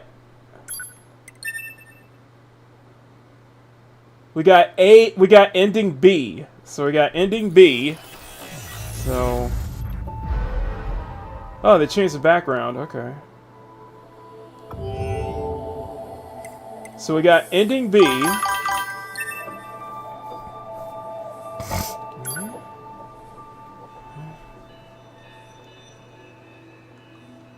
Connecting system code. Memory unit green.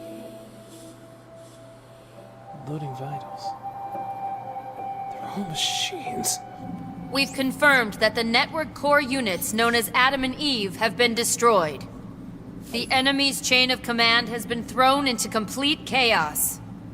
As such, humanity has chosen to seize this opportunity and launch an all-out attack against the machine forces. Of course, the forces of Yorha will participate in this endeavor. Remember your pain. The pain of having your homeland stolen. We will never give up our struggle. We will take back the seas, the skies, the land. We will take back our world from the scourge of the machines. We will not fail in this mission. Here and now, we will put an end to this goddamn war. Glory to mankind. Glory to mankind.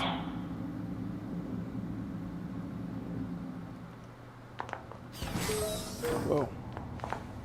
Well, Server Administrator 3S. Server Administrator 3S.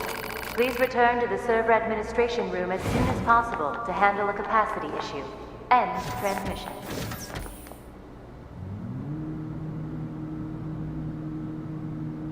I noticed it's kind of boring up here on the moon.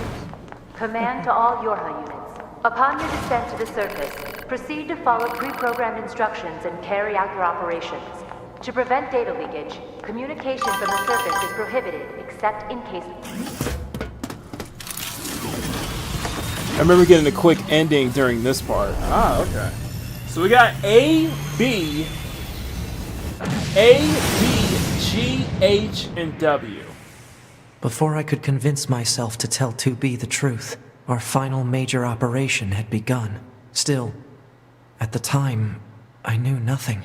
Not how the battle would end, nor what fate stood in wait for us. It's got no end, and no beginning. And those are your orders. Do you understand? The scanners are going to hack into the enemy's anti-air system and shut it down in advance of an all-out assault, right? That's right. Good job, 9S. Why are you talking to me like I'm a child? What? That must be your imagination.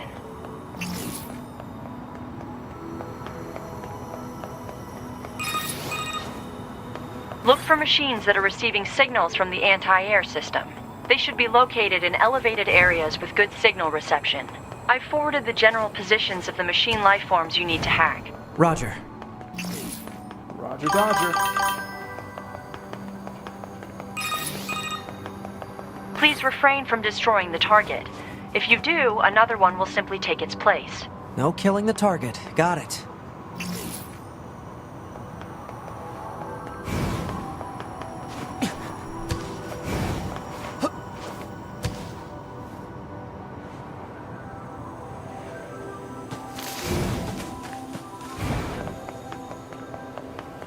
Okay, so we're continuing 9S. Alright.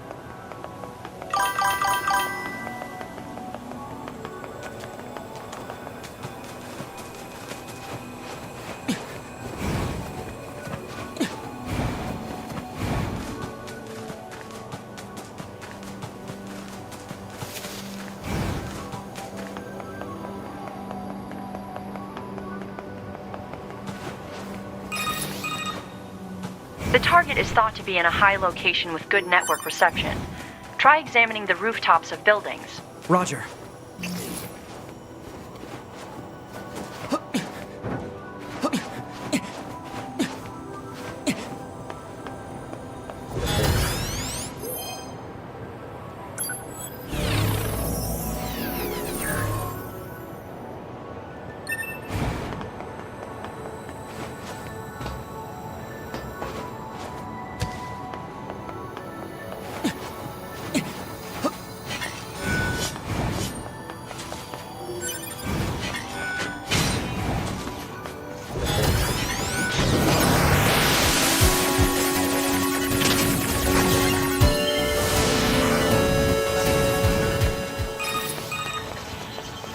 Your hacking was successful. Way to go! You're totally treating me like a kid. Now move on to the next one. Fine. Okay, I guess we're gonna hack into the people on the rooftops then. Into the robots on the rooftops. This next one should be right around this area. Oh, I see it.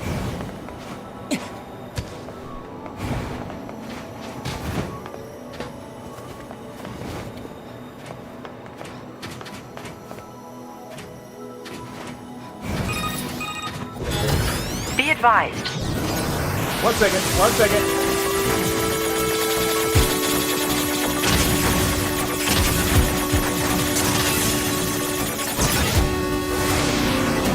Is it me, or does it seem like they're getting smarter?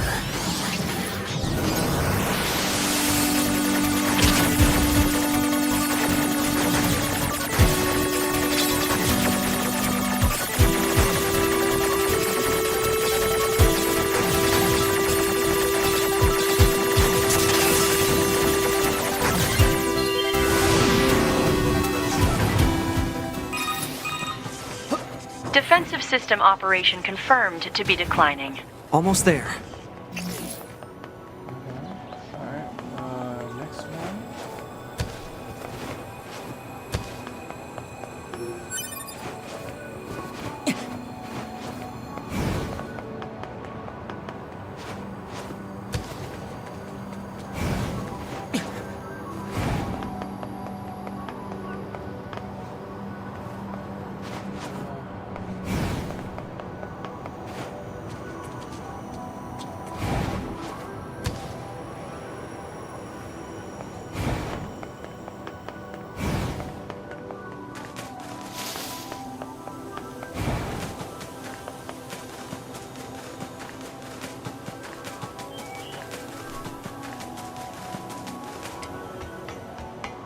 Okay, let's go up. It's up this water tower.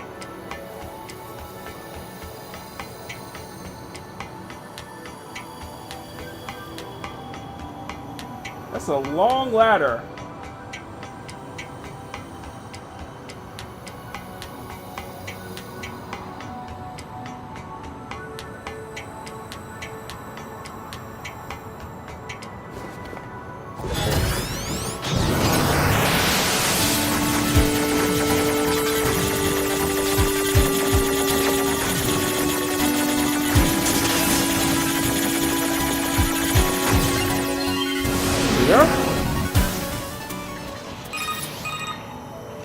Looks like it's going well down there.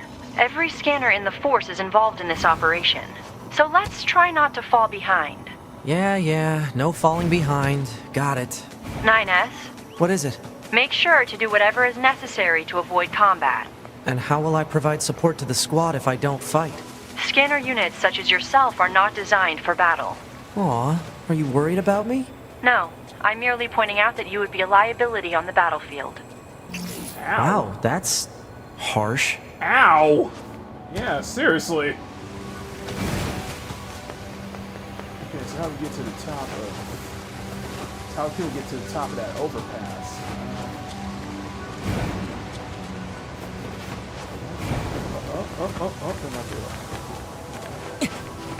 There we go. There we go.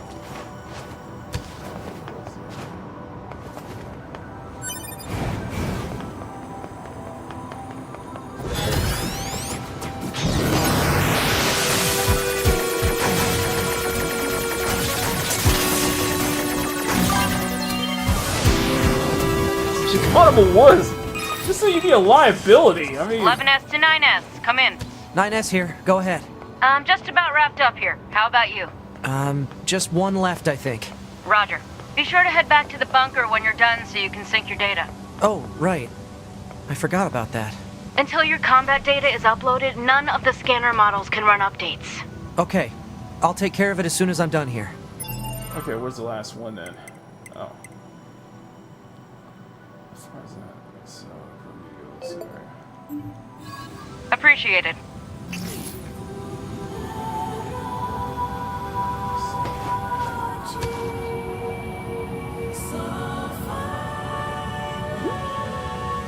Okay.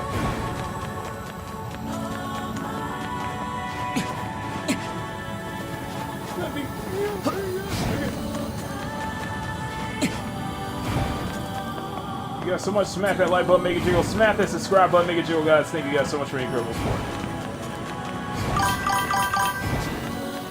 We got one more. Where's the other guy? Where's the other guy? Okay. Oh, it's probably up here.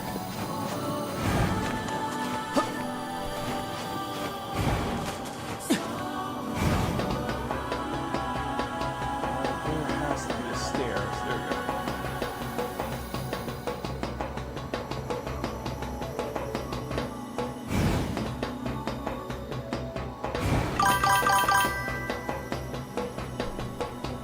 There we go.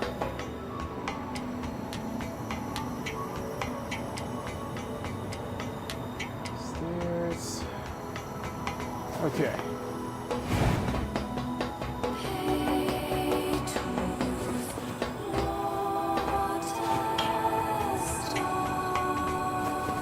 Last one.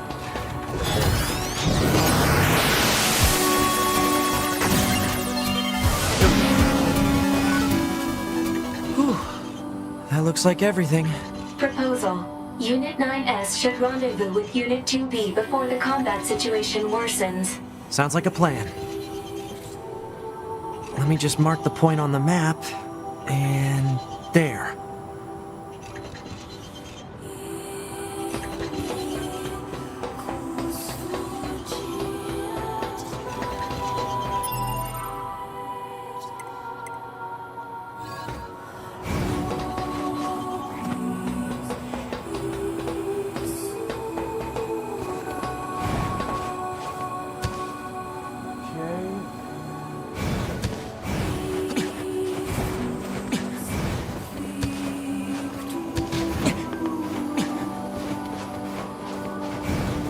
Here? Oh, there it is. Yeah. Oh, they're falling from the sky. Here we go. They're falling from the sky.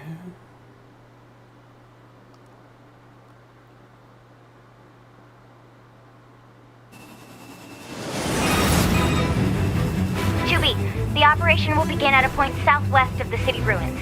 Use your flight unit to travel there and meet up with 9S. Will do. We've repaired and reinstalled the weapons damaged in the fight against Eve. Be careful, okay?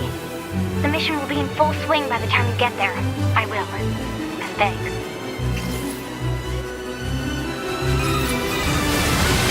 The Council of Humanity has a message for all of our brave androids fighting on the surface. Our elite Yorha forces, the pride of humanity, have defeated 2 enemy network units known as Adam and Eve. This victory is a giant leap forward in our quest to reclaim Earth. The moon rings out with the cheers of the entire human race. We look forward to your continued combat exploits. Glory to mankind. This is all a lie!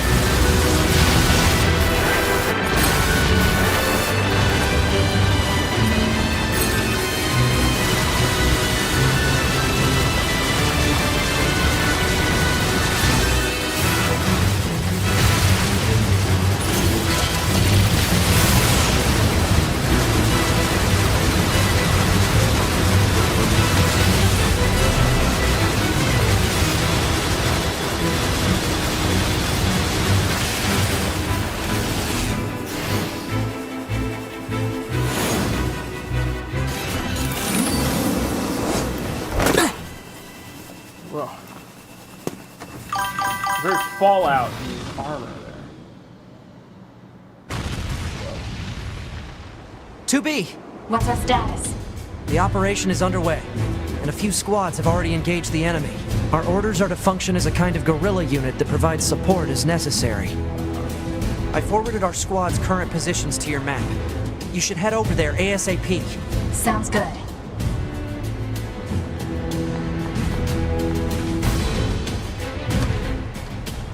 Yeah, that's probably a good idea.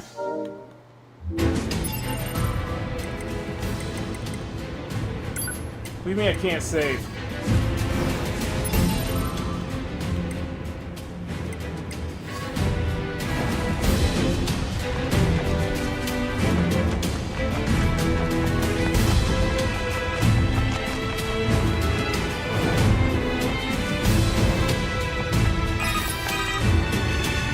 Unit 7B with Vanguard Squadron Delta. We're currently pinned down by a number of machines that appear to have lost their minds. This is Unit 2B. We're heading over now to provide support. Roger, 2B. Much appreciated.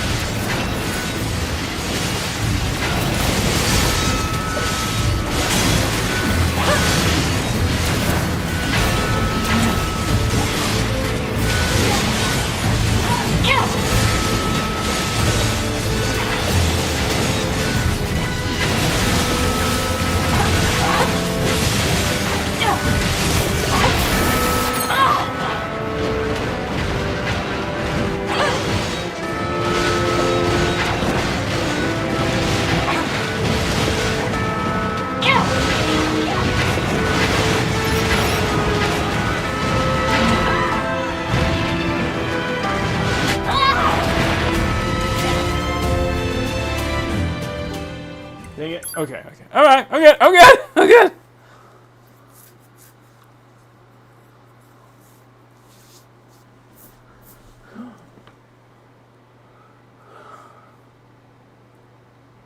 I'm liking where this is going, though.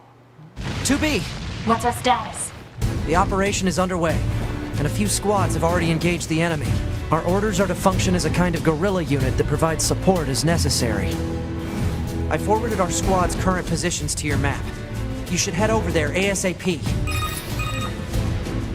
This is Unit 7B with Vanguard Squadron Delta. We're currently pinned down by a number of machines that appear to have lost their minds. This is Unit 2B. We're heading over now to provide support. Roger, 2B. Much appreciated.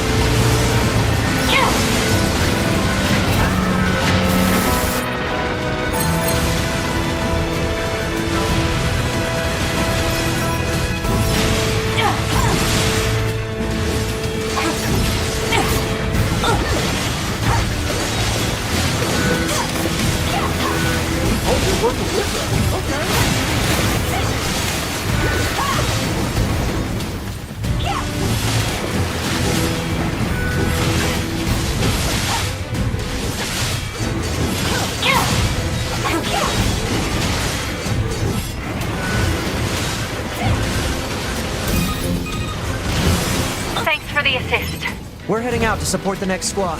Understood. We'll join you there and lend a hand. All right. That's cool. They're following. I like that they're following you. That's cool. This is Unit 8B with Attack Squadron Omega. We've gained control of our assigned zone. Heading out now to provide... This is 3B, Captain of Theta Squadron. The enemy machines are multiplying in front of us. We can't hold this position.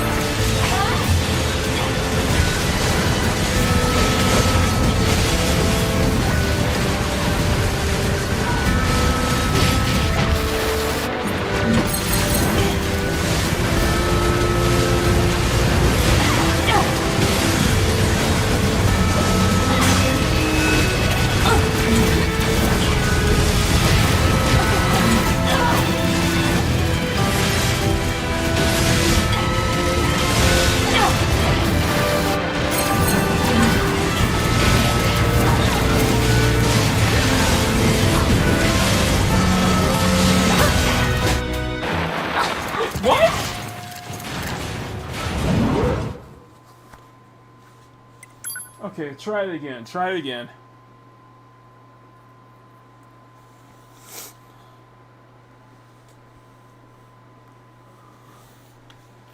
Try that again.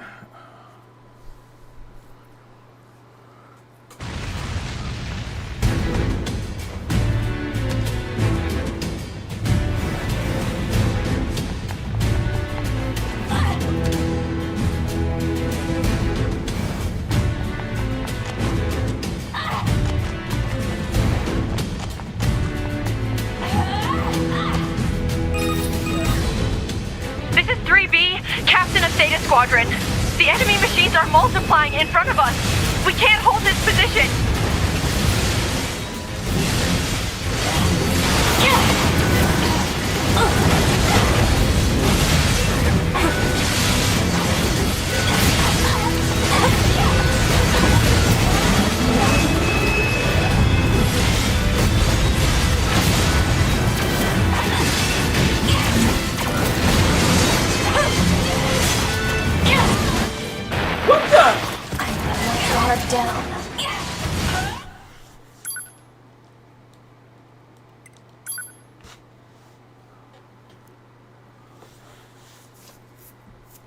Okay, let me switch weapons out.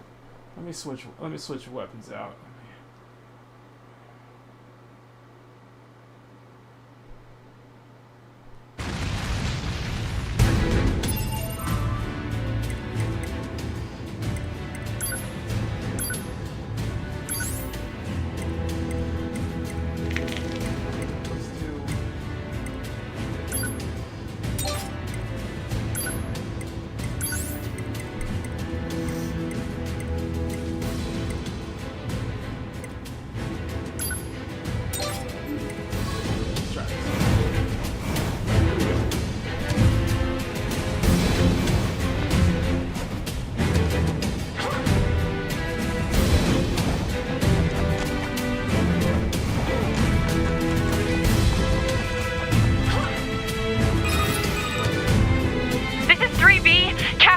Squadron.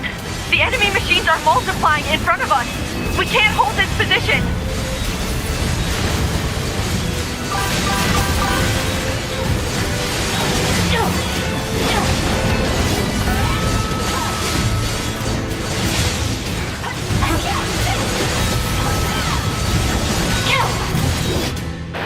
Wait, what?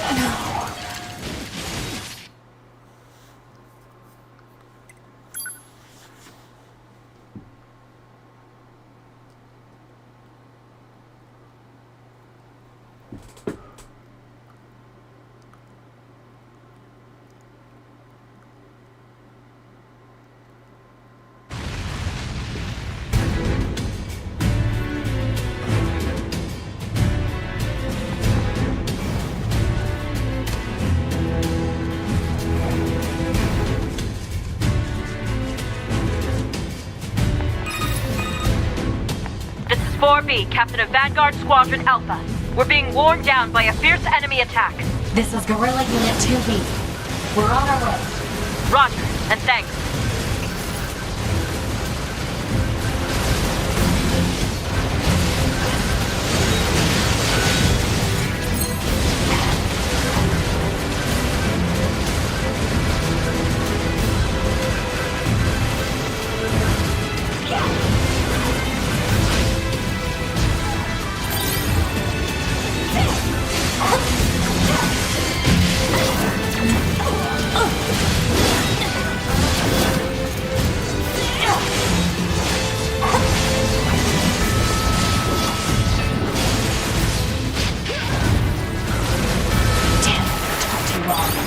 They're gone. We should head to another area and provide support.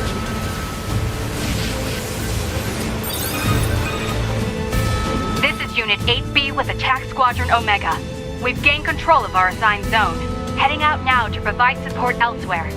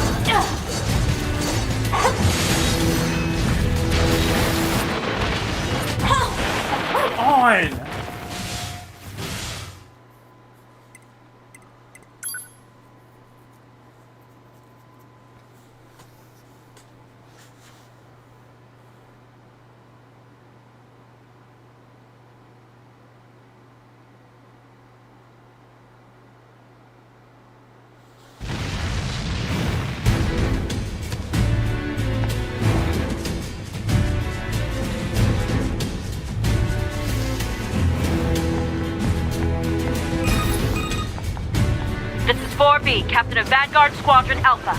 We're being worn down by a fierce enemy attack. This is Guerrilla Unit 2B. We're on our way. Roger, and thanks.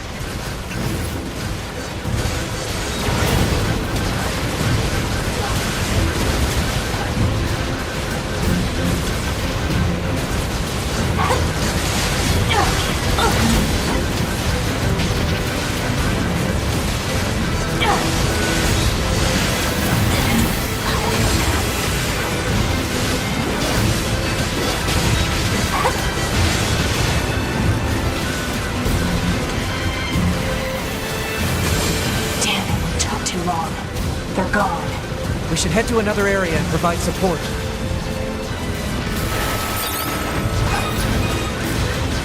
This is Unit 8B with Attack Squadron Omega.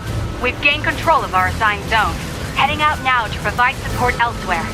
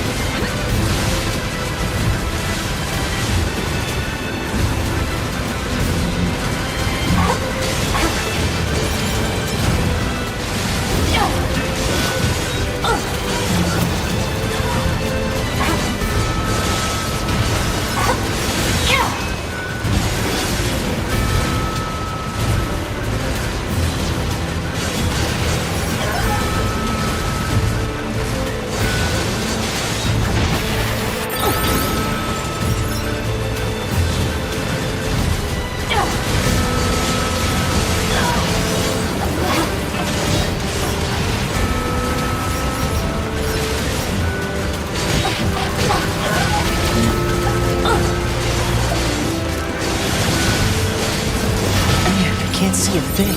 Alert. Detecting an unusually high number of hostile machine life forms. Why are they going nuts like this? I thought Eve's network was destroyed. All we can do is fight.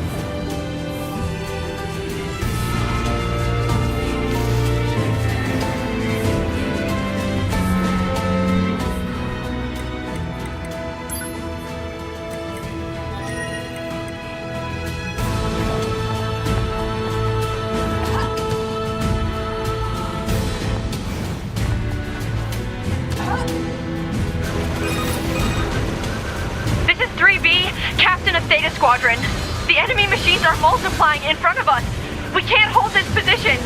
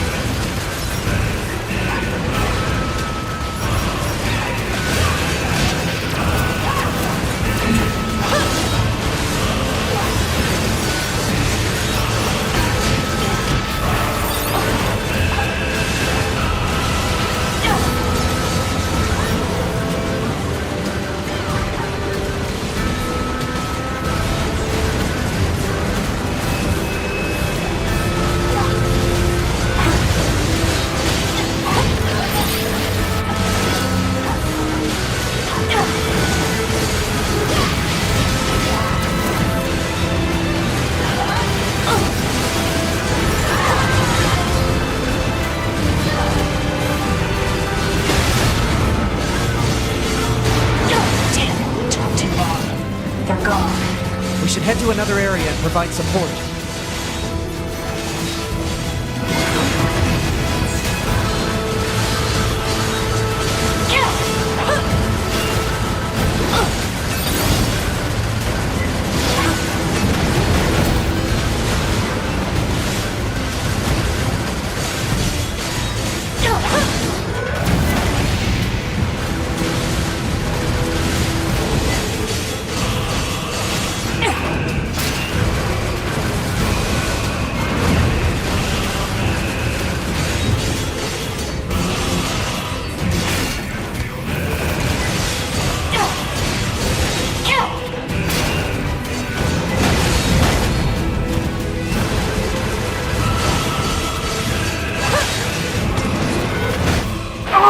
Oh!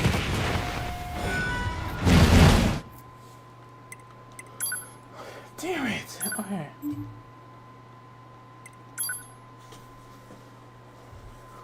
Okay, try again. I think we get it this time. Damn. Damn. Okay.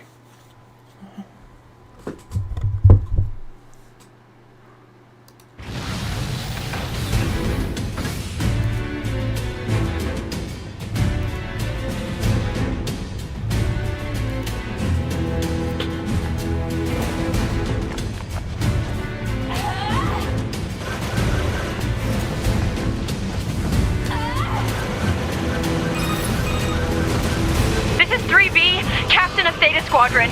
The enemy machines are multiplying in front of us. We can't hold this position.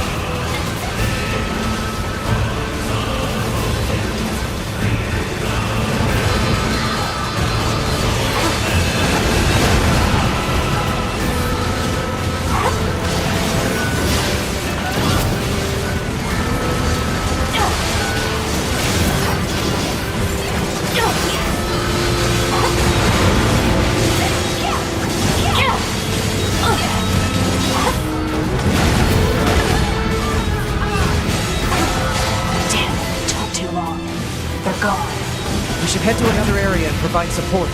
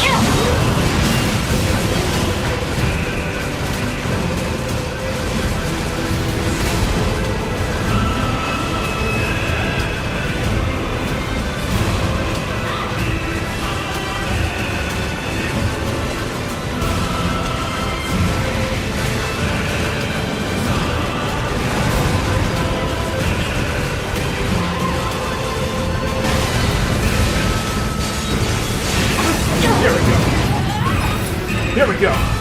2B, we've sighted new enemies in the region. They've got attack Squadron Omega surrounded and are giving them one hell of a fight. Can you get over there and provide support ASAP? We're on. Man, this is tougher than I thought it would be. We need to hurry.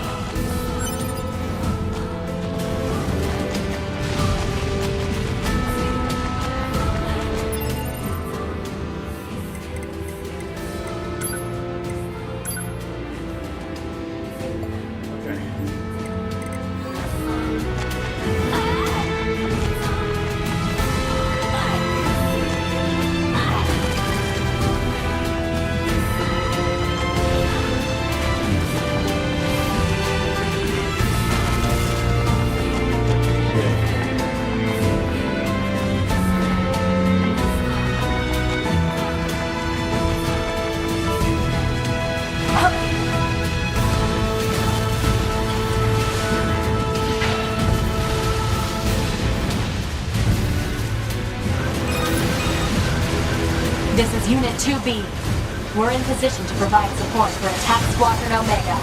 Are we ever glad to see you? They came out of nowhere. We were fighting for our damn lives.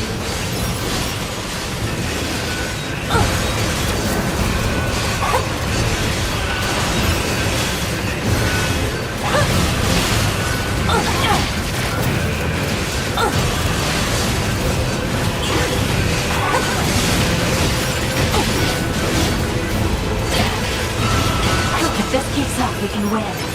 9S, scan the area to see if any reinforcements are on the way. You got it.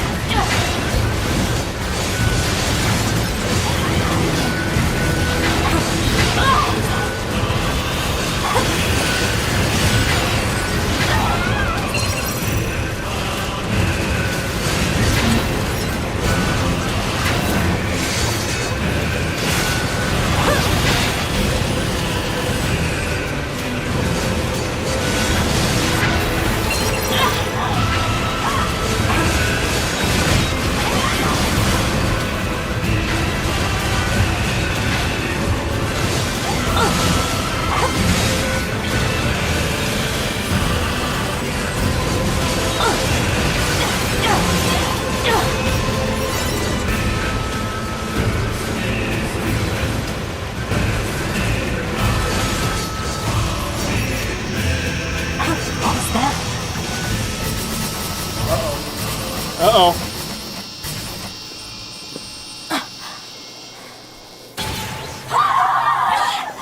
The hell? To me! Are you okay? Let my guard down.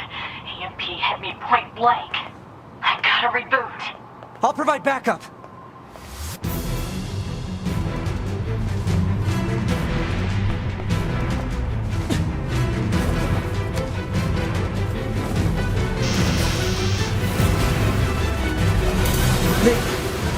They have visual camouflage? What the...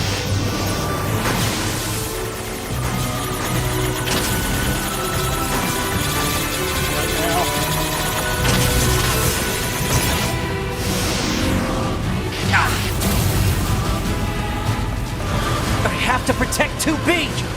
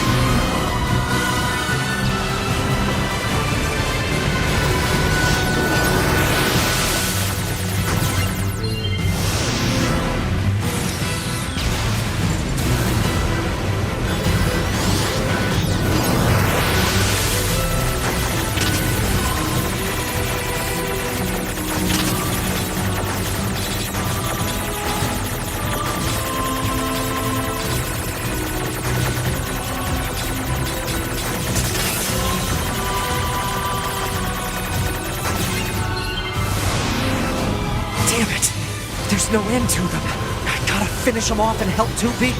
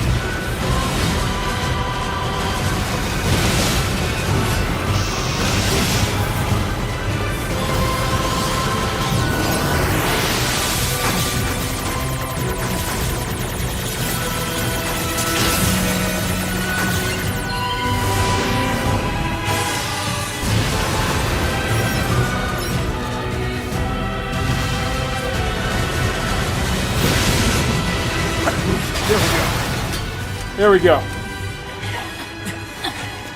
You okay?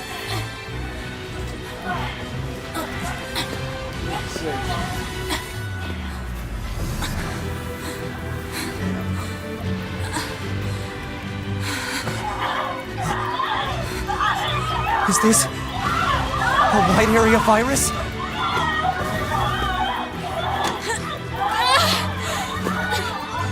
To me!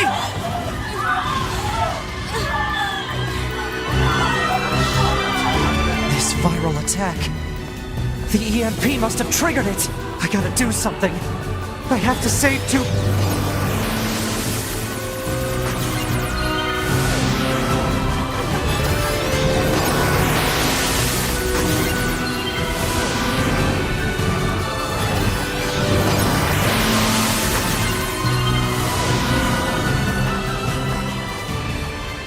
To be, you okay?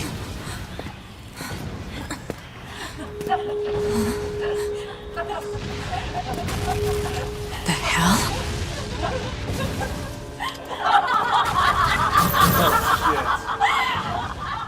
Oh shit, they're corrupted. They've been infected and taken over. No. Wait, what? Attack functions aren't working. That's because of their Yorha IDs. 2B, I need to hack into you and fry your identification circuits. Do it!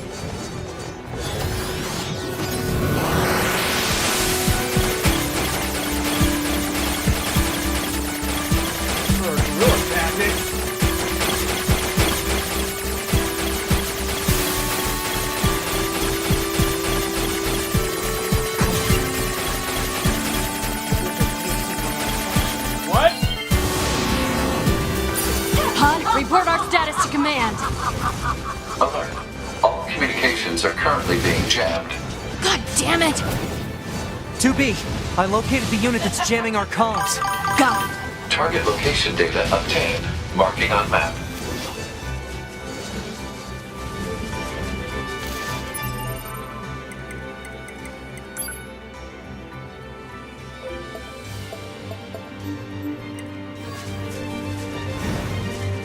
Intense. This is intense. Okay, we'll probably wrap it up in a little bit, but damn, this is intense. Okay.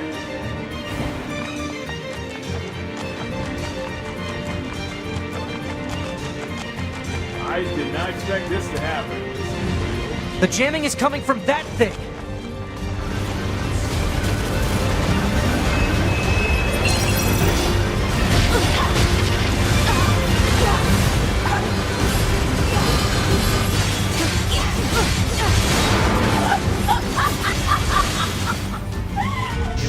EMP!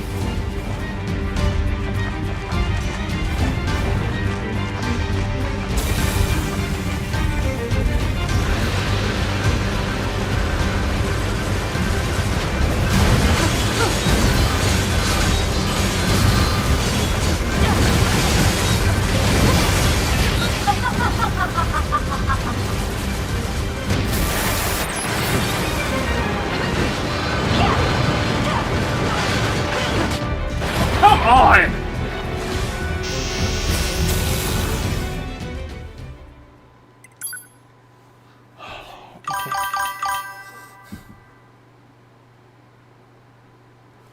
Well, that's the thing that's causing the EMP, basically. That giant thing is causing... We gotta stop it. Pod, report our status to command. Alert. All communications are currently being jammed. God damn it! 2B, I located the unit that's jamming our comms. Got it. Target location data obtained. Marking on map.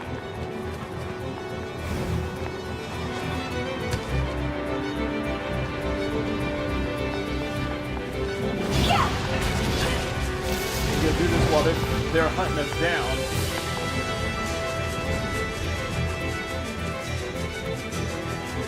So we got a bunch of squadrons fighting us. A bunch of squadrons, a bunch of our squad mates have been corrupted, and now they're trying to kill us. And this giant thing is causing an EMP.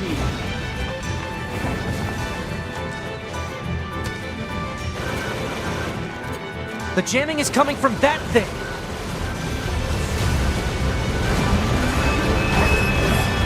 You gotta take that thing down while at the same time, God.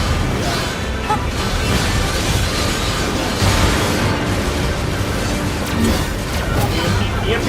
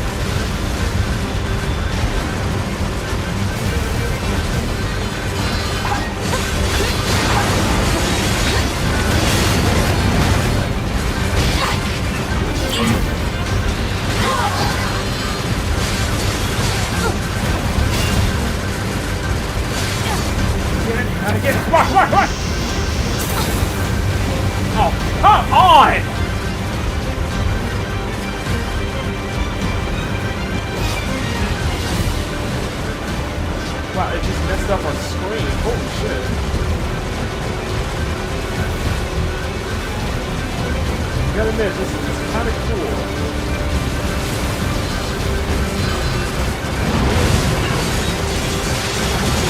That should take care of the There we go. Pod, send an emergency distress signal to command. Pod! Alert. Connection lost. Unable to reach command. Damn it! They're still jamming us? Signal reception is clear. Connection lost due to server-side authentication failure. No responses coming from command on any channel. Shit, what happened to the bunker?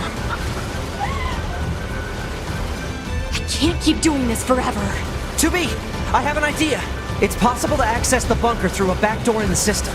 I can use that to initiate an emergency upload of our personal log data. Then we set our black boxes to self-destruct and take them all out at once. Sounds good. Data upload 30% complete.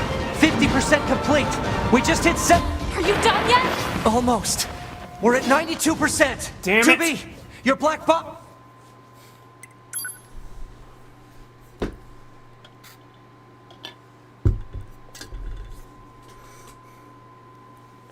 No, that's not the ones laughing. That's our squad mates who became corrupted who are laughing. That tin can was... Report our status to command. Alert. All communications are currently being jammed. Is the one causing the corruption. 2B, I located the unit that's jamming our comms. Got it. Target location data obtained. Marking on map. It's like when a Nike is corrupted by a rapture. It's like when a Nike is corrupted by a rapture, basically.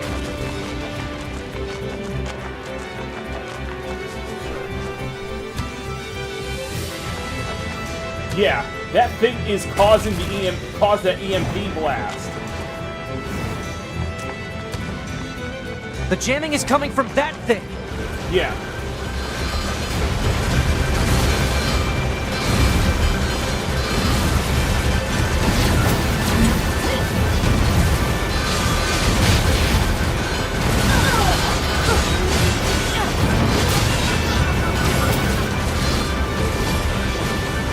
Get out the way, get out the area.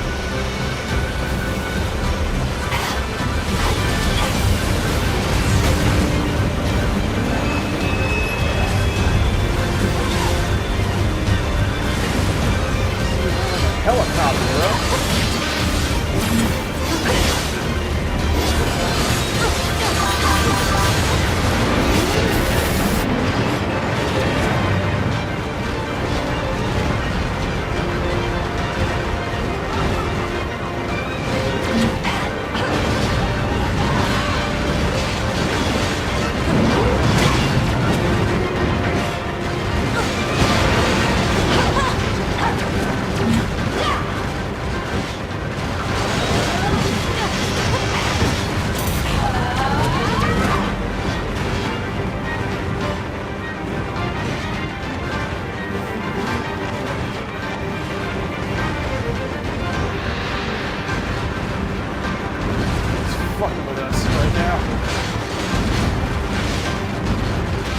Bob and weave. That should take care of the jamming. Pod, send an emergency distress signal to command.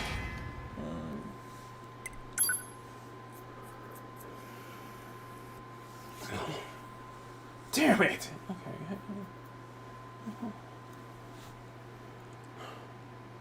We're getting there. We're getting there. We're getting there. Pod, report our status to command. The thing is, we don't have any health. We don't have any health. Communications are currently being jammed. God damn it! 2B, I located the unit that's jamming our comms. Got it. Target location data obtained. So we gotta take this thing down while android units are attacking us. So we gotta... Yeah.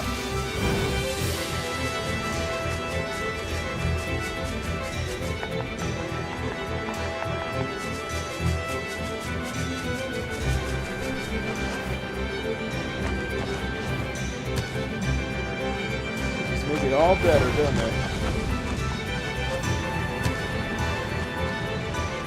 The jamming is coming from that thing.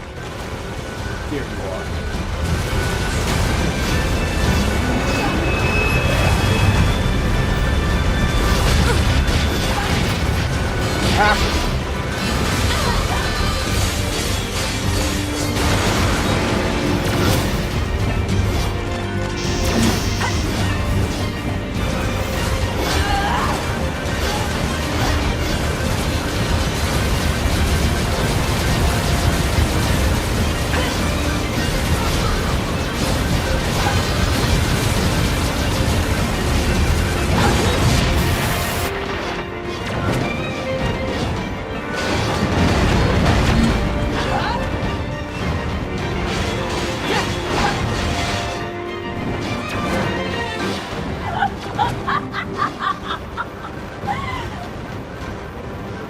Come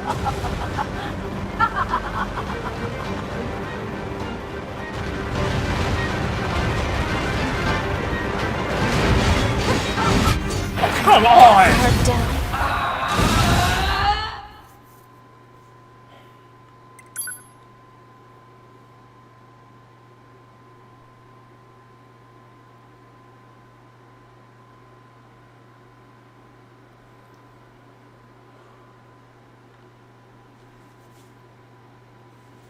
Pod, report our status to command.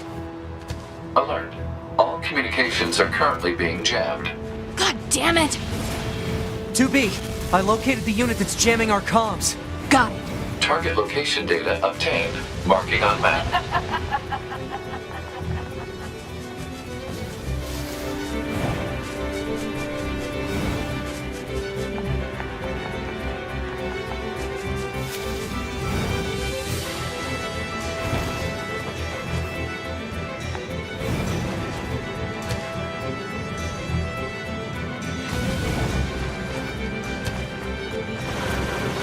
The jamming is coming from that thing.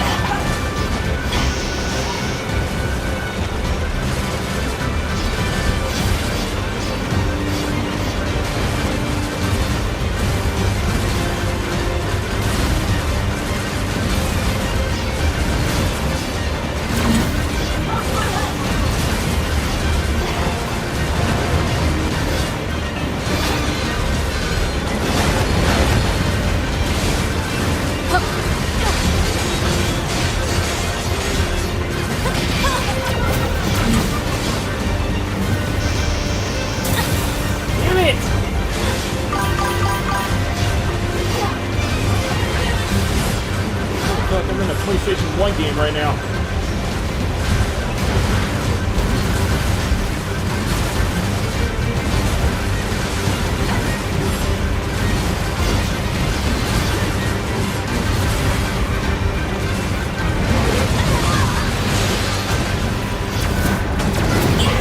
Horrible. 1995. There we go. There we go. Not again. Go, go!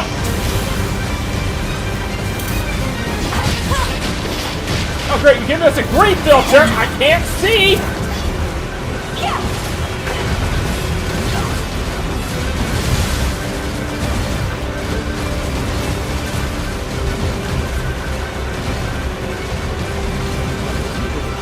That should take care of the jamming. He's done. Pod, send an emergency distress signal to command. Alert. Connection lost. Unable to reach command. Damn it! They're still jamming us? Signal reception is clear. Connection lost due to server-side authentication failure. No responses coming from command on any channel. Shit, what happened to the bunker? I can't keep doing this forever. 2B, I have an idea. It's possible to access the bunker through a back door in the system. I can use that to initiate an emergency upload of our personal log data. Then we set our black boxes to self-destruct and take them all out at once. Sounds good. Data upload 30% complete. 50% complete. We just hit 70%. Okay.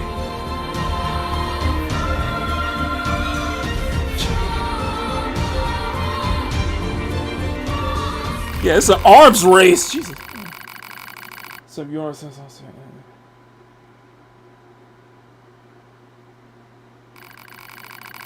Except for the really selfish ones, they were fine. Wait.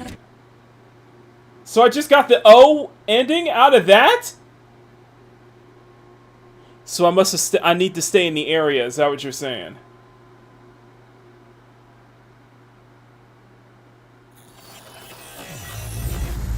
Okay, so we got an ending.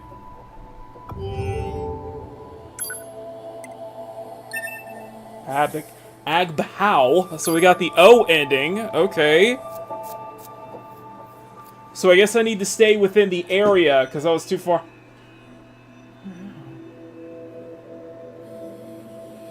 So we need to do that again.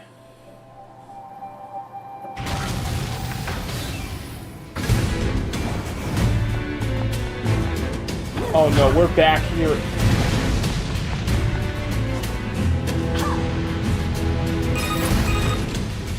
This is 3B, Captain of Theta Squadron. The enemy machines are multiplying in front of us.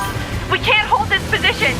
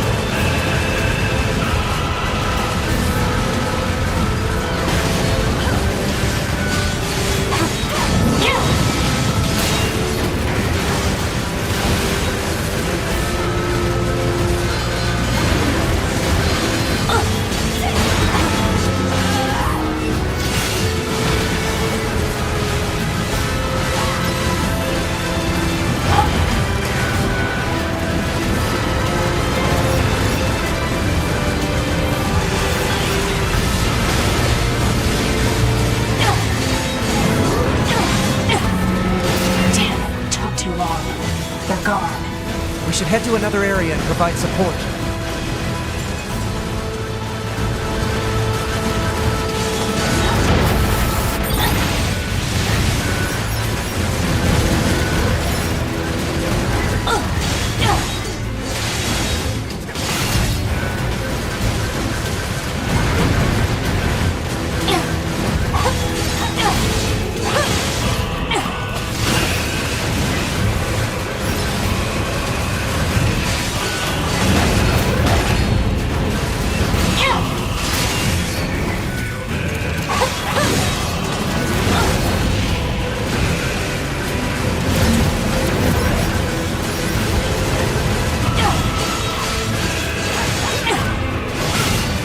Come on!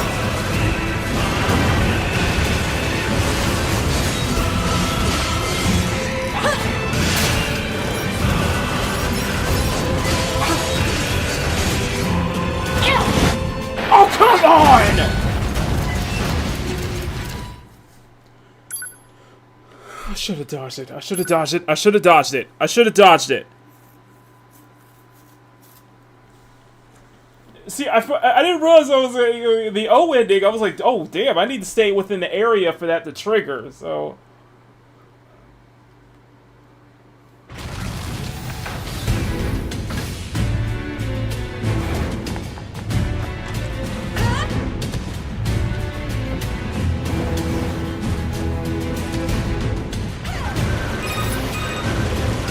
This is 3B, Captain of Theta Squadron. The enemy machines are multiplying in front of us. We can't hold this position.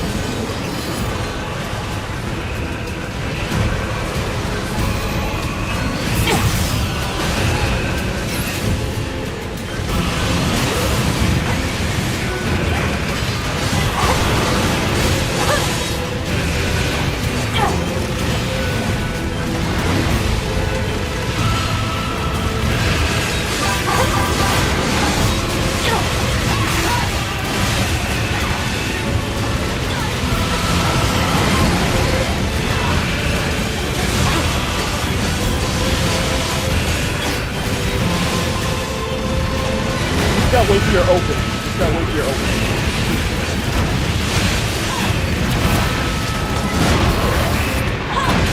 Oh, really?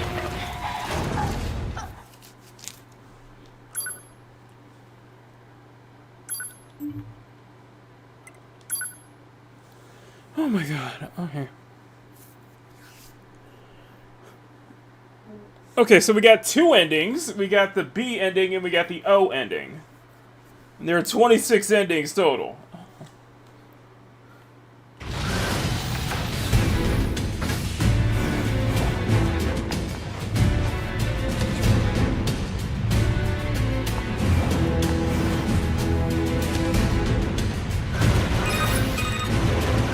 This is 3B, Captain of Theta Squadron. The enemy machines are multiplying in front of us. We can't hold this position.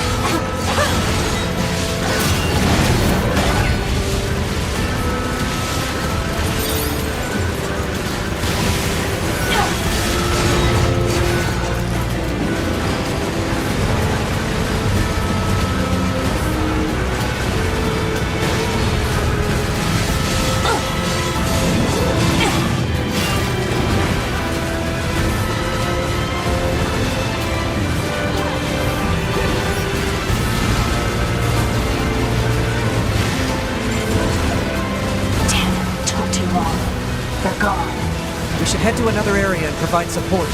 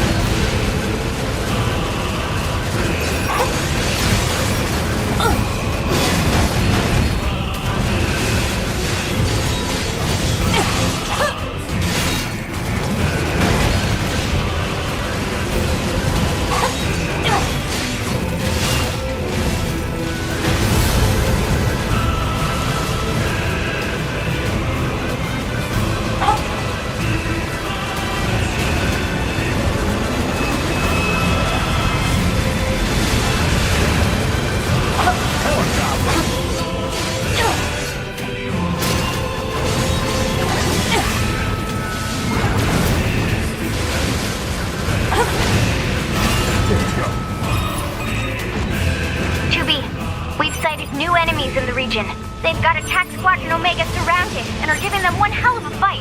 Can you get over there and provide support ASAP? We're on. Man, this is tougher than I thought it would be. We need to hurry. Where were they going? Oh, we need to go the other way. Okay.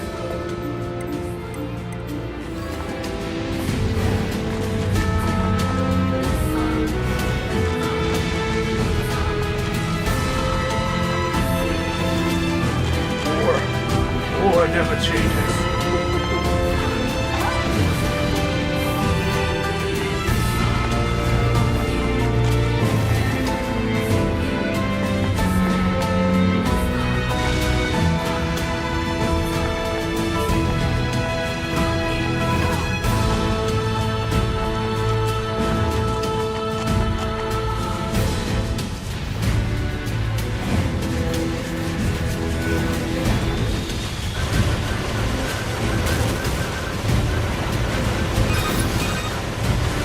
This is Unit 2B. We're in position to provide support for Attack Squadron Omega. Are we ever glad to see you? They came out of nowhere. We were fighting for our damn lives.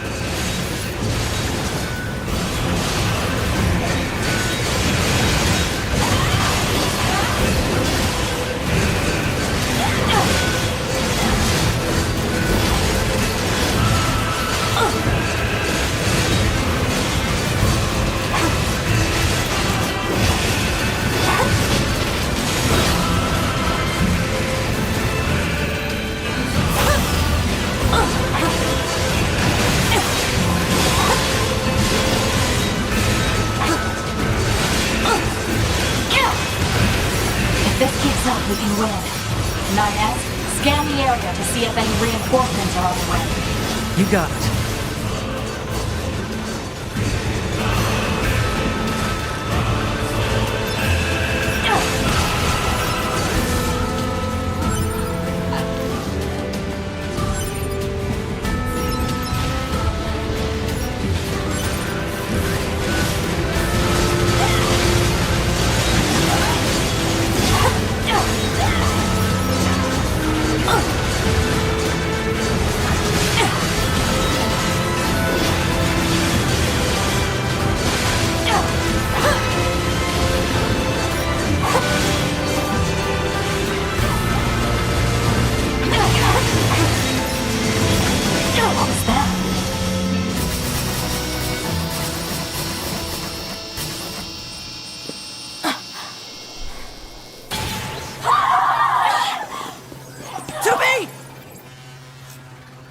Are you okay? Let my guard down. EMP heavy right leg.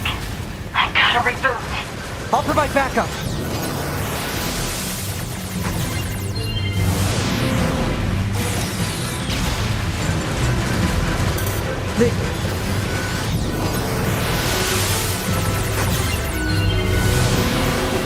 What the hell's going on here? I have to protect 2B!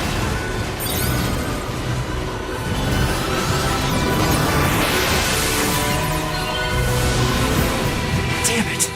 There's no end to them. I gotta finish them off and help 2B. Why do they look censored?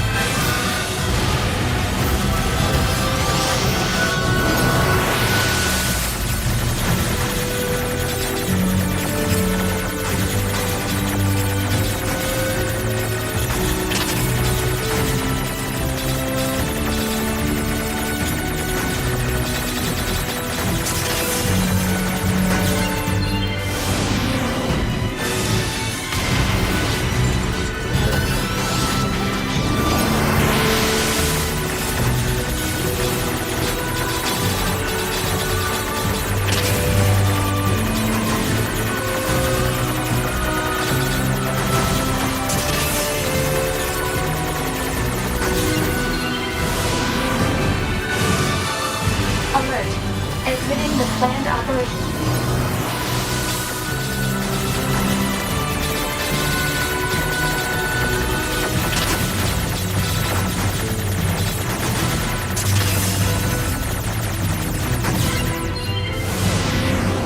Proposal.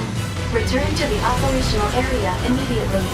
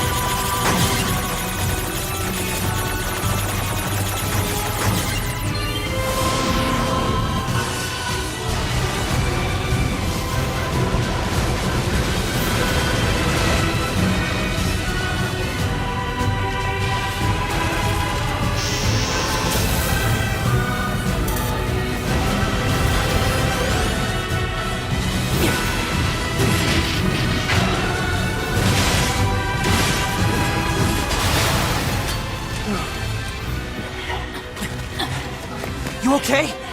Yeah.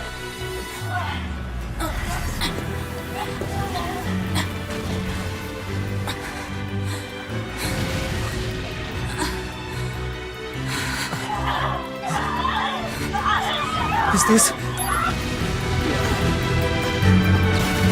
viral attack?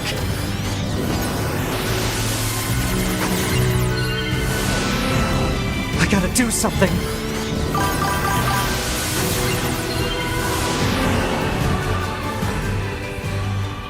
Tubi, you okay?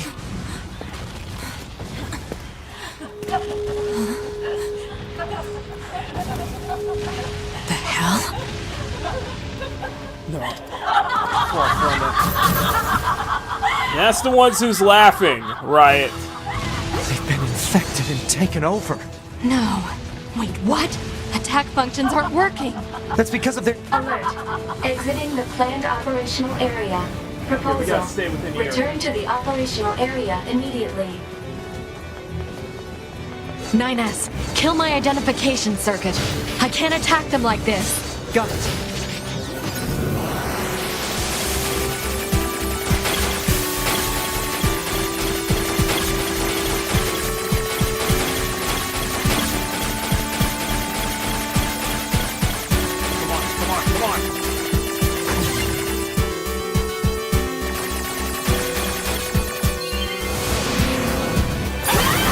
Report our status to command. Alert. All communications are currently being jammed. God damn it! 2B, I located the unit that's jamming our comms. Got it. Target location data obtained. Marking on map.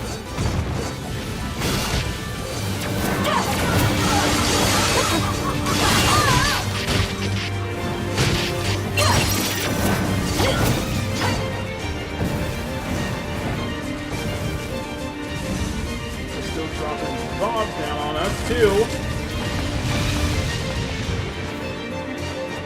Alright, here we go.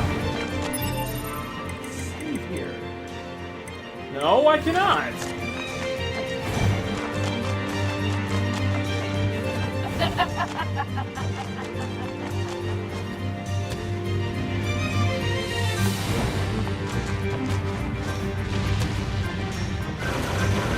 The jamming is coming from that thing.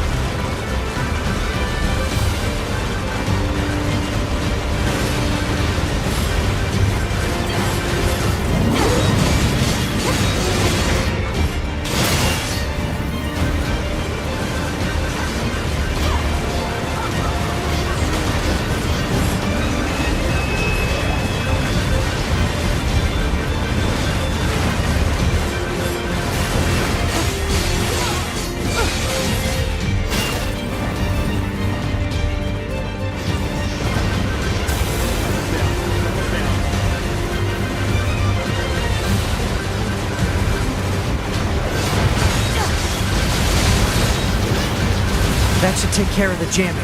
Pod, send an emergency distress signal to command. We have to stay in this area, so... Pod! Alert. Connection lost. Unable to reach command. Damn it! They're still jamming us? Signal reception is clear. Connection lost due to server-side authentication failure. No responses coming from command on any channel. Shit, what happened to the bunker? I can't keep doing this forever. 2B, I have an idea. It's possible to access the bunker through a back door in the system. I can use that to initiate an emergency upload of our personal log data. Then we set our black boxes to self-destruct and take them all out at once. Sounds good. Data upload 30% complete. 50% complete. We just hit 70%. Are you done yet? Almost. We're at 92%. 2B, your black box. There we go. Data upload complete. There we go. That's, no!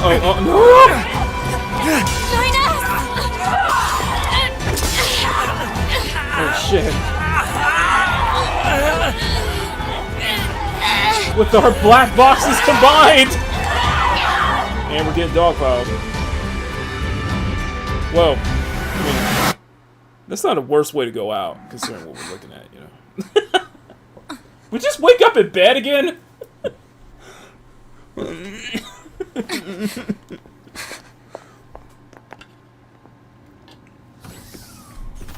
2B. We have to report back to command. Quick, to the command room! What the hell is going on there? Whoa. What do you mean, whoa? It's like everything it looks like everything returned to normal, though. Commander! 2B? 9S? What are you doing here? The Yorha units on the ground were infected by a virus. We had to detonate our black boxes in order to stop them. A virus? What are you talking about? None of our ground units reported anything about a virus. That's because all communication with the bunker has been severed. And why did you leave the battlefield anyway? I didn't order a retreat. We're telling you, Yorha has gone berserk! No. If anyone is acting infected here, it's you. Whoa, hold on a second. 2B, 9S. You're being detained under suspicion of virus contamination. Wait, what? Wait a minute! Wait a minute, what?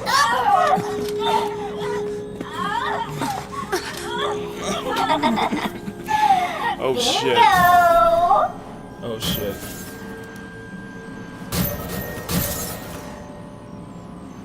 They're infected? Oh shit. Protect the commander! Commander, we have to go! Oh shit. Damn! The doors! Did the virus infiltrate the bunker itself? Yeah, they brought the virus up Operator, here. What? That's not the operator. It's... We are the senior life forms. We speak to you through the network and virus.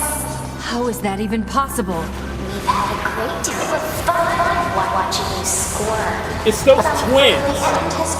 It's the twins. It's those redheaded twins. Oh.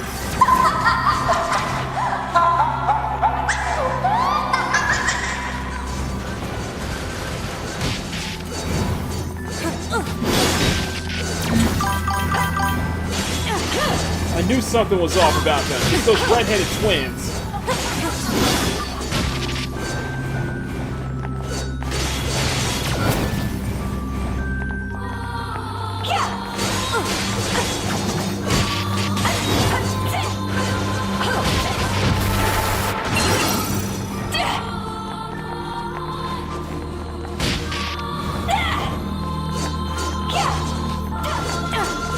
What am I supposed to do?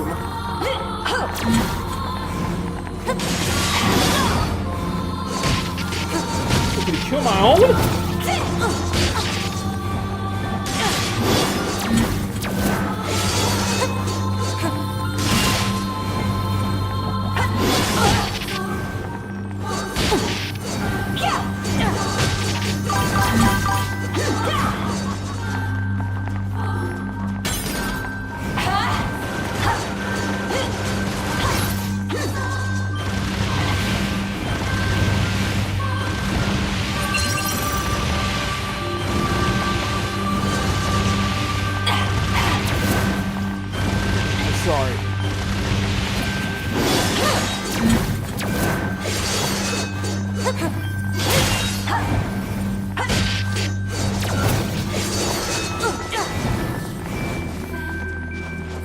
Need to get out of here.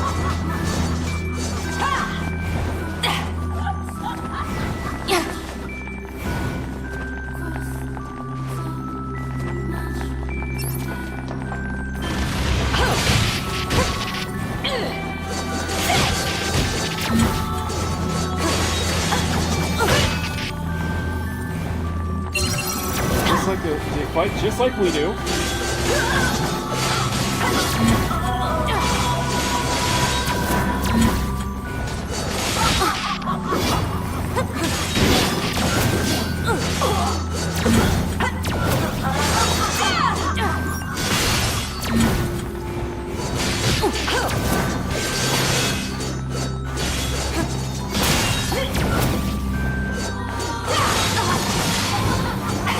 Don't hate me! I hope you don't hate me for this!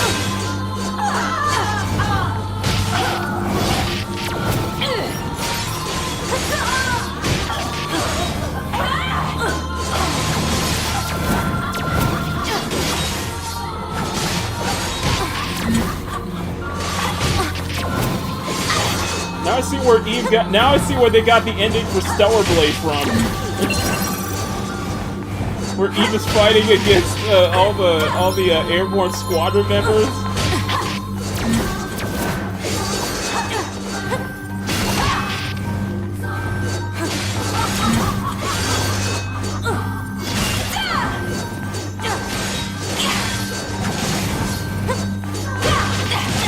Protect the commander.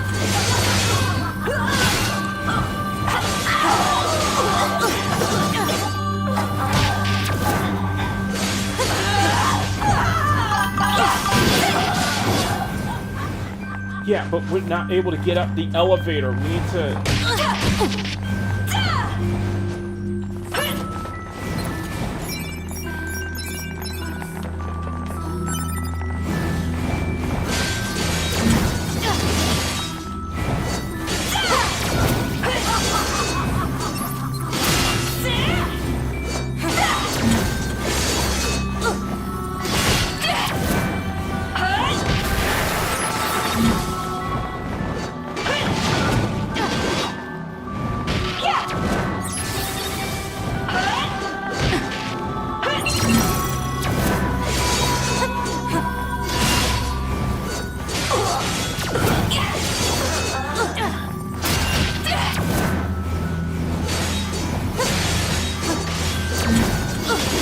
These are sisters that we like trained with too.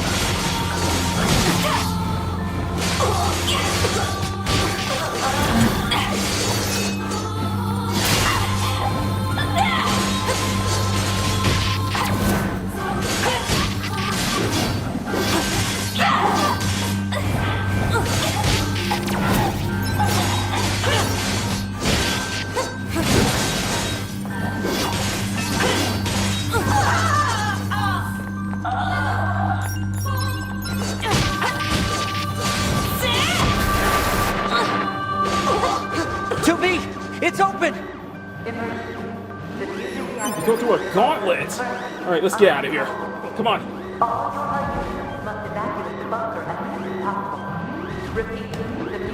Jesus Christ. Come on.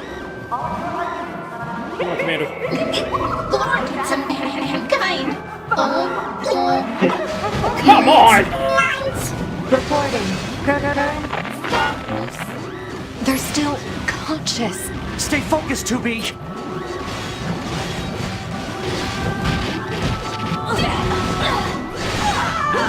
Starting to fade.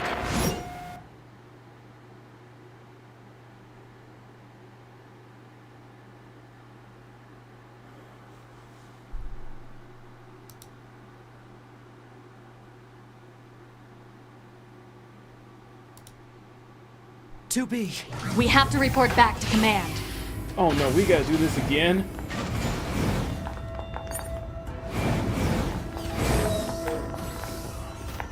Alright, before we do this...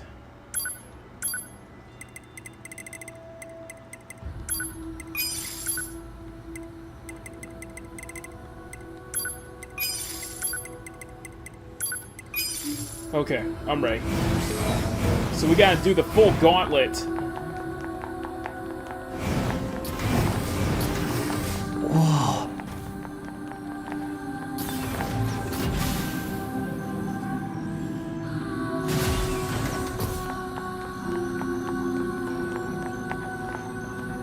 Commander! 2B? 9S? What are you doing here? The Yorha units on the ground were infected by a virus. We had to detonate our black boxes in order to stop them. A virus? What are you talking about? None of our ground units reported anything about a virus. That's because all communication with the bunker has been severed. And why did you leave the battlefield anyway? I didn't order a retreat. We're telling you, Yorha has gone berserk! No. If anyone is acting infected here, it's you. Are you nuts? 2B, 9S. You're being detained under suspicion of virus contamination. Wait a minute!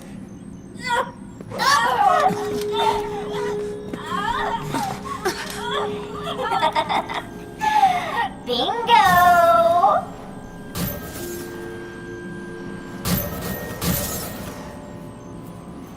They're infected?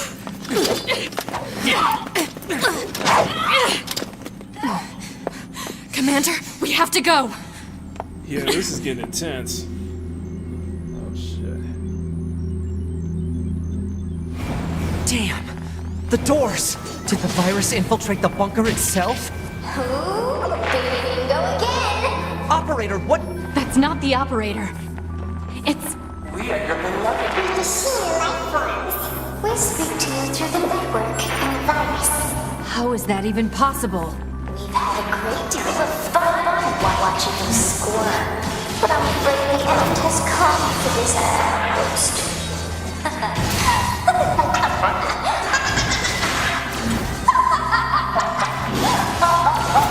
That's not creepy at all.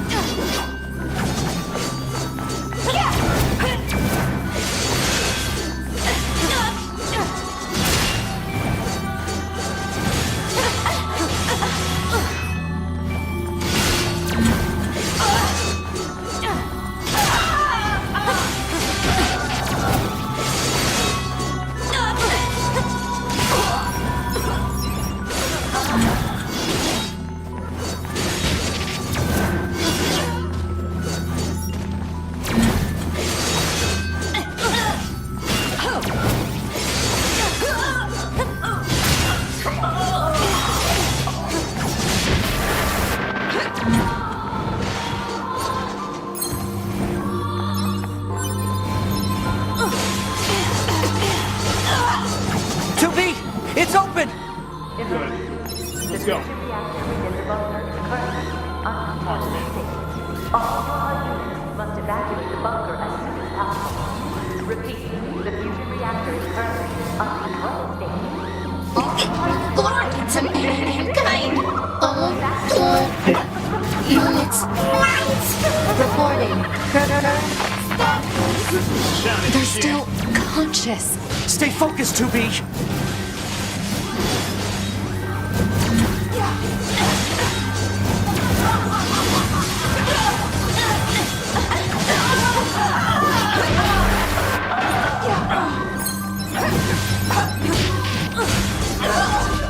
Oh, great, the lights are shut off.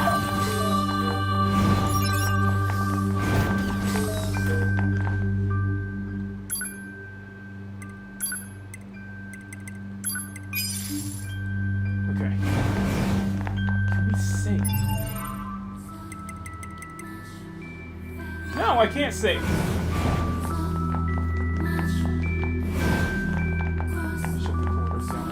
Okay, let's go. Commander, it is now. This fool isn't good. What is going to end?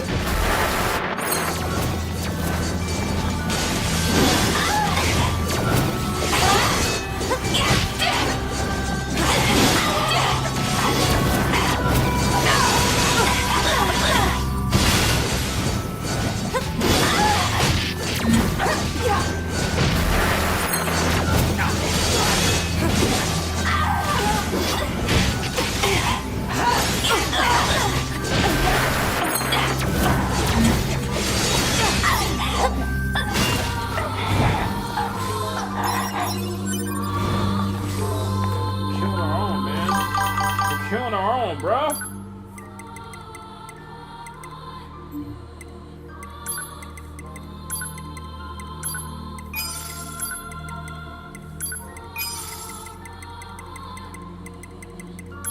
Oh, bro.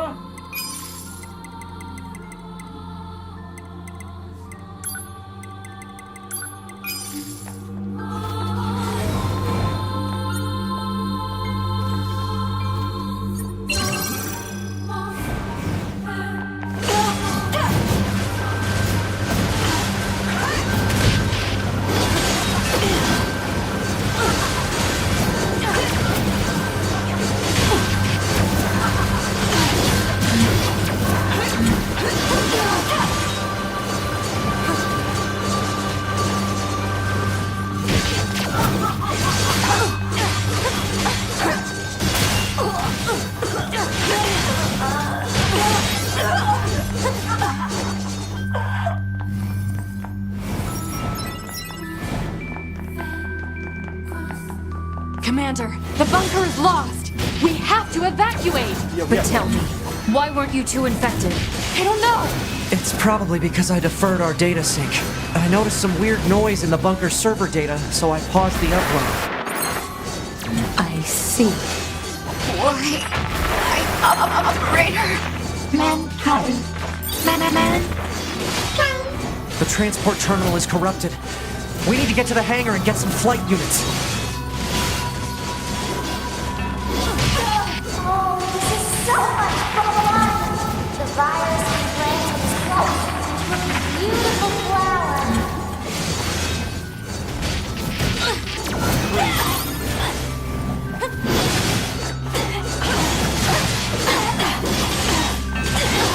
Yes, the bunker's being destroyed.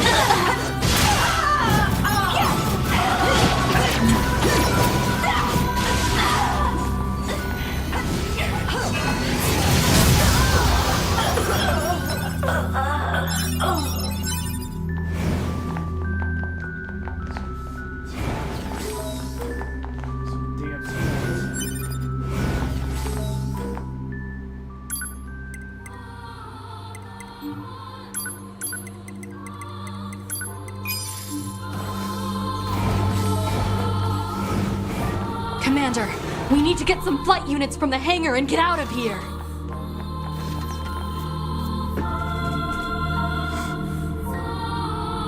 Yeah, this is crazy. This is getting crazy. Good night, Riot. Thank you so much. There's no way I can save. I need to save somewhere. Commander, hurry! I'm staying here. I can't. What? Oh no. Commander! I too was synced up with the server. But 9S can hack into your systems and... There's no time. You two are the last remaining members of Yorha. It's your duty to survive. But, Commander... Besides, this is my command. Let me at least fulfill my duty here. To the end. No. 2B! This place is lost! Commander! Move it, 2B! That's an order!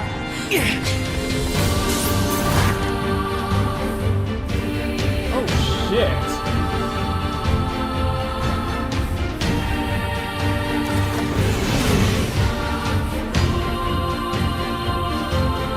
Right, Kitty left when it got interesting. Right, Kitty left when it got interested. Oh shit.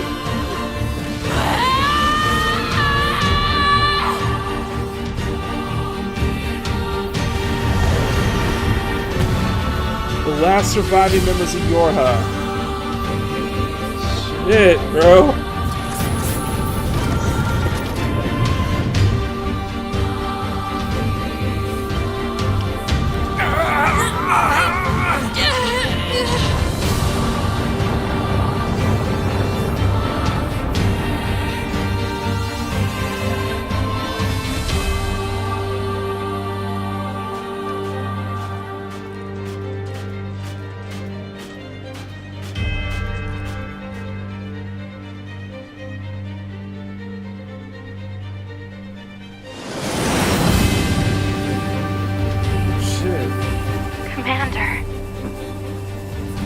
Alert. Multiple pursuers detected. Hostile? No. Oh no. This signal, it's your Oh no.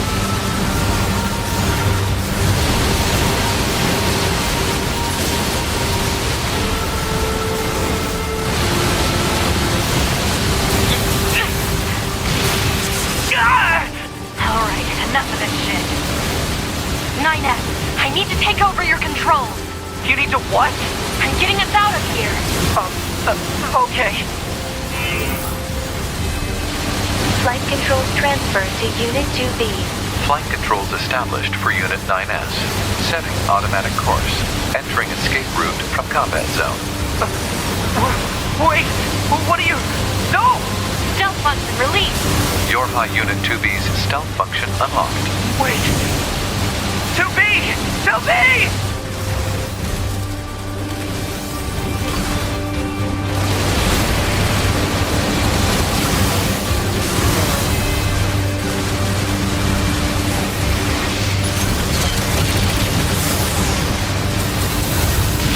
Alert. Critical damage to flight unit. Proposal.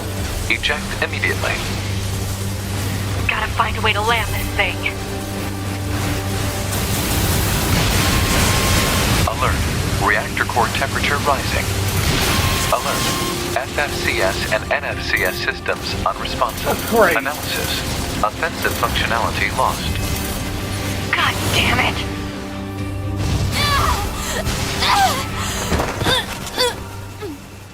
Alert. Multiple enemies confirmed. Oh no.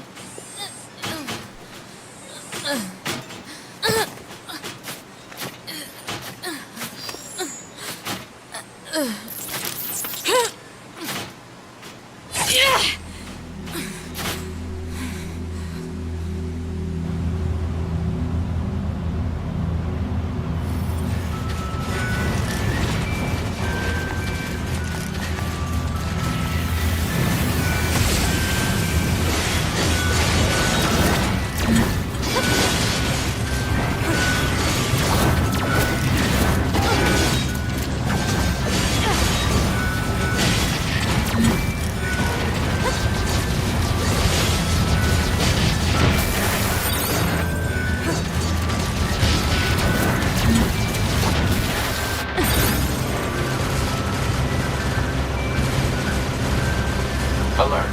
Virus infection detected. Proposal. Administer vaccine immediately.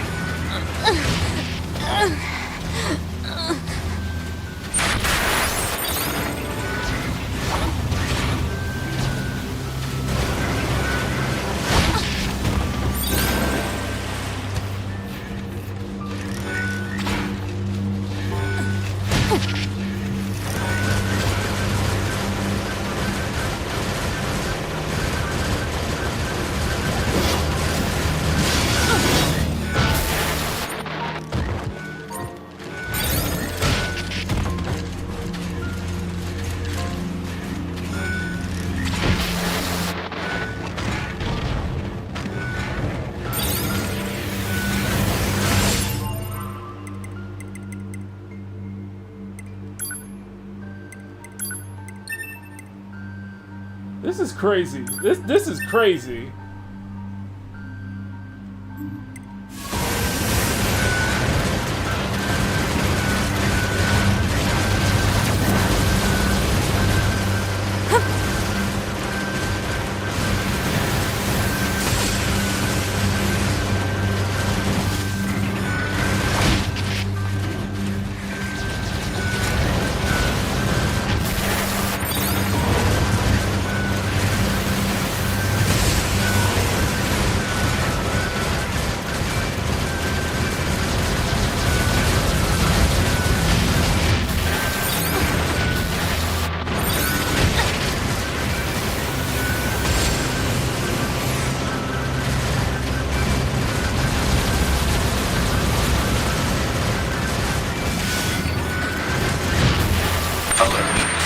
Contamination rate up to 16%. Malfunction detected in NFCS circuit. Have to keep it from spreading to other androids. Pod, give me a location that's low on android signals. Searching. Analysis. The area near the abandoned commercial facility meets the desired parameters. Alert. Your high unit 2B will sustain serious damage unless the virus is eliminated. You don't say.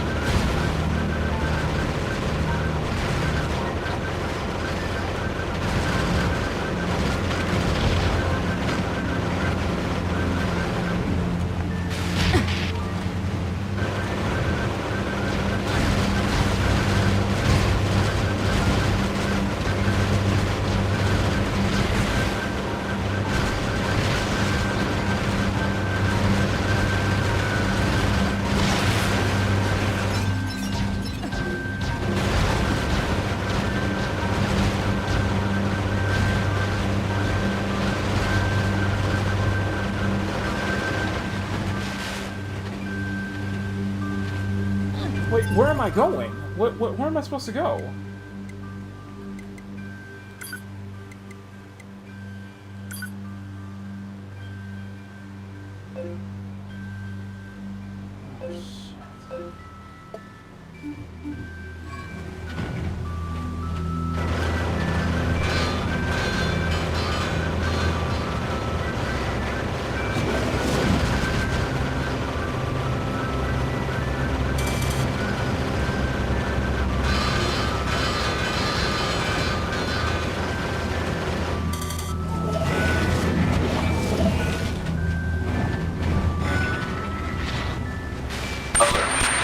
Contamination rate up to 21%. Remove the contamination and reset. Analysis. Virus is transforming and progressing its own algorithm with abnormal speed. Removal will be difficult.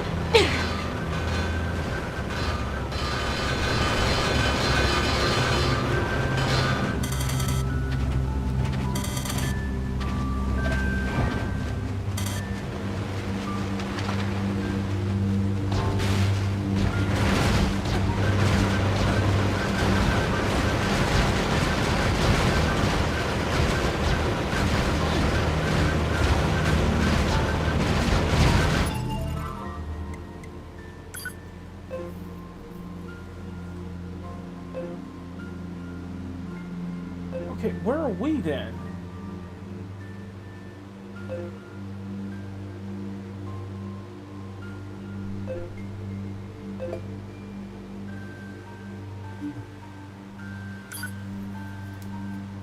Okay, I know that's where we need to go, but where are we?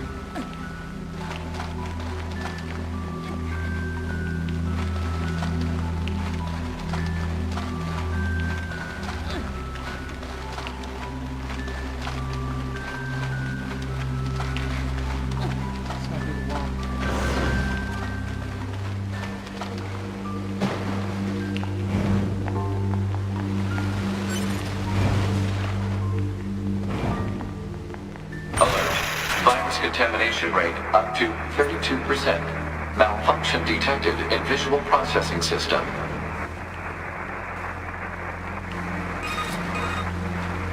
The Council of Humanity is a message for all of us fighting on the surface. Today, I have wonderful news. The Council of Humanity has decided to increase the production of this will enable us to deal a powerful blow to our ancient enemies. The light of hope is near, closer than ever to it. We look forward to future glory on this planet, and know that you will be the ones to bring it to us. Glory to mankind.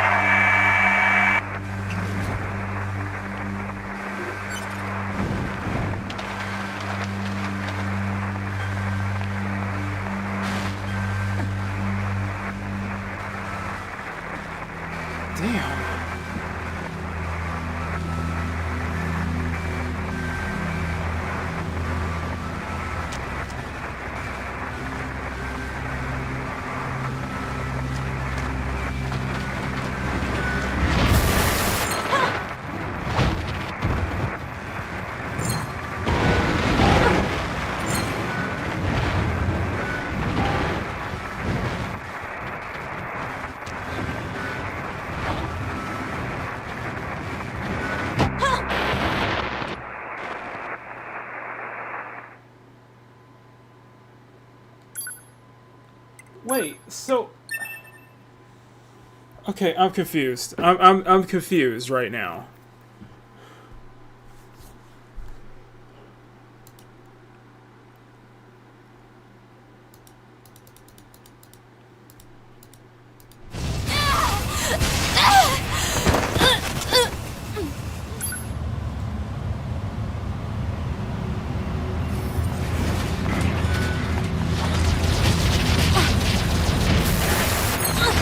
Alert. Virus infection detected. Proposal. Administer vaccine immediately.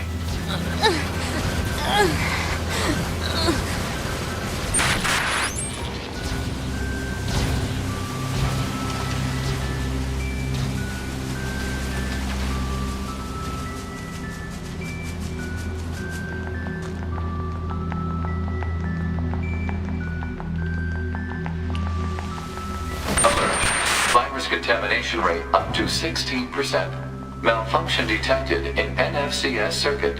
I have to keep it from spreading to other androids. Pod, give me a location that's low on android signals. Searching. Analysis. The area near the abandoned commercial facility meets the desired parameters. Alert. Your High Unit 2B will sustain serious damage unless the virus is eliminated. You don't say.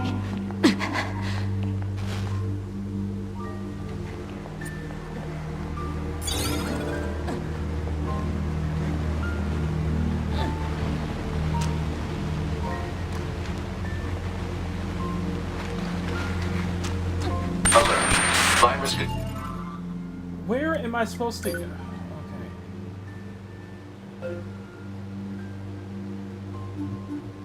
Contamination rate up to 21%. Remove the contamination and reset.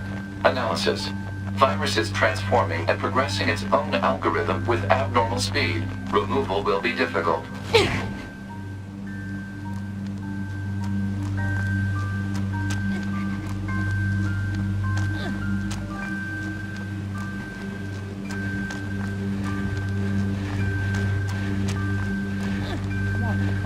Come on.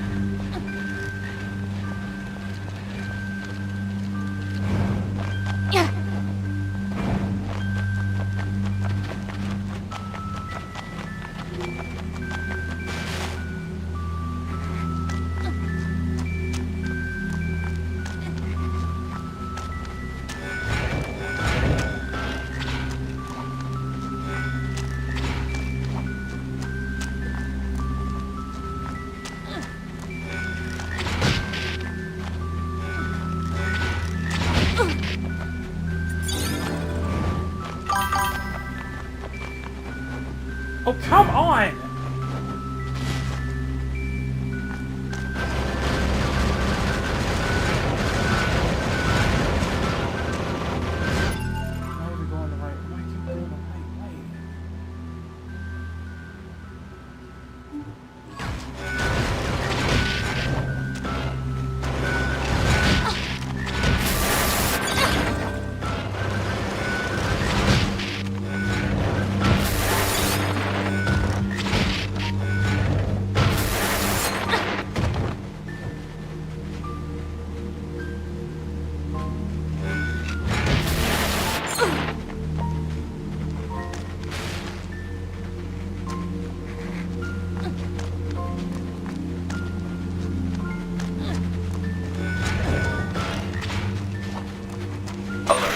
Virus contamination rate up to 32%. Malfunction detected in visual processing system.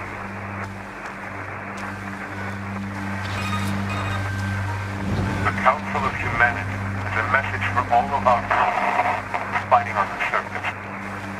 Today, I have wonderful news. The Council of Humanity has decided to increase the production of this will enable us to deal a powerful blow to our human enemies. The light of hope is near, closer than ever to it. We look forward to future glory and know that you will be the ones to bring it to us. Glory to man. Oh, come on!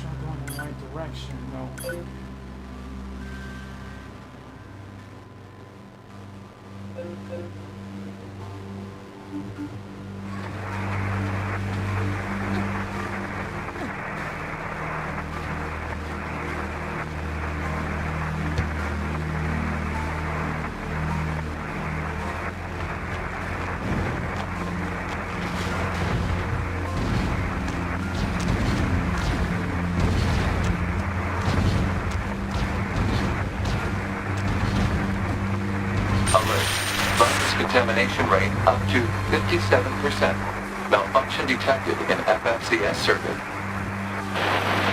Are you serious?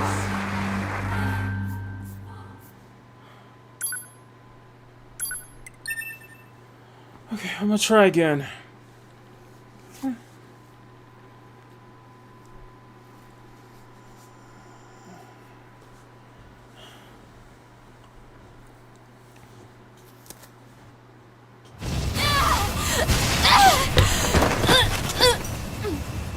Alert. Multiple enemies confirmed.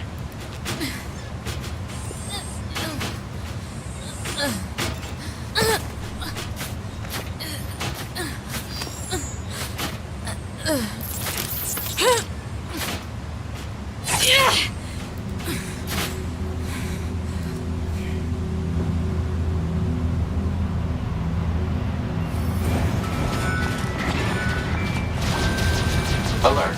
Virus infection detected. Proposal. Administer vaccine immediately.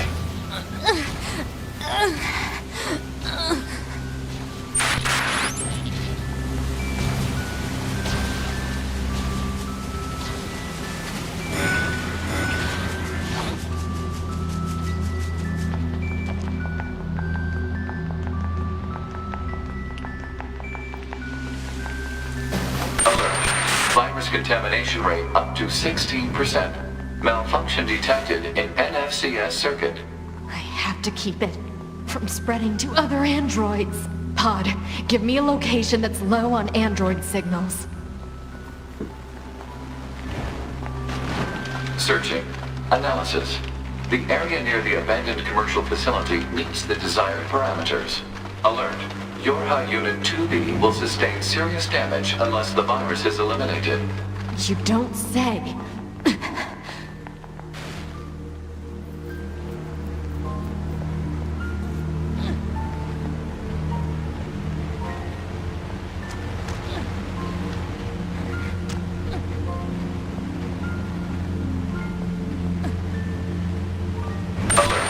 Virus contamination rate up to 21%. Remove the contamination and reset. Analysis. Virus is transforming and progressing its own...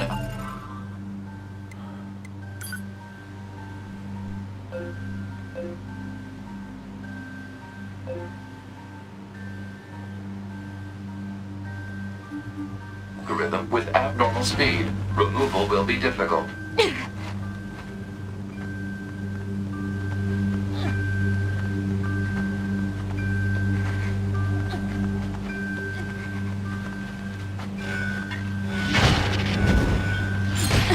Where am I supposed to?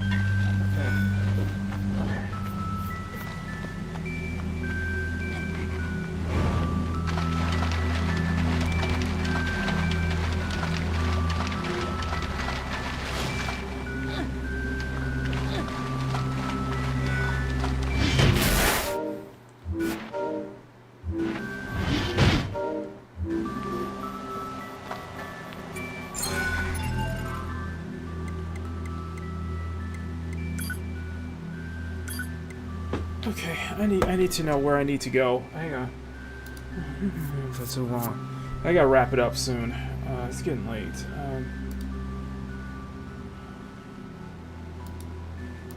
Shit.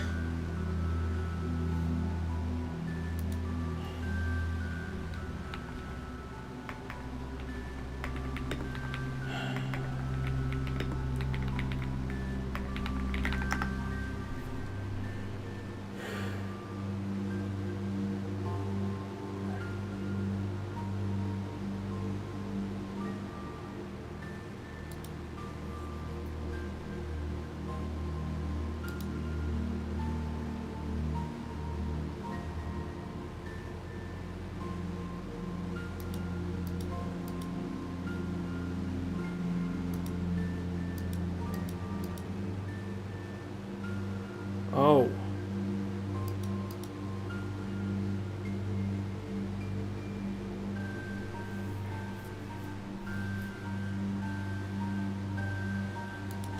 Okay, I know where to go. I know where to go. I know where to go. God, it's been going so long.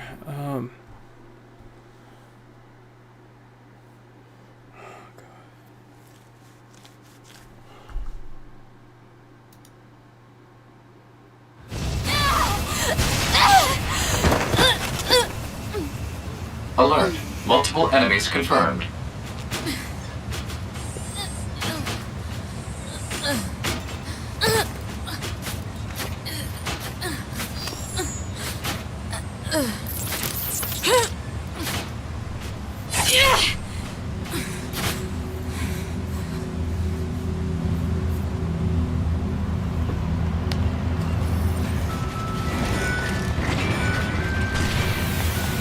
Alert. Virus infection detected. Proposal. Administer vaccine immediately.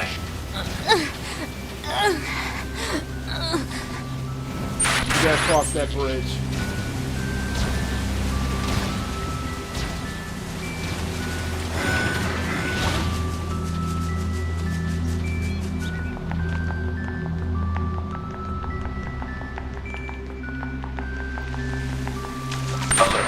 Virus contamination rate up to 16%. Malfunction detected in NFCS circuit. I have to keep it from spreading to other androids. Pod, give me a location that's low on android signals. Searching. Analysis. The area near the abandoned commercial facility meets the desired parameters. Alert. Your high unit 2B will sustain serious damage unless the virus is eliminated. You don't say.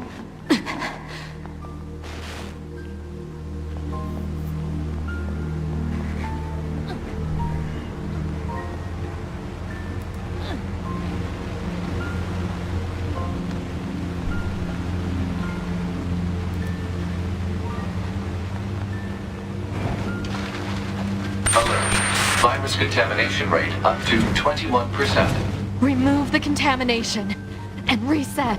Analysis. Virus is transforming and progressing its own algorithm with abnormal speed. Removal will be difficult.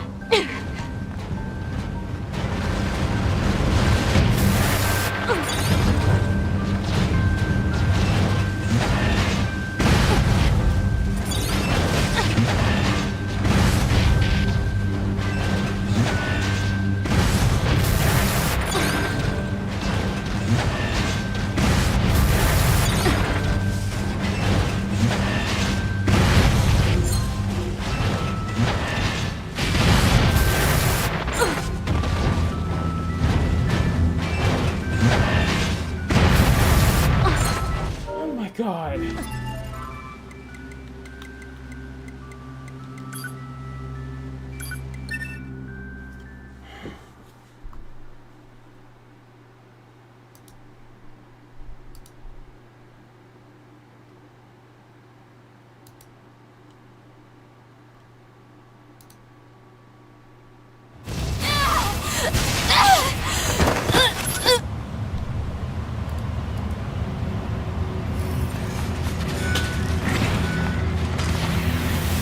Alert. Virus infection detected. Proposal. Administer vaccine immediately.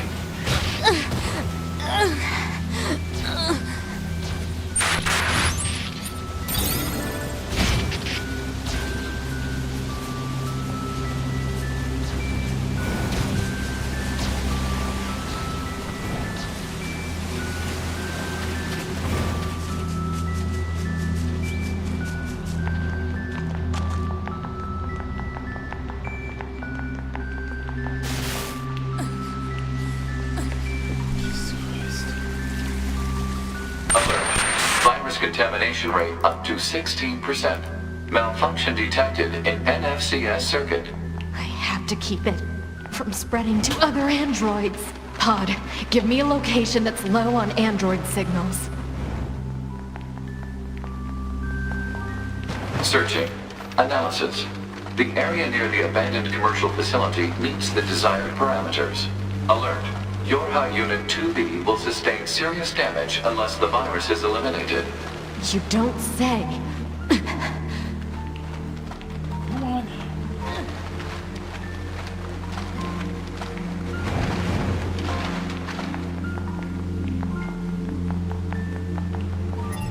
Okay, I gotta figure out where I need to go from here. History.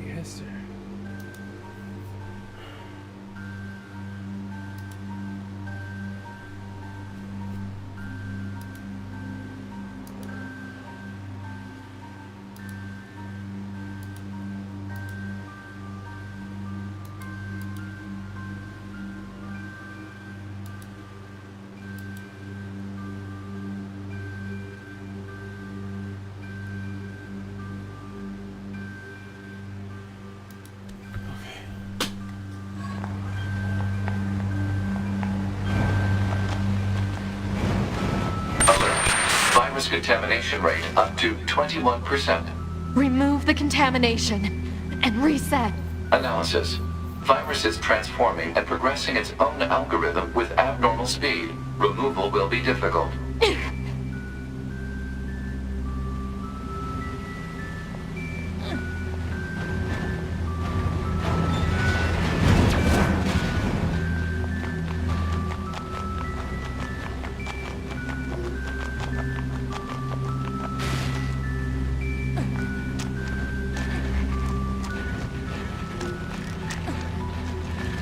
Come on.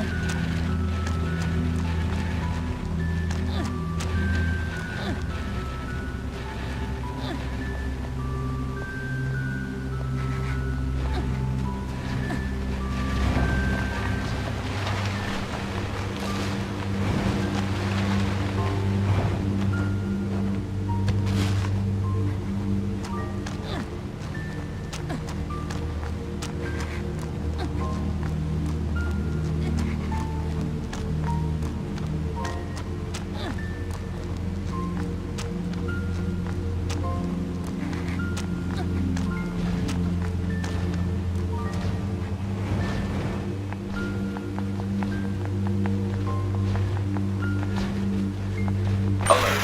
Virus contamination rate up to 32%. Malfunction detected in visual processing system.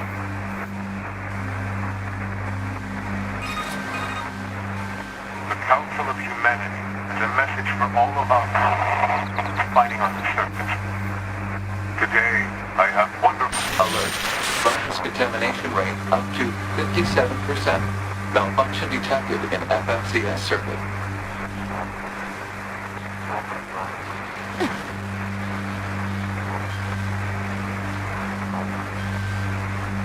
Alert. Virus contamination rate 70%. Infiltrating system protected region.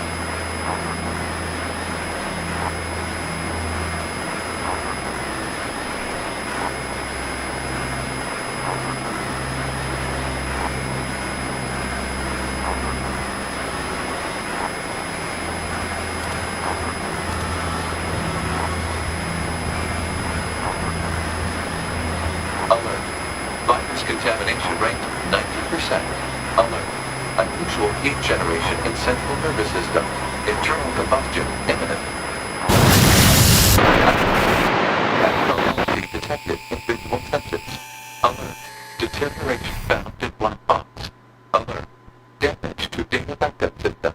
Said damage will make it difficult to retain self-consciousness upon backup. Backup gone. What backed up anyway? My body.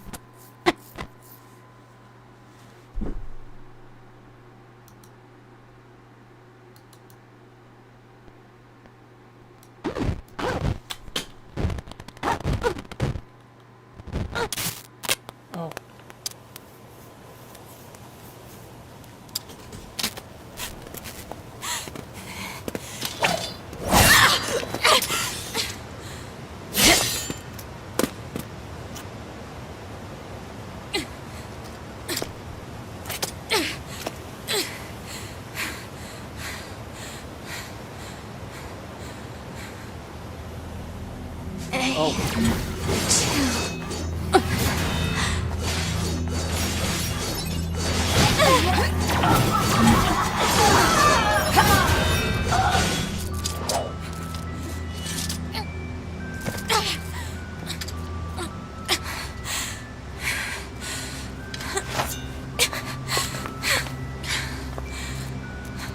Guess this is it.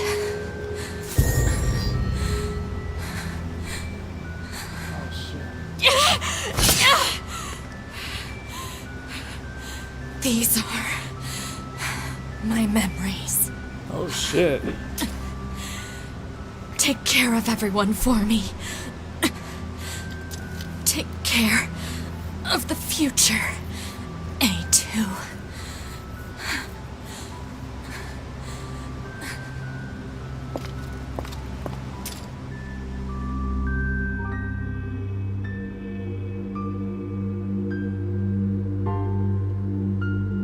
shit. Where the hell is 2B? Scanning. Black box signal located. Put it on the map. Alert. Large-scale ground tremors detected. Underground soil structure is no longer stable. Cause is likely a high-magnitude earthquake. Proposal. Evacuate immediately. I'm not going anywhere!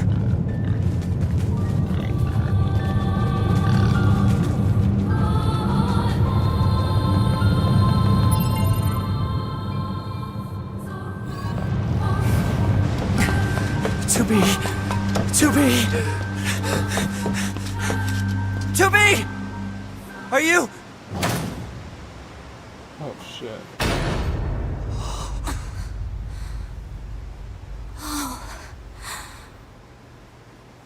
Nights. Oh no. 2B. No.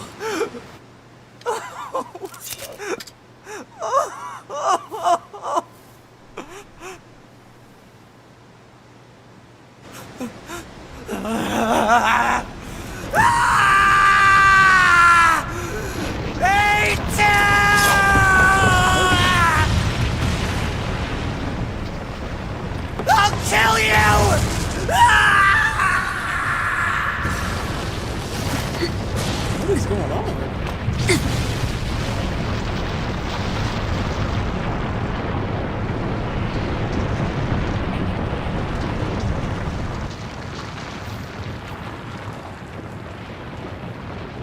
What is going on? Oh.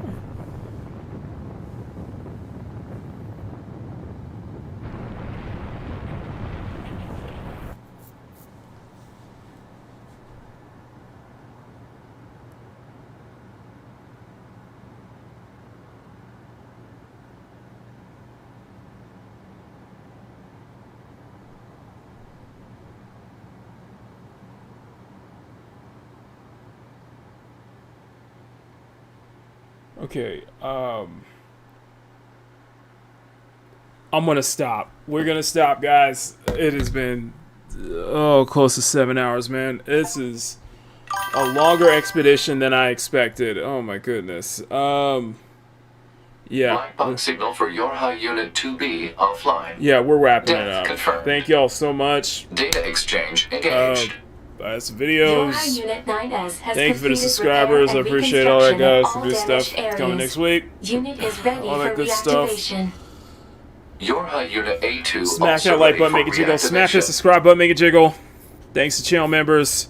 Check out the Kappa Keychains Proposal. Etsy shop. All Eliminate links in the surrounding description. area. I'm getting out of here. I'm Makini Analysis. 90, artist, German, and Units illustrator. 9S and A2 And thank are you for safe. tuning into this No eventful problems detected. episode 44 of Only Makini one Draws issue Presents Speed remains. Gaming. Until We then, comprise the stay Your cute, House stay support sexy, system. have fun. Take care, much If love, the never apologize A2 for wanting and to try to 9S eliminate me, units are especially in video operational, games. We are required to attend and I'm support. out. Never stop Agreed. drawing. I love y'all. Displaying positions Game of units over. A2 I'm and getting 9S. some sleep. Bye.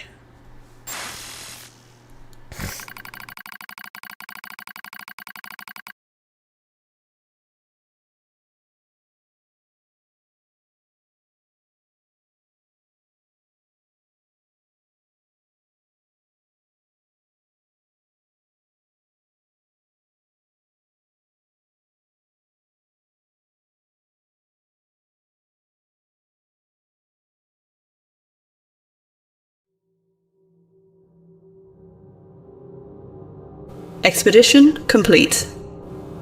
Your journey, our journey, is at an end. But fear not. I hope we get to venture into new worlds together once again. Thank you for playing in our world. But quickly, time is running out. We must return you back to your world. Kappa, Protocol Kitsuna Advancements, requesting safe return protocol. Safe return authorized. Please, be safe. All data archived. Thank you for the study. And until we see each other again. Session terminated. You have done well. Game over.